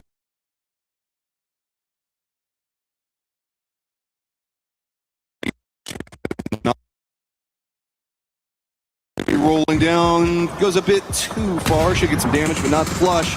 So T1 players just 2 up, now trapped in the valley, in a crossfire, twisted on one side of it, Shadow on the other. This is not going to feel good, and this is just destruction looming. The only benefit is that Na'Vi is trying to keep control over the territory around them and not letting Twisted Minds go for this. Shadow is going to be the one that gets more aggression on the side, but I think that they're a bit afraid of the positioning coming up from Twisted, so they don't want to go for it either. Somehow T1's just kind of surviving this. Yeah, you can see Shadow just had to kind of circle the wagons a little bit, make some noise to kind of thwart Na'Vi potentially from trying to backstep them or something. I'm not sure what pressure they were feeling, but that could be good. Yeah, this is not what you want to see if you're Gen G. And that's a great re-knock instantly by Perfectix. More shots raining in towards EN. You can see here, Twisted Mind wants these points. They need these points. They know it, and Perfectix is landing big grenades. Follow-up bounce could be big. How's it going to land? Right on the side. There you go. Twisted finds another on a climb of their own. On top of that, that's going to be against T1. Now with those 2 kills, Twisted just 1 point behind. Exactly. That puts them back into that top 8. Those precious points for the club championship going to be in their grasp. BP making a wide route. Oh, they have so much room to work with. I mean, they have all of the eastern edge, basically. This is a lot of space. Now, they do have 17 making a wide wrap behind them, so that could be something that could turn into an issue depending on what exactly 17 ends up doing. Those guys have been shooting at each other for a while, so I think that 17 saw their rotate. VP is going to have some decent high ground on it, so 17 might opt a little bit more over the cross around Books on Saw, something else like that, be a bit spicier.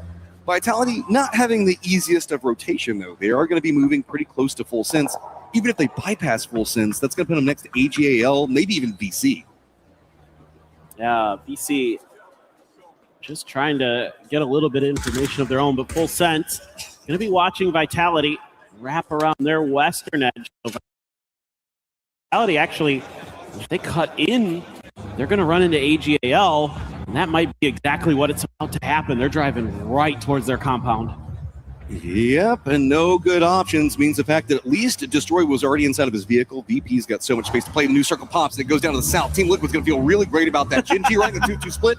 Pretty fine. Everybody's going to hop in the vehicle. It's time to rotate, and that wide wrap coming up from 17 going around Buksun Sa means that they could actually be timing this and bumping into VP at the worst opportunity. This is going to be really close. Yeah, so 17 opted to absorb some blue damage to make the wider wrap, the faster wrap, the better timing on the pre-rotate. VP was circling around using their high ground for vision. They're going to be cutting into each other relatively soon, potentially. It looks like VP doesn't want to fully commit to this. Just kind of like a naval battle brewing. Falcons as well kind of shooting into that fight. Here we go. Well, a longer wrap to the south, but it could give you a compound that's free, but it feels like 17 wants to go for the hillside stop. That's going to open up more movement for VP to continue on the path to the south, but it's going to be under duress from 17's positioning. It looks like 17 has found that compound. They're going to go ahead and stop off there. That's going to feel pretty good. AGAL is doing a long wrap on the other side of it. Navi's bumped into Twisted. There's a knock on both sides of this, as 3 players still up for Navi. Can't quite seem to find where the other Twisted players are at. But Batulin seems like he has an idea on where one is. Cooking the nade, gonna toss it out. Does he get the knock? Yes, Boosted goes down. That's massive for Twisted and devastating for Navi. Batulin's gonna find another one here. It's actually Example who got the knock. Shadow, Jacob on the other side, starting to try to find angles onto Twisted. That's gonna allow Ferris to try to escape, but there's nowhere to go. He just has to run away from the circle to the north. Shadow's gonna try to flank on the side, but Batulin's already reads it. That was a decent grenade there. Caught quite a bit of damage, but Setsuna just letting loose with its stuns. It doesn't matter. It doesn't bother the IGL and Twisted Mind. VP! Here goes VP right at again. Just runs into the face of Tanvu, goes for it, but Hong F holds the line well. He goes down in the end, but Beanie, the last one up, has to drop to his belly. Shots popping off everywhere. He goes down. VP out. Okay. I don't know that it's going to make too much of a difference at this point. They're able to take down Gam. Gen G almost getting some points for themselves. They actually don't collect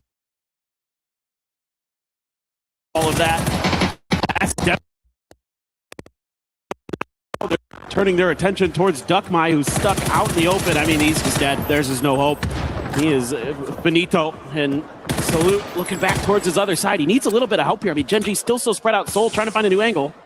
Yeah, there's not much to be done. I mean, this is a great position for VC. At least managing to take it away from Gen G gives him a bit more position towards the center.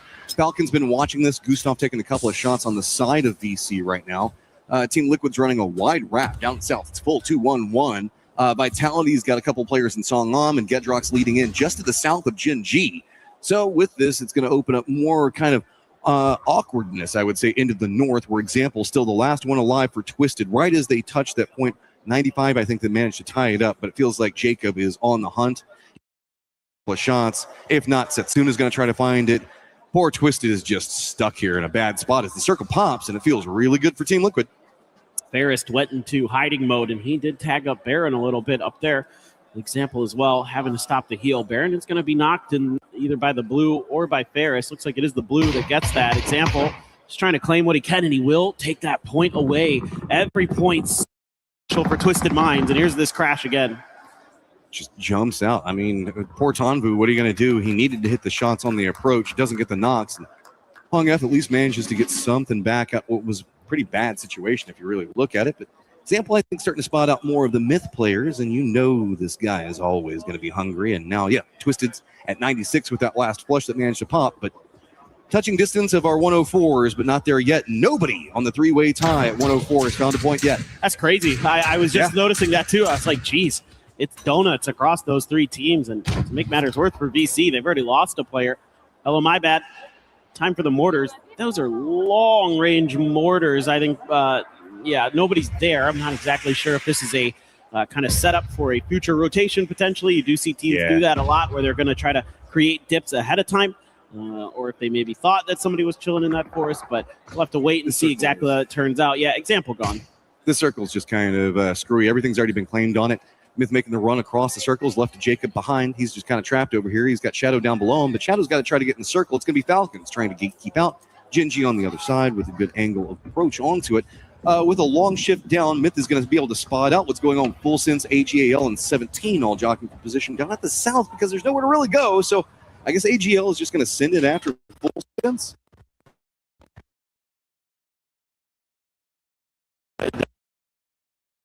Point you can get at this point, so got to do what you can as Full Sense, I suppose. You got 17 cutting through. They're going to be kind of crisscrossing with, there's a vehicle explosion. That's going to take down Gedrox. I mean, BRDM trying to come up big for Vitality. Here's Shadow in the rotate. Falcon's going to spot it. Doesn't get the knock, but that does force Shadow down more to the south, so BC is going to try to get vision. BC can't stay focused on these shots onto Shadow, though, because they still have Gen G right next to him, and that's going to make it very awkward as longer this goes. Jacob's going to try to regroup, and he's going to have to run right through Shadow, Falcons, BC, all of it. Should be noted here that this is VP's tournament. They have won. I just want everybody to know it is basically mathematically impossible at this point. But if Falcons could get a win here, they could really start doing some damage. A couple players falling from Vitality, explosions galore, grenades, mortars, everything getting involved. You can see 17 wanting to try to do something about this. More mortars on the way. Hello, my bad. Just going to prone it out and pray that he's able to dodge these. That one got awfully close. Closer and closer by the second, but if they can manage to survive, that's really all they want to do at this point. This is going to be a very open circle. Once you get out of the middle of the circle itself, circle does pop and it moves more into that open section that Falcons has control over. BC on that hillside also very, very strong. EK with Myth on top of each other. A bit more of a standoff, but really it comes down to the south as well as Team Liquid's regrouping could be an issue. And for me, it's going to be, can Gen G continue to find more kills off of this? Because Gen G is just getting every single point that they can off of kills. They don't believe in placement points anymore right now. No, they barely. Well, it feels like sometimes they're just not able to get there. They're just relying on Soul to go crazy for them and get them a couple team fight wins here and there. But Vitality does find their res, and they do find a little bit of safety. Speaking of Soul there, he is getting the knock onto Shadow. That's actually opening the door here for Falcons to make a push. On the other side, the problem for Gen G is they are still dealing with Vicious. Vicious hasn't found anything yet. Just Tycon, the last one up, trying to get some nades over on the other side of this. But Gen G is taking a lot of damage on their walk into point. Got to be careful. Bean almost goes down, but manages to cling to life. Nades now starting to rain down on top of Tycon, but he's just doing a little bit of a do-si-do around the tree. That's enough to keep him alive. Somehow, all these nades from Soul keep landing next to him, getting the damage. But this is opening up more space for Team Liquid. It's Cowboy looking like he's trying to get involved, while the rest of Team Liquid are taking shots onto 17 and Vitality. Yeah, you can see Bean just looking for this opportunity. They're just going to drive right into Tycon here. They're doing a lot of damage to him. They're going to try to go for something crazy. They do end up getting him. D finds it, but he actually took down Soul as well in the process. So 2 players down for Gen G. Liquid could capitalize. I think he got bounced off by the car while they were trying to come into the rock. But here's Falcons. They see the opportunity, and they've got to go. They found multiple kills on it, so getting some distance away from that cut line finally at 104. Vitality in trouble ahead of them. They got more points to be had in front. D, balls of steel, just going to go ahead and commit into the Yeah, not much choice there. He has to go for that res and try to get his big fragger back into the fight, but nobody home for that spray for kick. There's a smoke there as well. D going to try to reposition behind the pony. I think the Falcons may have gotten an eye on that potentially, depending on the angle underneath that hill that they could see peeking over. D and Soul on the edge, so they're okay. That pony, a potential bailout. Meanwhile, people are dying everywhere. Vitality needs points. They need to survive this. Levante goes down. 17 just got too many players up and alive. But playing around the Doritos, trying to make something big happen. Hello, my bad finally does fall. Only 1 player still up for 17 and got to commit to those reses fast because Team Liquid wants something. Falcons, eyes back on to second place with Navi going down. 5 kills already. They've got control of the north. They still haven't been able to take care of Gen G yet, though. Yeah, this would be a great opportunity for Falcons. They've got 4 up. They're one of only 2 teams that can boast that right now, and they are not going to fully commit to this fight just yet. Frags coming through, still looking for their opportunity, their moment, but the high ground favoring Gen G temporarily. It will eventually leave them as Phase 6 has shifted away from this fight ever so slightly, and that means that a lot of smokes and other things are going to have to be used here by Gen G to somehow, some way get in. I like this from Falcons. They didn't overcommit into Gen G. It would have been nice if you got those kills, but they knew that the circle was going to pop soon. Instead, try to keep control over the north because Khan has already moved up for DK. Opportunity for them. He's now, DK is sitting at 103. Gen G back behind it at 100. So a lot of squads trying to make more of a climb up on this one. As Team Liquid's got Alo in the compound, feeling pretty good. DK with the control in the east, though, is really just going to be the only thing that they've got to work with.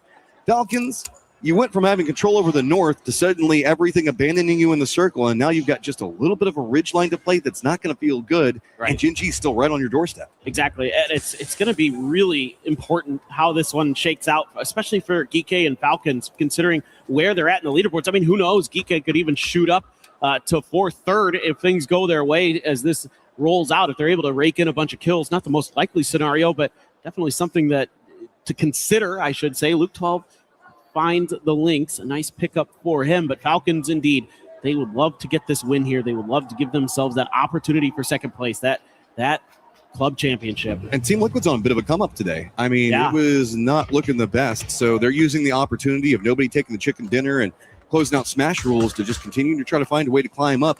Just now 1 point back behind Full Sense, and then there's a spattering of squads in front of them, including Myth, and maybe even climbing up next to 17, depending on how this goes, because they're the only ones that got anything good in this circle, let's be honest. Everybody else is pretty much playing edge. They've got a compound, but they're also kind of stuck in there. If they keep taking the shots, Team Liquid, and forcing DK to the north, that kind of works out for them.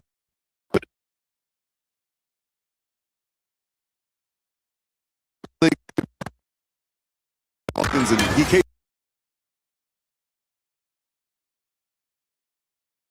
Gustav's perspective, because you could see why all these teams are forced to the outside. It's just a valley that funnels in towards Liquid's compound. Here we go again, trying to eliminate Gen G, and that's a good one from Kick. Gonna combine there onto D, trying to respond is Soul. Soul and a Panzerfaust, that's scary. You know he wants more off the side of it. Tig knows where he's at. Trimsy going down with that bit of an explosion. Also going to throw off pacing for Falcon. Gustav taking a lot of damage. DK making a more concerted effort onto Team Liquid, using the opportunity on the top, but Kickstart can't get the knock. Should be able to finish it, I would think, here with this.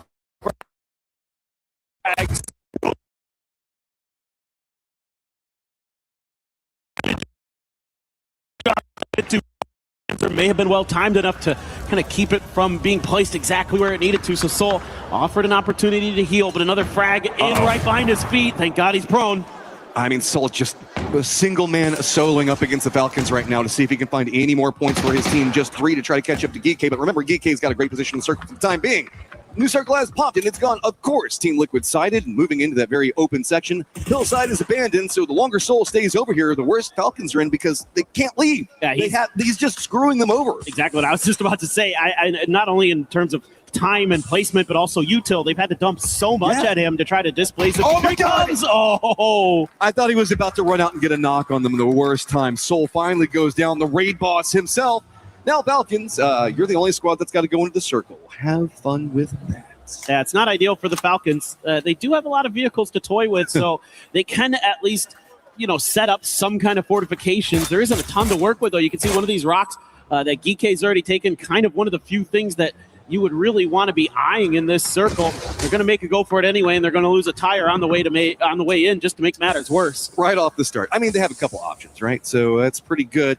Now just 5 points behind Na'Vi. This is a very pivotal game for Falcons. I mean, talked about it. I think it's second to third's $100,000 difference. So 5 points right now, very big. If you can get more, all the better. DK, get ready. You're about to have to defend. It's the Falcons running right into your face. They got Panzerfaust ready to go. Gustav connects. Song Junk goes down. Quick jump out. Gustav's got goals, but 2 players down for the Falcons. Can they take down DK? Is it's going to be a con one side and still holding up? That's a beautiful push, but that's a better grenade. EJ takes down the Falcons, and Geek hangs on. What is the response going to be from Liquid, if any? There's so much comfort in this compound. They're going to start pushing out towards a con. Okay, Con's got to hold back. Create enough time for EJ to get this res onto Park Pro. Smokes are starting to come out. Luke 12 is going to go to the north side. Look over where the duo's at with the rocks. It's a nice split coming, but Con gets a knock onto Alo.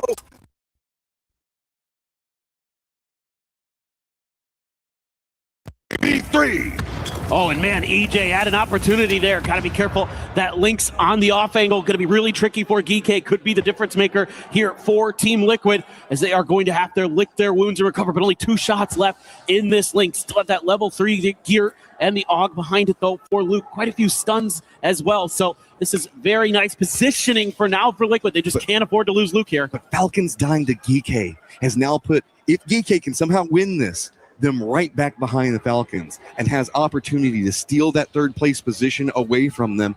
DK, though, has to have a Herculean effort in front of them. They do have control over the east, but Team Liquid still has a nice hillside. They've got compounds and control over the west. Everything's going to be coming down to center dot, which is kind of in between both. Luke 12's just got to stay alive on this rock. He's the guy, odd man out on the side, going up against 2, while Khan is going to be going up against Cowboy and Purdy Curdy to the south. Park Pro doing his darndest. You're going to bleed out some of that util. Oh, the follow-up from EJ. Just too far, but that's a good one. Park Pro, 3 grenades, ends up taking down Luke 12. Makes it feel a lot more opportunity for GK. They've got the rock. They can look over. They can't really deal with Luke 12 down below him, feeding information still, and the rest of Team Liquid can counter move around that. Kurt just looking up into GK, and the two players now up. They've lost their high ground positioning that we saw them playing from a moment ago. Now it is just the compound that they've been stuck in for so long. Can the duo do it, or can GK try to catch up to the Falcons? Well, now the percentages are favoring GK. They've got great positioning. They've got the control over the center of the circle, which means eventually Purdy Curdy Cowboy going to have to leave the safety of the compound to try to make their way through. And you can see it is a lot of flat nothingness. Kurt only takes a minor amount of damage here. No need to try to flush Luke. He's dead. There's no hope for the rest of Team Liquid to get to him. And EJ has been instrumental.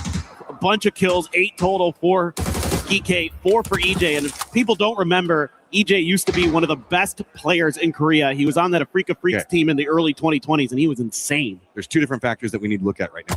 Team Liquid knows they're kind of screwed. They might sacrifice this over to Blue.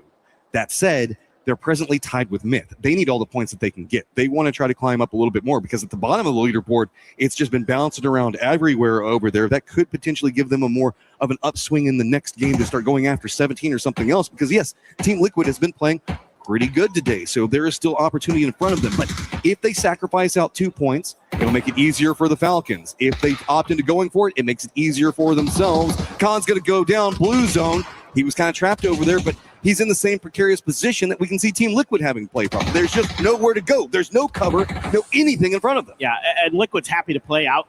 You know, 1 point will put them ahead of Myth, put them into 11th. So that's extra money in the bank. So definitely going to make a go for it. EJ sensing their movement, a great blue zone timing. He's going to try to follow it up with a frag. Has one more available. It's pretty good. Didn't get the knock, though. Almost off the backboard. EJ, you got another one.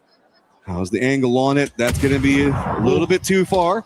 Kurt not feeling good about it. That corner wall, the only thing providing safety as the smokes go down. It does deny some of the vision for GK as well.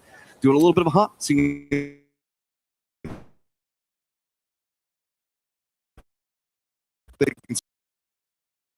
control is GK's. It's going to be on Team Liquid to fight their way out. They're leaving the walls. Nothing else to be had. Park Pro's got the rock, but he doesn't have the angle. The tree making a bit too much. Shots come out from EJ, though. Cowboy goes down. Kurt, the last one up. What can he do? This position is terrible. GK's got it all on lock.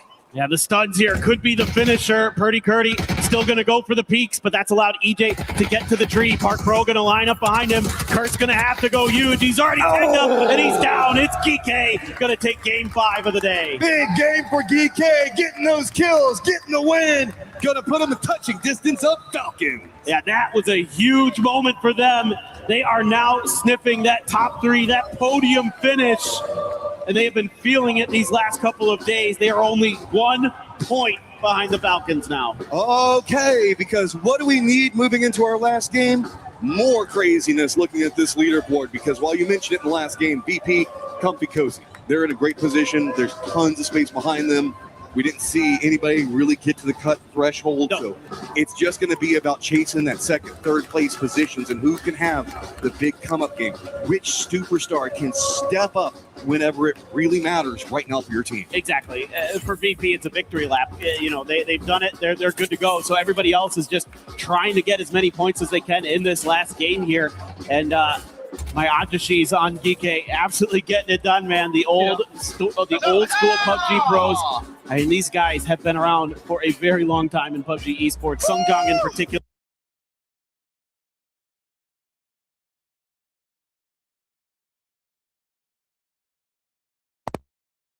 All the way to the low player led another team to another phenomenal finish. Oh man, this is going to be crazy going into the end of it. Falcons starting to find some pretty decent successes inside that last game. Might give them some bit more motivation. Vitality coming off that last game, one before this one. Big come up for them. The audience, you got to be honest, there's a lot of Vitality fans here right now. A lot of the guys that are coming in, watching for the club championships. We've got that we've got to keep an eye on. We've got prize pools that we've got to keep an eye on. Oh man, this is going to be crazy. It is. I mean, I can't wait. This last game is going to be really pivotal towards a lot of things that are going to happen, not just here in our final standings for PUBG Battlegrounds, but also for the club championship. I feel so bad for Team Liquid. They finally started to find something today. If they had done anything similar to this in those first couple of days, they would have been so much better of a position up on top.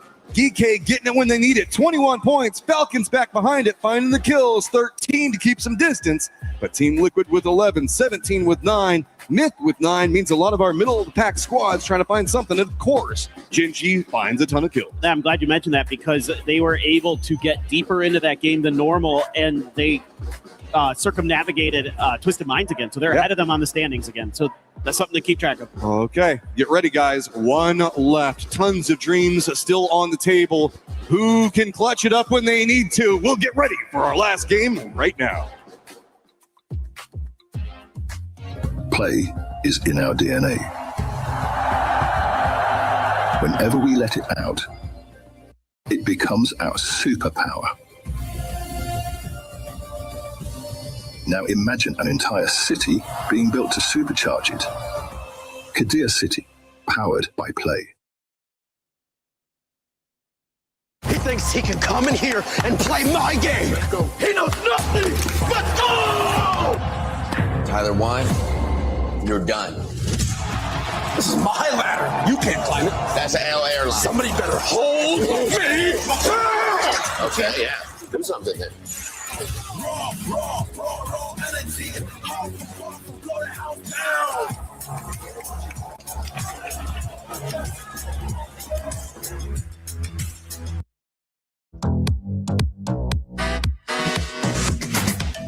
Everybody, Poor Source here, and I am here to talk to a couple of members from Virtus Pro to figure out what the best strategies to survive if you found yourself in a PUBG type situation. Well, we had some fans that gave answers, and we're going to rank those answers based on how well these guys think they would work.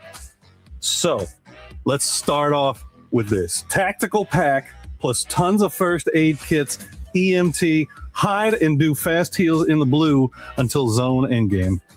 Blue zone until endgame. Let me read it again. Go ahead. This would not work. Not anymore. Because it doesn't work outside the zone. Exactly. EMT So not effective whatsoever. You'll put that all the way at the bottom. Okay. Yeah. All right. I like this one. Find some adrenaline and pills and then hope for a glider. Ooh. Just Glider is a pilot, low-key. If he's a good pilot, it could be better. What do you think? I mean, you Maybe a survived for a BT? while. Yeah. I think BT is okay. Yeah. We like it. I just hope you don't find Tiggleton. He's gonna down. All right. I'd be prone and not moving unless the blue zone was tickling my feet. That's a good strat.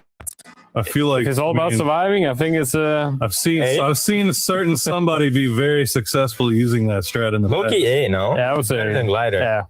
Yeah. We put that above glider. I like it. Yeah. I'm just hiding until the very end, lol. I'm playing foe the win.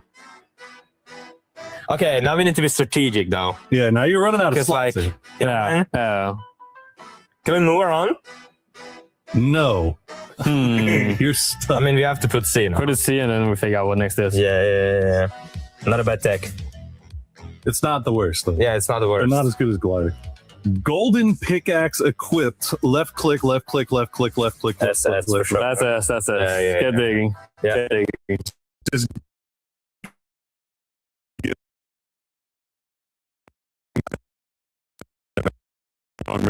That's actually the first time we've seen that at S tier.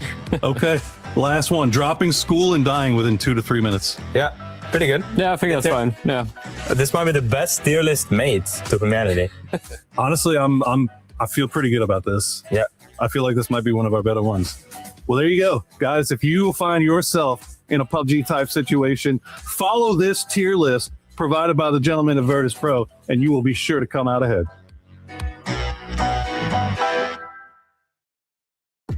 VP might not end up finding that golden pickaxe, but at the end, they will end up finding that gold trophy because right now, absolutely nobody's going to catch him. It is VP that is going to end up winning, but we got to talk about everything else that's going on within that leaderboard, because GK, that is their second chicken dinner today, and they have now pushed themselves up even higher on the leaderboard. And when we start talking about money, if you're in 4th place, guess what? That's going to be a nice jump up of 134,000. Before this one, they were in 6th place. That was 74,000. So 60K plus.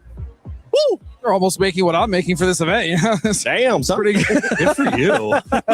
No, but I have to say, I mean, that is a massive amount of money, again, just for a few jump ups in position. And you want to talk about jumping up in position. Team Liquid decided that they were going to show up today, and they went all the way from last place up to 12. So they are also making their climb still with 1 game left. I'd say 8th place is within striking distance for those boys. 16 points away from them. Yeah, they would have to hope that a lot of those squads that are currently ahead of them won't end up doing anything. Twisted will get eliminated. So yeah, I think, you know what, there is a chance that could end up happening. Falcons, though. Falcons finally waking up here, Lace, being able to recover and getting some points, making sure that they stop sliding. Yeah, I mean, they had like a great sort of fight against Shadow Esports, sorry, Seven, then setting their sights on Gen G, who were just in contention before. But I don't know, yeah, if you would have heard me in the green room, obviously this 4v2 against Soul and D, I was just like, just push them. And look, they did play it a little bit slower and safer, which I did feel like kind of stopped their rotation into zone, because look, I'm going to have to get someone's opinion on this, but the drive-by straight into Geek, I mean, they were being able to take down a couple, but I don't see what the plan was there when they had that whole entire side to themselves. Sometimes you just got to send, man. Sometimes you got to go that's out a W with those key, points was it? and see Yeah. what you can come up with. Makes sense. I mean, I think at the end of the day, like, there's a lot to talk about in terms of who did well, but VP has just dominated everybody, okay? This idea that they're, I think, unassailable. This feels like a victory lap right now, Godspeed. There's no way to stop them. Yeah, I mean, it must be an incredible feeling to go to the last game knowing you're a champion. Yep. And then knowing you've won life-changing money. Yep. You've also won an incredible amount of points for your club. I mean, what an absolute banger of an event. The VP boys 100% deserve this victory. It's also been a signal to the entire ecosystem. Yes. Because remember, there's still half a year to play in a lot of Exactly, ways. So yeah. for some of these teams to look and be like, oh my gosh, Virtus Pro is that powerful. That Curexy pickup was so good. This is where they are right now. Teams like Myth, teams like Twisted Minds, our defending champions, have slid all the way to 8th place, something that none of us really ever expected. It's not even like a good 8th. It's like a really frustrating 8th. You know what I mean? So I think that this has been a huge rude awakening for some of the best teams in the world, that the game is changing and it's time for us to do so as well. And talking about the club championship, Falcons got eliminated in the STC arena. So Falcons, you need this club championship points here at PUBG Battlegrounds at EWC 26 from the Korea City Grid Arena. With their squads, honestly, VP, they've been playing like they knew they were going to win. Not just this past match, not just this match. They've been playing the whole time like that.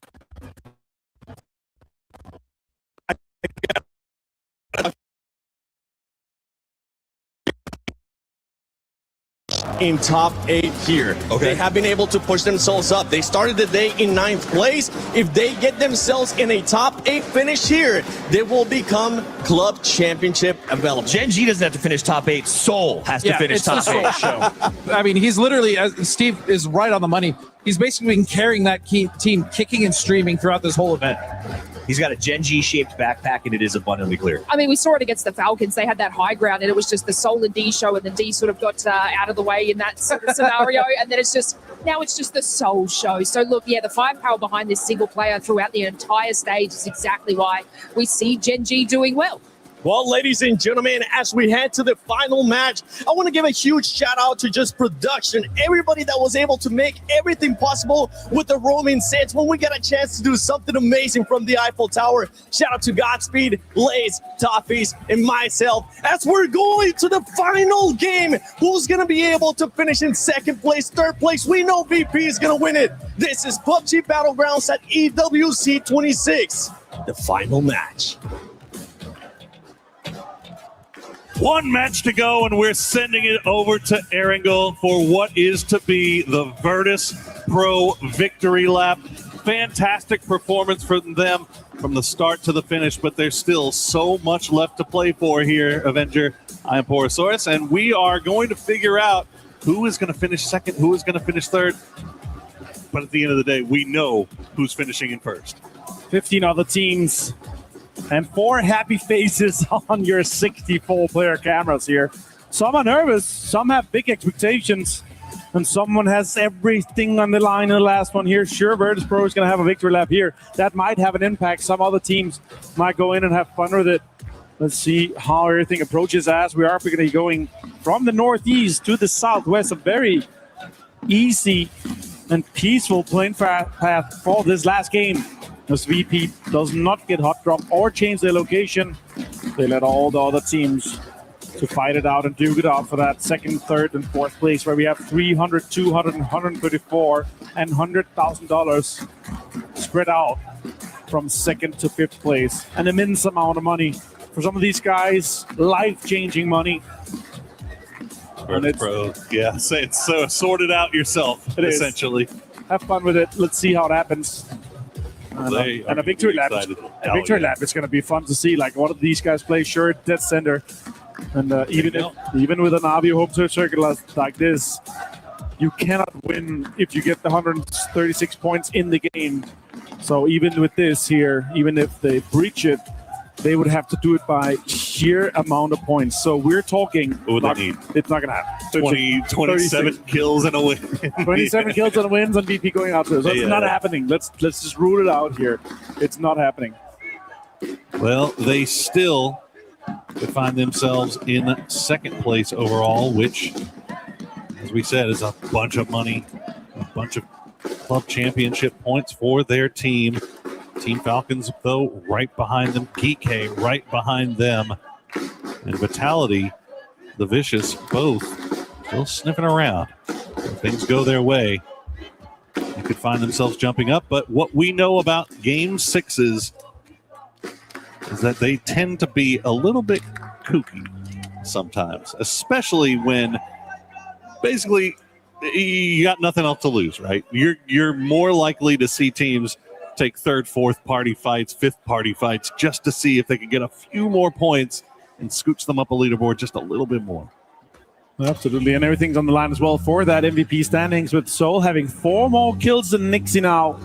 If I was VP, I would be helping my player Nixie to try to get as many possible kills in this one and get the most out of this game.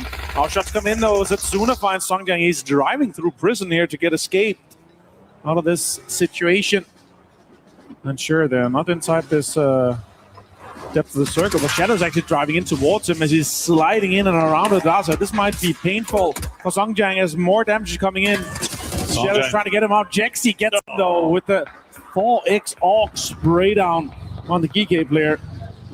Songjang just could not find a way to get out of there. And to be fair, the rest of his team is down in Milta, so I'm not sure how he ended up in prison in the first place. Maybe a little ambitious, but that's usually what happens when you're in prison. You try to escape, someone's going to roll up on you and get you back. The shadow sheriffs. Make sure they take him down. Well, EK 3 strong on the eastern side of this zone. See Team Liquid take that E-pickup from South George. See where they decide to play. Once they get there, I imagine a logging camp probably pretty high on their priority list. As all the rest of our teams just slowly making their way. Falcons still all the way on the west coast. Haven't really started creeping in just yet. They do have full sense just to their south, though, so we'll have to keep an eye on that. Make sure they avoid each other while our... I guess we can. We don't want to call it just yet. We got to make sure we finish the game first before we give them their official titles. Yeah, absolutely. Not until you have touched the trophy, you are a true champion. And look at us just sliding around in here. Of course, I mean, with Soul having 4 more kills, 9 more knocks, and just 200 and some damage behind Nixie, everything is still on the line from the MVP. That's the ultimate title for a player to be able to get in some of these big tournaments here, especially for Esports World Cup. Having it be $25,000 for MVP to go alongside your total prize pool.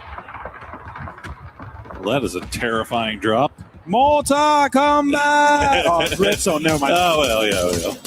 Kind of the same, right? Well, looks like Team Liquid will actually avoid that logging camp, and instead they'll find the nice little spot over here just off to the north of that shark fin location. Now, Alo does go a little bit farther east, a little bit closer to the bridge. So we'll keep an eye on that.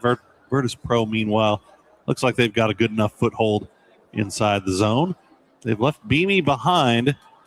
We'll see if he's able to rejoin as GAM is starting to make their rotation get a little bit close. But other than that, it seems like most of these teams avoiding each other. Well, not only a few shots being taken, and that might even just be peacocking more than anything. And Vicious now might be rocking up with the BRDM. Titans had an amazing performance so far. And I actually thought we heard the last of him, but with an arm for 17, that's going to be some fun time. The arm, everything level 3, even a jammer pack. Why not? 17. Hasn't been the best tournament for them, but they managed to rally in the closing days and put themselves in a little bit more respectable position. And could even add to that as they are part of that log jam in the center of our teams on the leaderboard. Is Halo, unfortunately, gets caught out by Himass. AGAL, big wide split for them. And they get a little bit lucky there in finding young Alo. Oh, here goes. Well, on the other side, Geeky fighting AGL. Delvin gets one low, gets Khan down. Sololsi finds an 8 onto him, and that's Geeky out. That is their tournament done here for Esports World Cup. AGL finally activating, jumps them up into 15th place. Not that it matters too much down to the bottom, but it's a couple of $1,000 extra. That is tragic for Geeky there.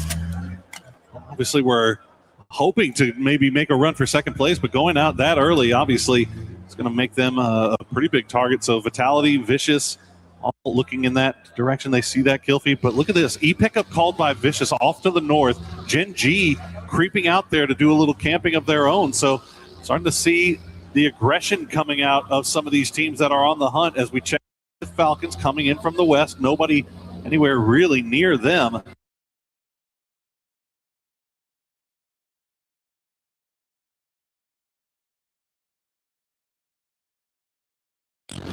Very open space here on the highway just north of Pochenki. And with all the Vitality fans in the arena here, could be fun to see them engage in some sort of a fight for that top 3. Seems like it's doomed for second place, but third is just 10 points shy. 14 points up to Navi, and it feels like with a home turf circle like this for Navi, they're definitely going to get a few points to try to defend, fend off anyone assaulting it. Kiss gets Delvin down for AGL. Tide finds Simon T. Trading shots all across that southern coast. We cut back to Falcons just north of Pochinki.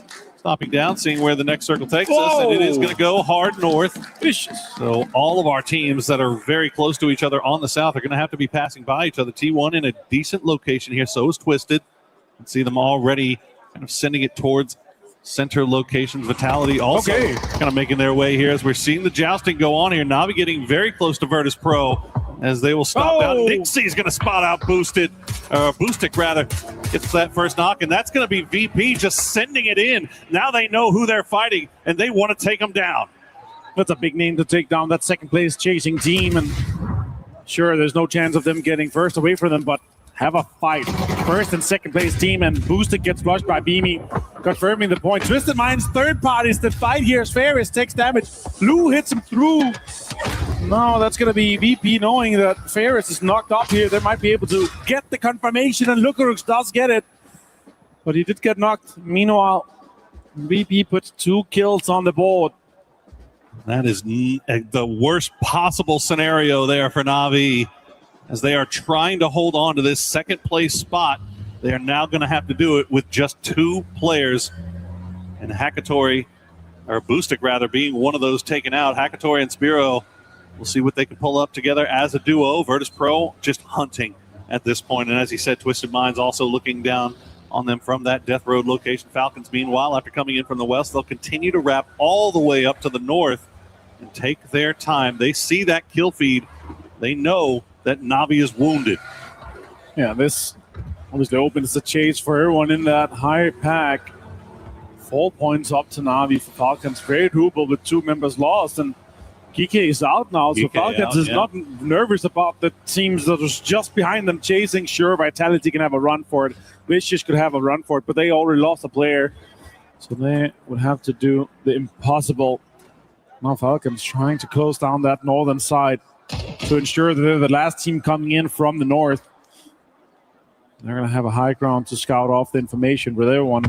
Little pull up here from Gen G and 17. That could be a perfect third-party opportunity for Falcons.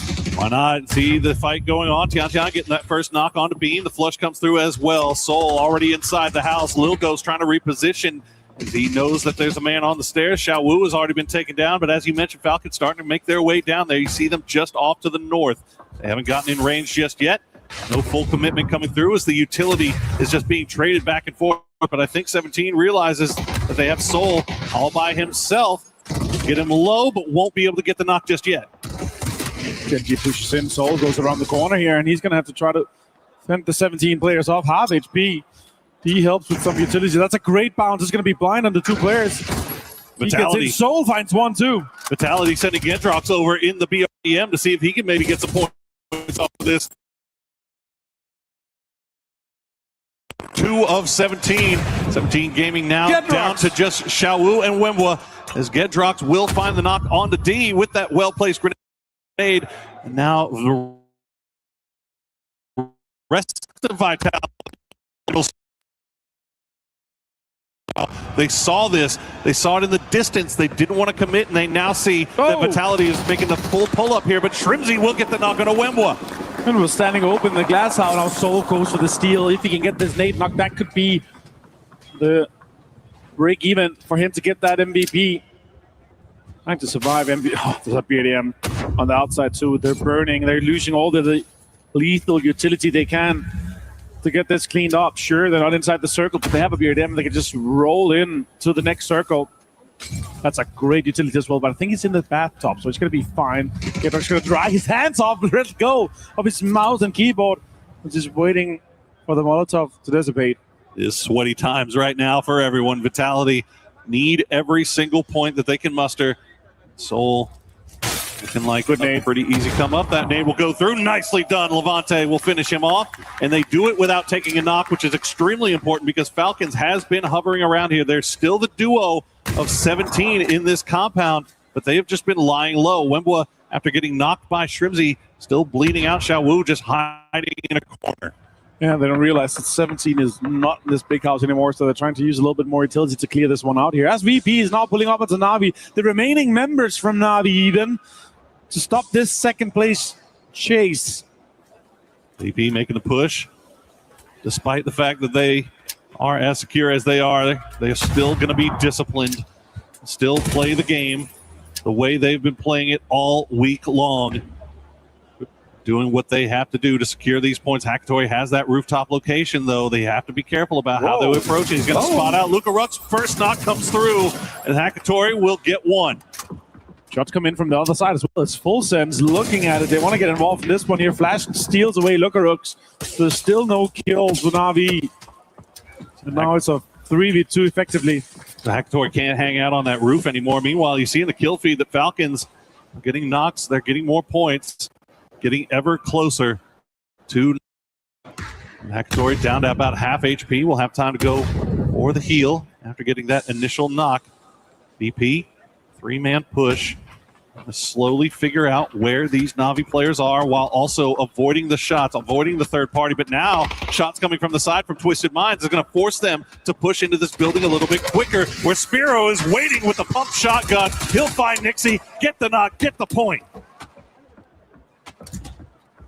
So much third-party circle popped away from him as well. They're going to have to finish this fight quickly. So VP's down to just a 2-man. I'm not sure it's going to be enough for the MVP fight. With Nixie's kills here, he's just a little bit behind on the knocks and the kills compared to Soul, who's had a standout performance considering where Genji is on the leaderboard with 7th place. Soul putting on an absolute show, but as has Nixie.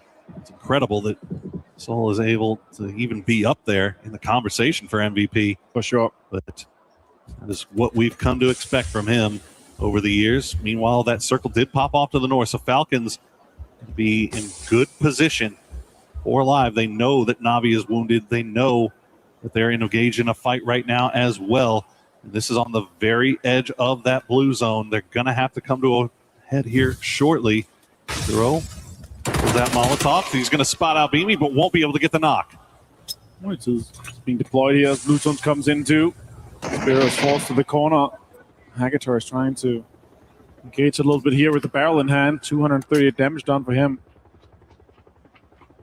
See, Perexy might have maybe nicked there by a Molotov or a blue zone grenade, but I think they realize they've got him all by himself. One shot comes through from Spiro. He'll get one. He'll get both of them. Navi holds the line. 3 kills now for Spiro and Hakatori, but they've got to make their way into the zone, and Twisted Minds is now looking in their direction. Making it a little bit harder to get to that second place for the Falcons.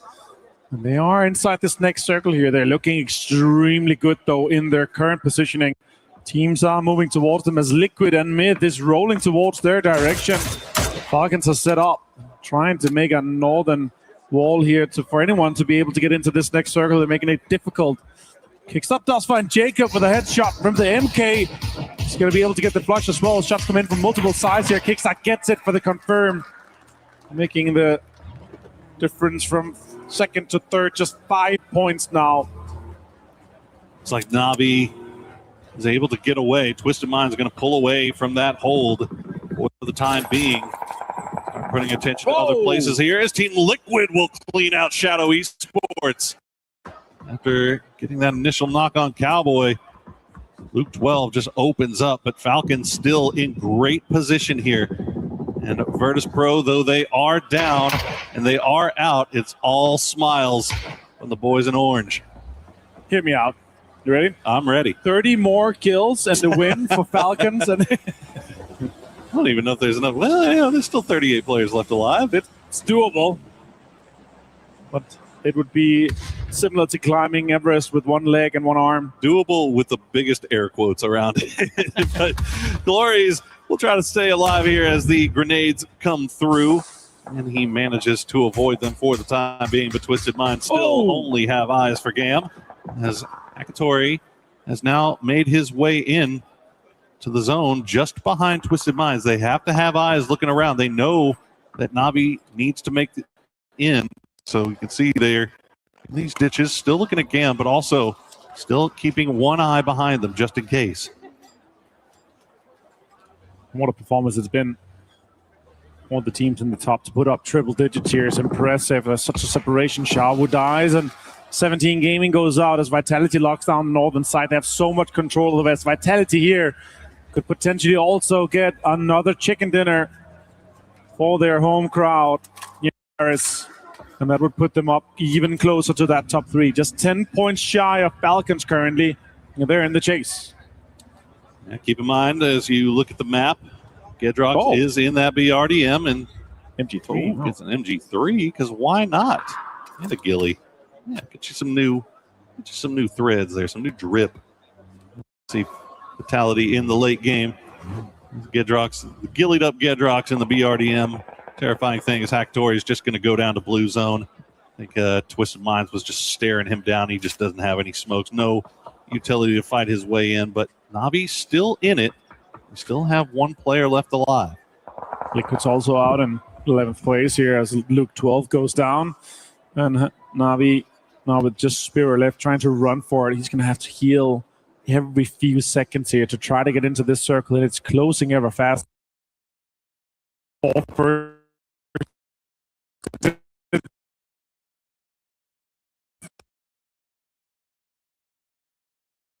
Placement points. Finishing on those 124 points. Now Falcons making a run for it. They're sending it dead center. They had to go for something. Gustav's going to get knocked and flushed out by Vicious, but Falcons do find a little bit of safety here in the trenches as Vitality getting a little bit closer, but look at Full Sense. They're looking down there. They know somebody's down there as well. Immediately the smokes come out from Falcons. They cannot afford to go down now. They're so very close to that second place spot. If they can just keep themselves alive, Spiro does go down in the end. So now that is the mark. 124 points. Falcons just 5 points shy. There's just one placement, 2 placement points, and a few kills to do this. And looking at how many teams are in the south side, if this circle goes not, that would be very, very possible. Look at that. End goes very low. Baron finds the end. And Powers found Heather. T1 is under so much pressure. Type and Raining, the remaining 2 members, and they're so far outside, and everyone has angles on them. Pow finds Type. T1 just dancing around here. Myth trying to see if they can catch him, but Vicious going to use that as an opportunity to make their way in, and Vicious stepping up here big in the final game of the day. That's another knock coming through for them. Scappy and Kiss now the 2 remaining players up. AGLL just off to their west, but T1 is in shambles, reigning the last player left alive, and he's going to go down. Vicious collects a few more points, and now Myth will go for the reset.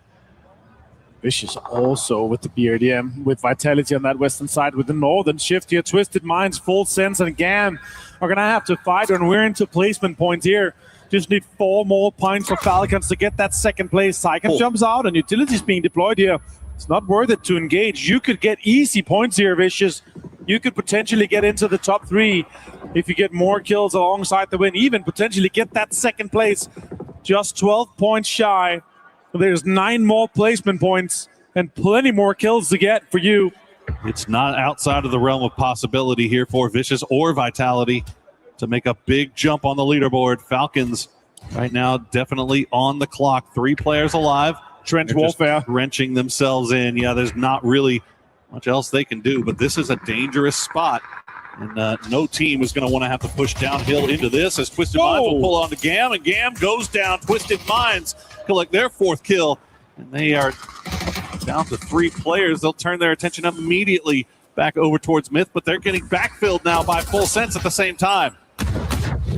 Falcons playing it super smart here. They're all inside the circle, inside the edge here, and hoping for some of the teams to destroy each other on this southern side here. With this northern shift, Vicious is pushing Vitality towards the west, super close to Falcons. They've got a BRDM, and they can delay this just a little bit faster. And it all finds Batulins, and Flash finds Example as Twisted Minds is under an immense amount of pressure throughout this game. Grenades keep flying through. Gedrock's going to pull the BRDM up within range. Stark trying to throw some utility down on Falcons, but it's not landing where it needs to. Twisted Minds, meanwhile, will go out, and we are up to 6 teams remaining. Falcons collect another placement point, still holding the line, as now Vitality, I think, realizes that Full Sense is just uphill.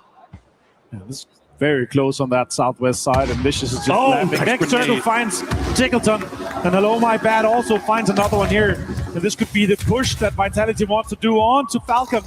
They're going right in. Levante will get taken down by Shrimsy. Gedrox will take down Kickstart. Shrimsy's going to find Quizzy as well, though. Shrimsy trying to keep Falcons in this, willing them to a second place finish. He's going to stay alive just by the grace of this trench line he is dug in, but Full Sense now is making their way down. They've got Gedrox pinned down with Molotovs. Shrimsy will try to throw that utility over the top of the line to see if he can maybe catch Gedrox, and Gedrox is going to find him, and Falcons gets eliminated. Navi holds on to second place.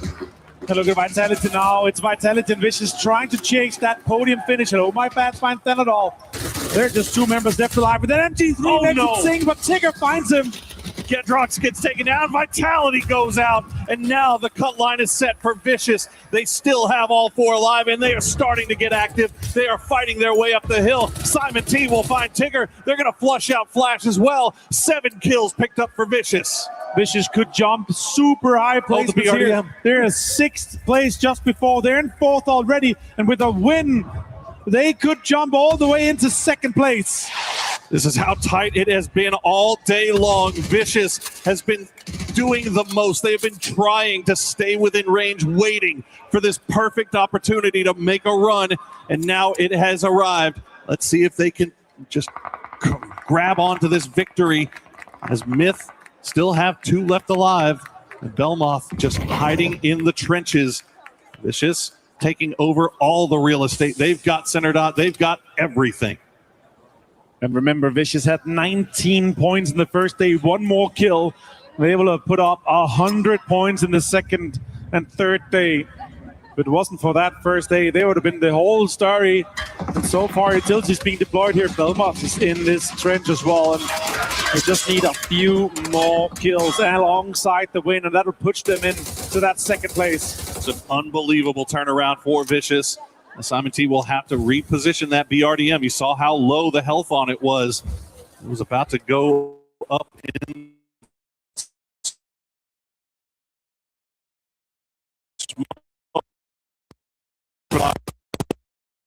yeah. Take shots over there as Belmont does get taken down by Powell. That's another point picked up by Vicious. They're only 3 points away from Navi, 4 points away from Navi. If they can secure this victory, they will have climbed up the mountaintop to take their place just behind VP. Navi wins the tiebreaker. They need one kill in mid here. If mid denies and they still get the win, it's not going to be enough. They need one kill. Baron tries to make the most of it. It's a 2v4, but they are still active and still strong. Well, the good news for Vicious is that Myth is not the type of team to deny. They will fight it out until the bitter end. Scappy is hiding behind the US fort, but the rest of Vicious is just collapsing on top of him while Simon T keeps them lit down. Vicious will get the victory, but at the end of the day, it is Virtus Pro, your esports World Cup 2026 champions.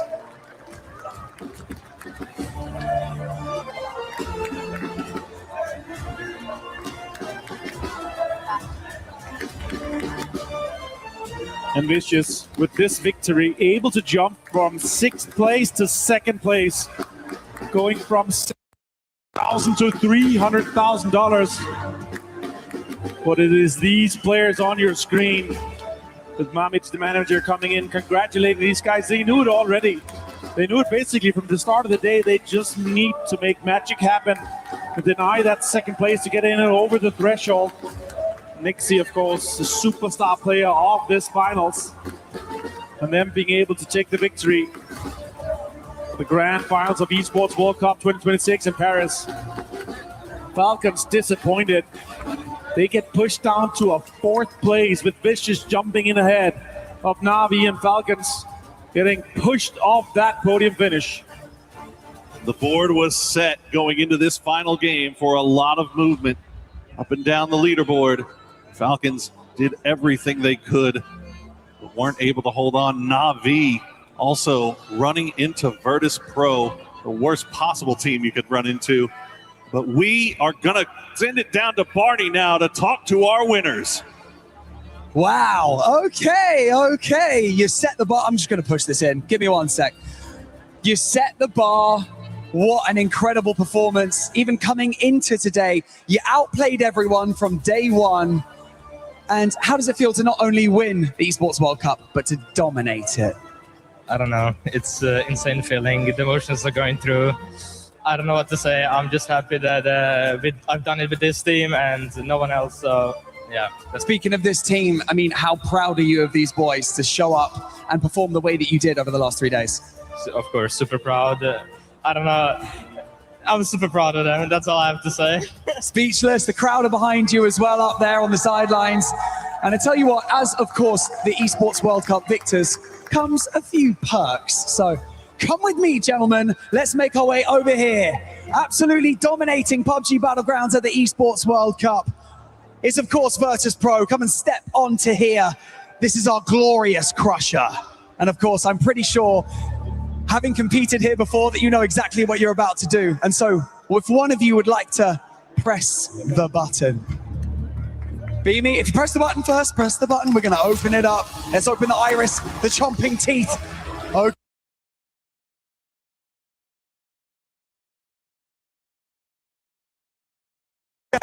And now who wants to pull the lever? You do it together. Do it gently. Let's not break it. Let's do it gently. In 3, 2, 1.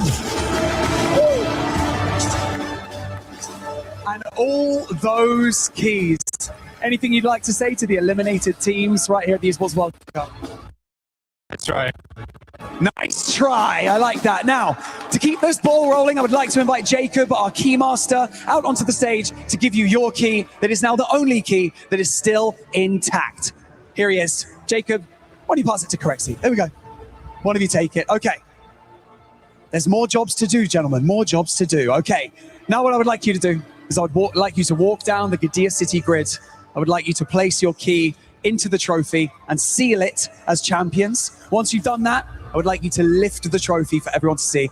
just enjoy this moment, boys. Ladies and gentlemen, make some noise for your champions versus Pro.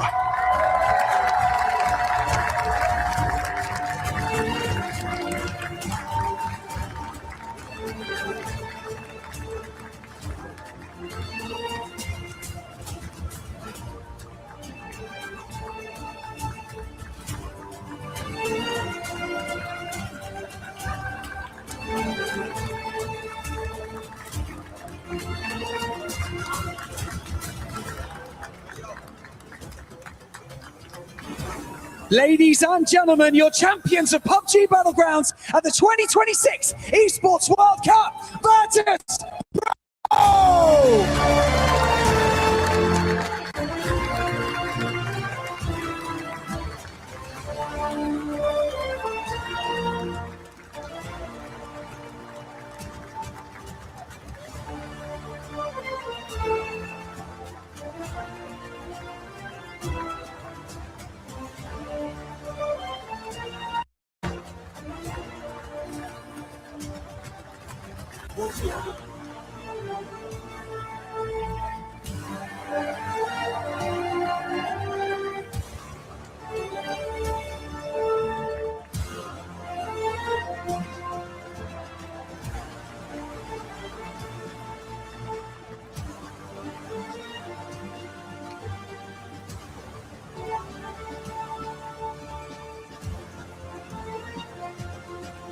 Wow, it's been quite a journey up to this point, hasn't it? Beamy, how's it going, man? It's going pretty good. Yeah, it's pretty good. It is, isn't it? Winning the Esports World Cup, just add it to the list of achievements. Beamy, I want to talk to you about the mentality coming into that final game. You knew you'd done it. No other team was on Smash Point. You were so far ahead on points. Was it just, let's just play this one out, let's have fun? Or was this, oh my God, I can't believe we've done it? I mean, yeah, it was just, like, we knew we made it now, so it was just play our own game and just enjoy the last game and enjoy the moment. I love that. And of course, you will enjoy this moment. Correct, Steve, feeling good? Yeah, good. He's feeling good. Finally, I would like to ask Lucarux, very quick, I'm going to come over to you. Obviously, you have the entire Virtus Pro family behind you, the fans at home, the community supporting you. Is there anything that you would like to say to them? I would just like to thank everyone for the supporting, especially my family, and thank you guys. That's a good answer. Thanks very much, Lucarux. Right, we've got one more final thing to do right here on the main stage. I'm going to come over here. We have to announce our Sony Tournament MVP. And of course, the MVP is from your team. Let's invite Jacob back over here with our Sony Tournament MVP award. And it is, of course, to Nixie! Congratulations, Nixie. Now, to come to the Esports World Cup, to compete against the best players in the world, the best teams in the world, and now to be crowned as the most valuable player at the event. How does that feel? Insane. Grind pays off. Grind pays off. That's all I'm going to say. It does. The grind does indeed pay off. Ibiza, how proud are you of this team right now? I mean, I'm insanely proud. We put in a lot of hard work, and the way the guys won is insane. So yeah, I don't know what to say.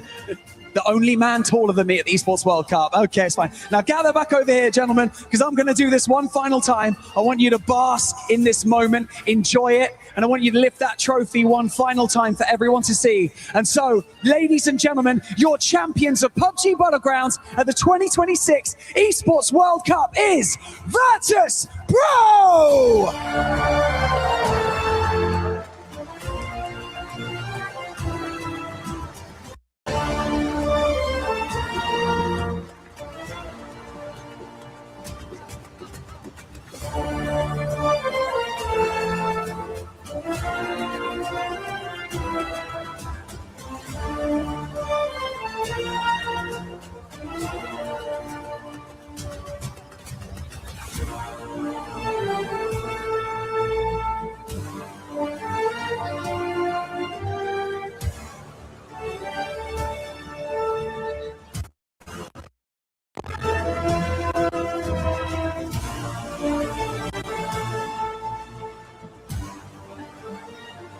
It wasn't just one day for this squad when they ended up getting the 91 points. It was the consistency that we saw out of VP just dominating this whole finals. Virtus Pro. 5 names to remember: Ibiza, Curexi, Lucarux, Beamy, and your MVP, Nixie. Get a chance to etch their names in immortality, to be remembered forever for this dominating WC. So big, 7, they were able to make their last game a victory match. An absolutely stunning performance from this squad. Out of all the teams that we were expecting to perform well here in the finals from groups, Virtus Pro was able to deliver with an amazing performance. And we also have to talk about the second place team, which is none other than Vicious. Vicious started this match in 6th place. That would have been $74,000. They finished in 2nd place, a jump up to $300,000. Life-changing money for those guys. Congratulations on their big push. But as we watch Virtus Pro make this transition, this is a journey of feet earned in miles, earned in years, sweat, and blood. They knew they needed to make a change, and they fought to get the buyout on Curexi. Ibiza took a step down to help lead this team from the back room, and it has created a juggernaut. Day 1, they set a world record, and now they are the kings of EWC PUBG 2026. Congratulations, Virtus Pro! Please welcome to the totem the winner of PUBG Battlegrounds at EWC 2026, Virtus Pro. Guys, welcome alongside me. Congratulations. We need to ask you which 3 keys you would like to select to put into your trophy to crown your achievements. Twisted Minds. Twisted Minds, 100%. Team Falcons. And Navi. Congratulations, guys, but I'm sure everybody here that you would like to know why you made these decisions. Why those 3 teams to add to your trophy? Hardest 3 teams that were these 3 teams were competing with us for EWC, and we really respect those teams. So we would like to have them as a token for this EWC. I was hoping for a little bit spicier. Did you not enjoy beating them? You guys knew you'd won for a few games, right? Yeah, of course we knew. We knew basically when we stepped here that this is our stage, so we knew that we're gonna win. And how did it feel in those last couple of games? You guys would have wanted to get it over the line the right way, but it must have been a nice feeling. It was nice, but it was very stressful. Very, very, very stressful. Yeah. Well, you've managed it now. Fantastic work. Trev? Wow, the keys are ready. Please, Virtus Pro, take to the stage, put your frame in the totem, and etch your names in the history of the Esports World Cup.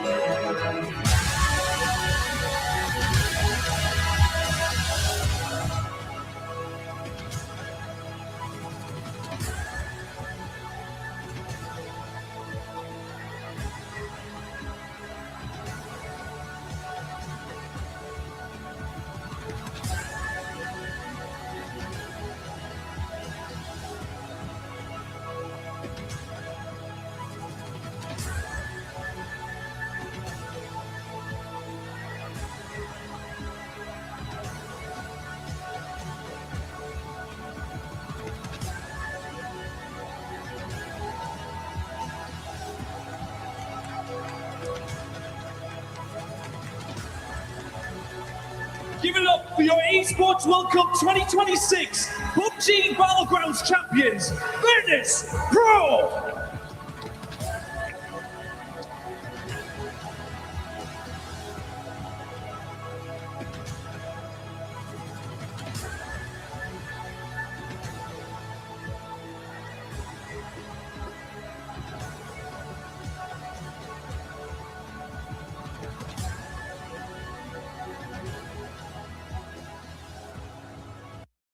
Virtus Pro sealing the trophy by putting the key hard in the totem, becoming the champions of PUBG Battlegrounds at EWC 26.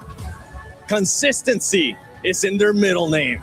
In an era where the winds of change blow across the PUBG Battlegrounds, Virtus Pro proves that the grind set, the willing to work, and the tenacity to never give up, never surrender, and never say die, once again makes you the one, the only, the sole survivor when your back is against the wall. To see them as a team with one of the greatest first days in history to end this way is a dream come true. Definitely a dream come true, something that they will remember until the end of time, because Virtus Pro are the champions.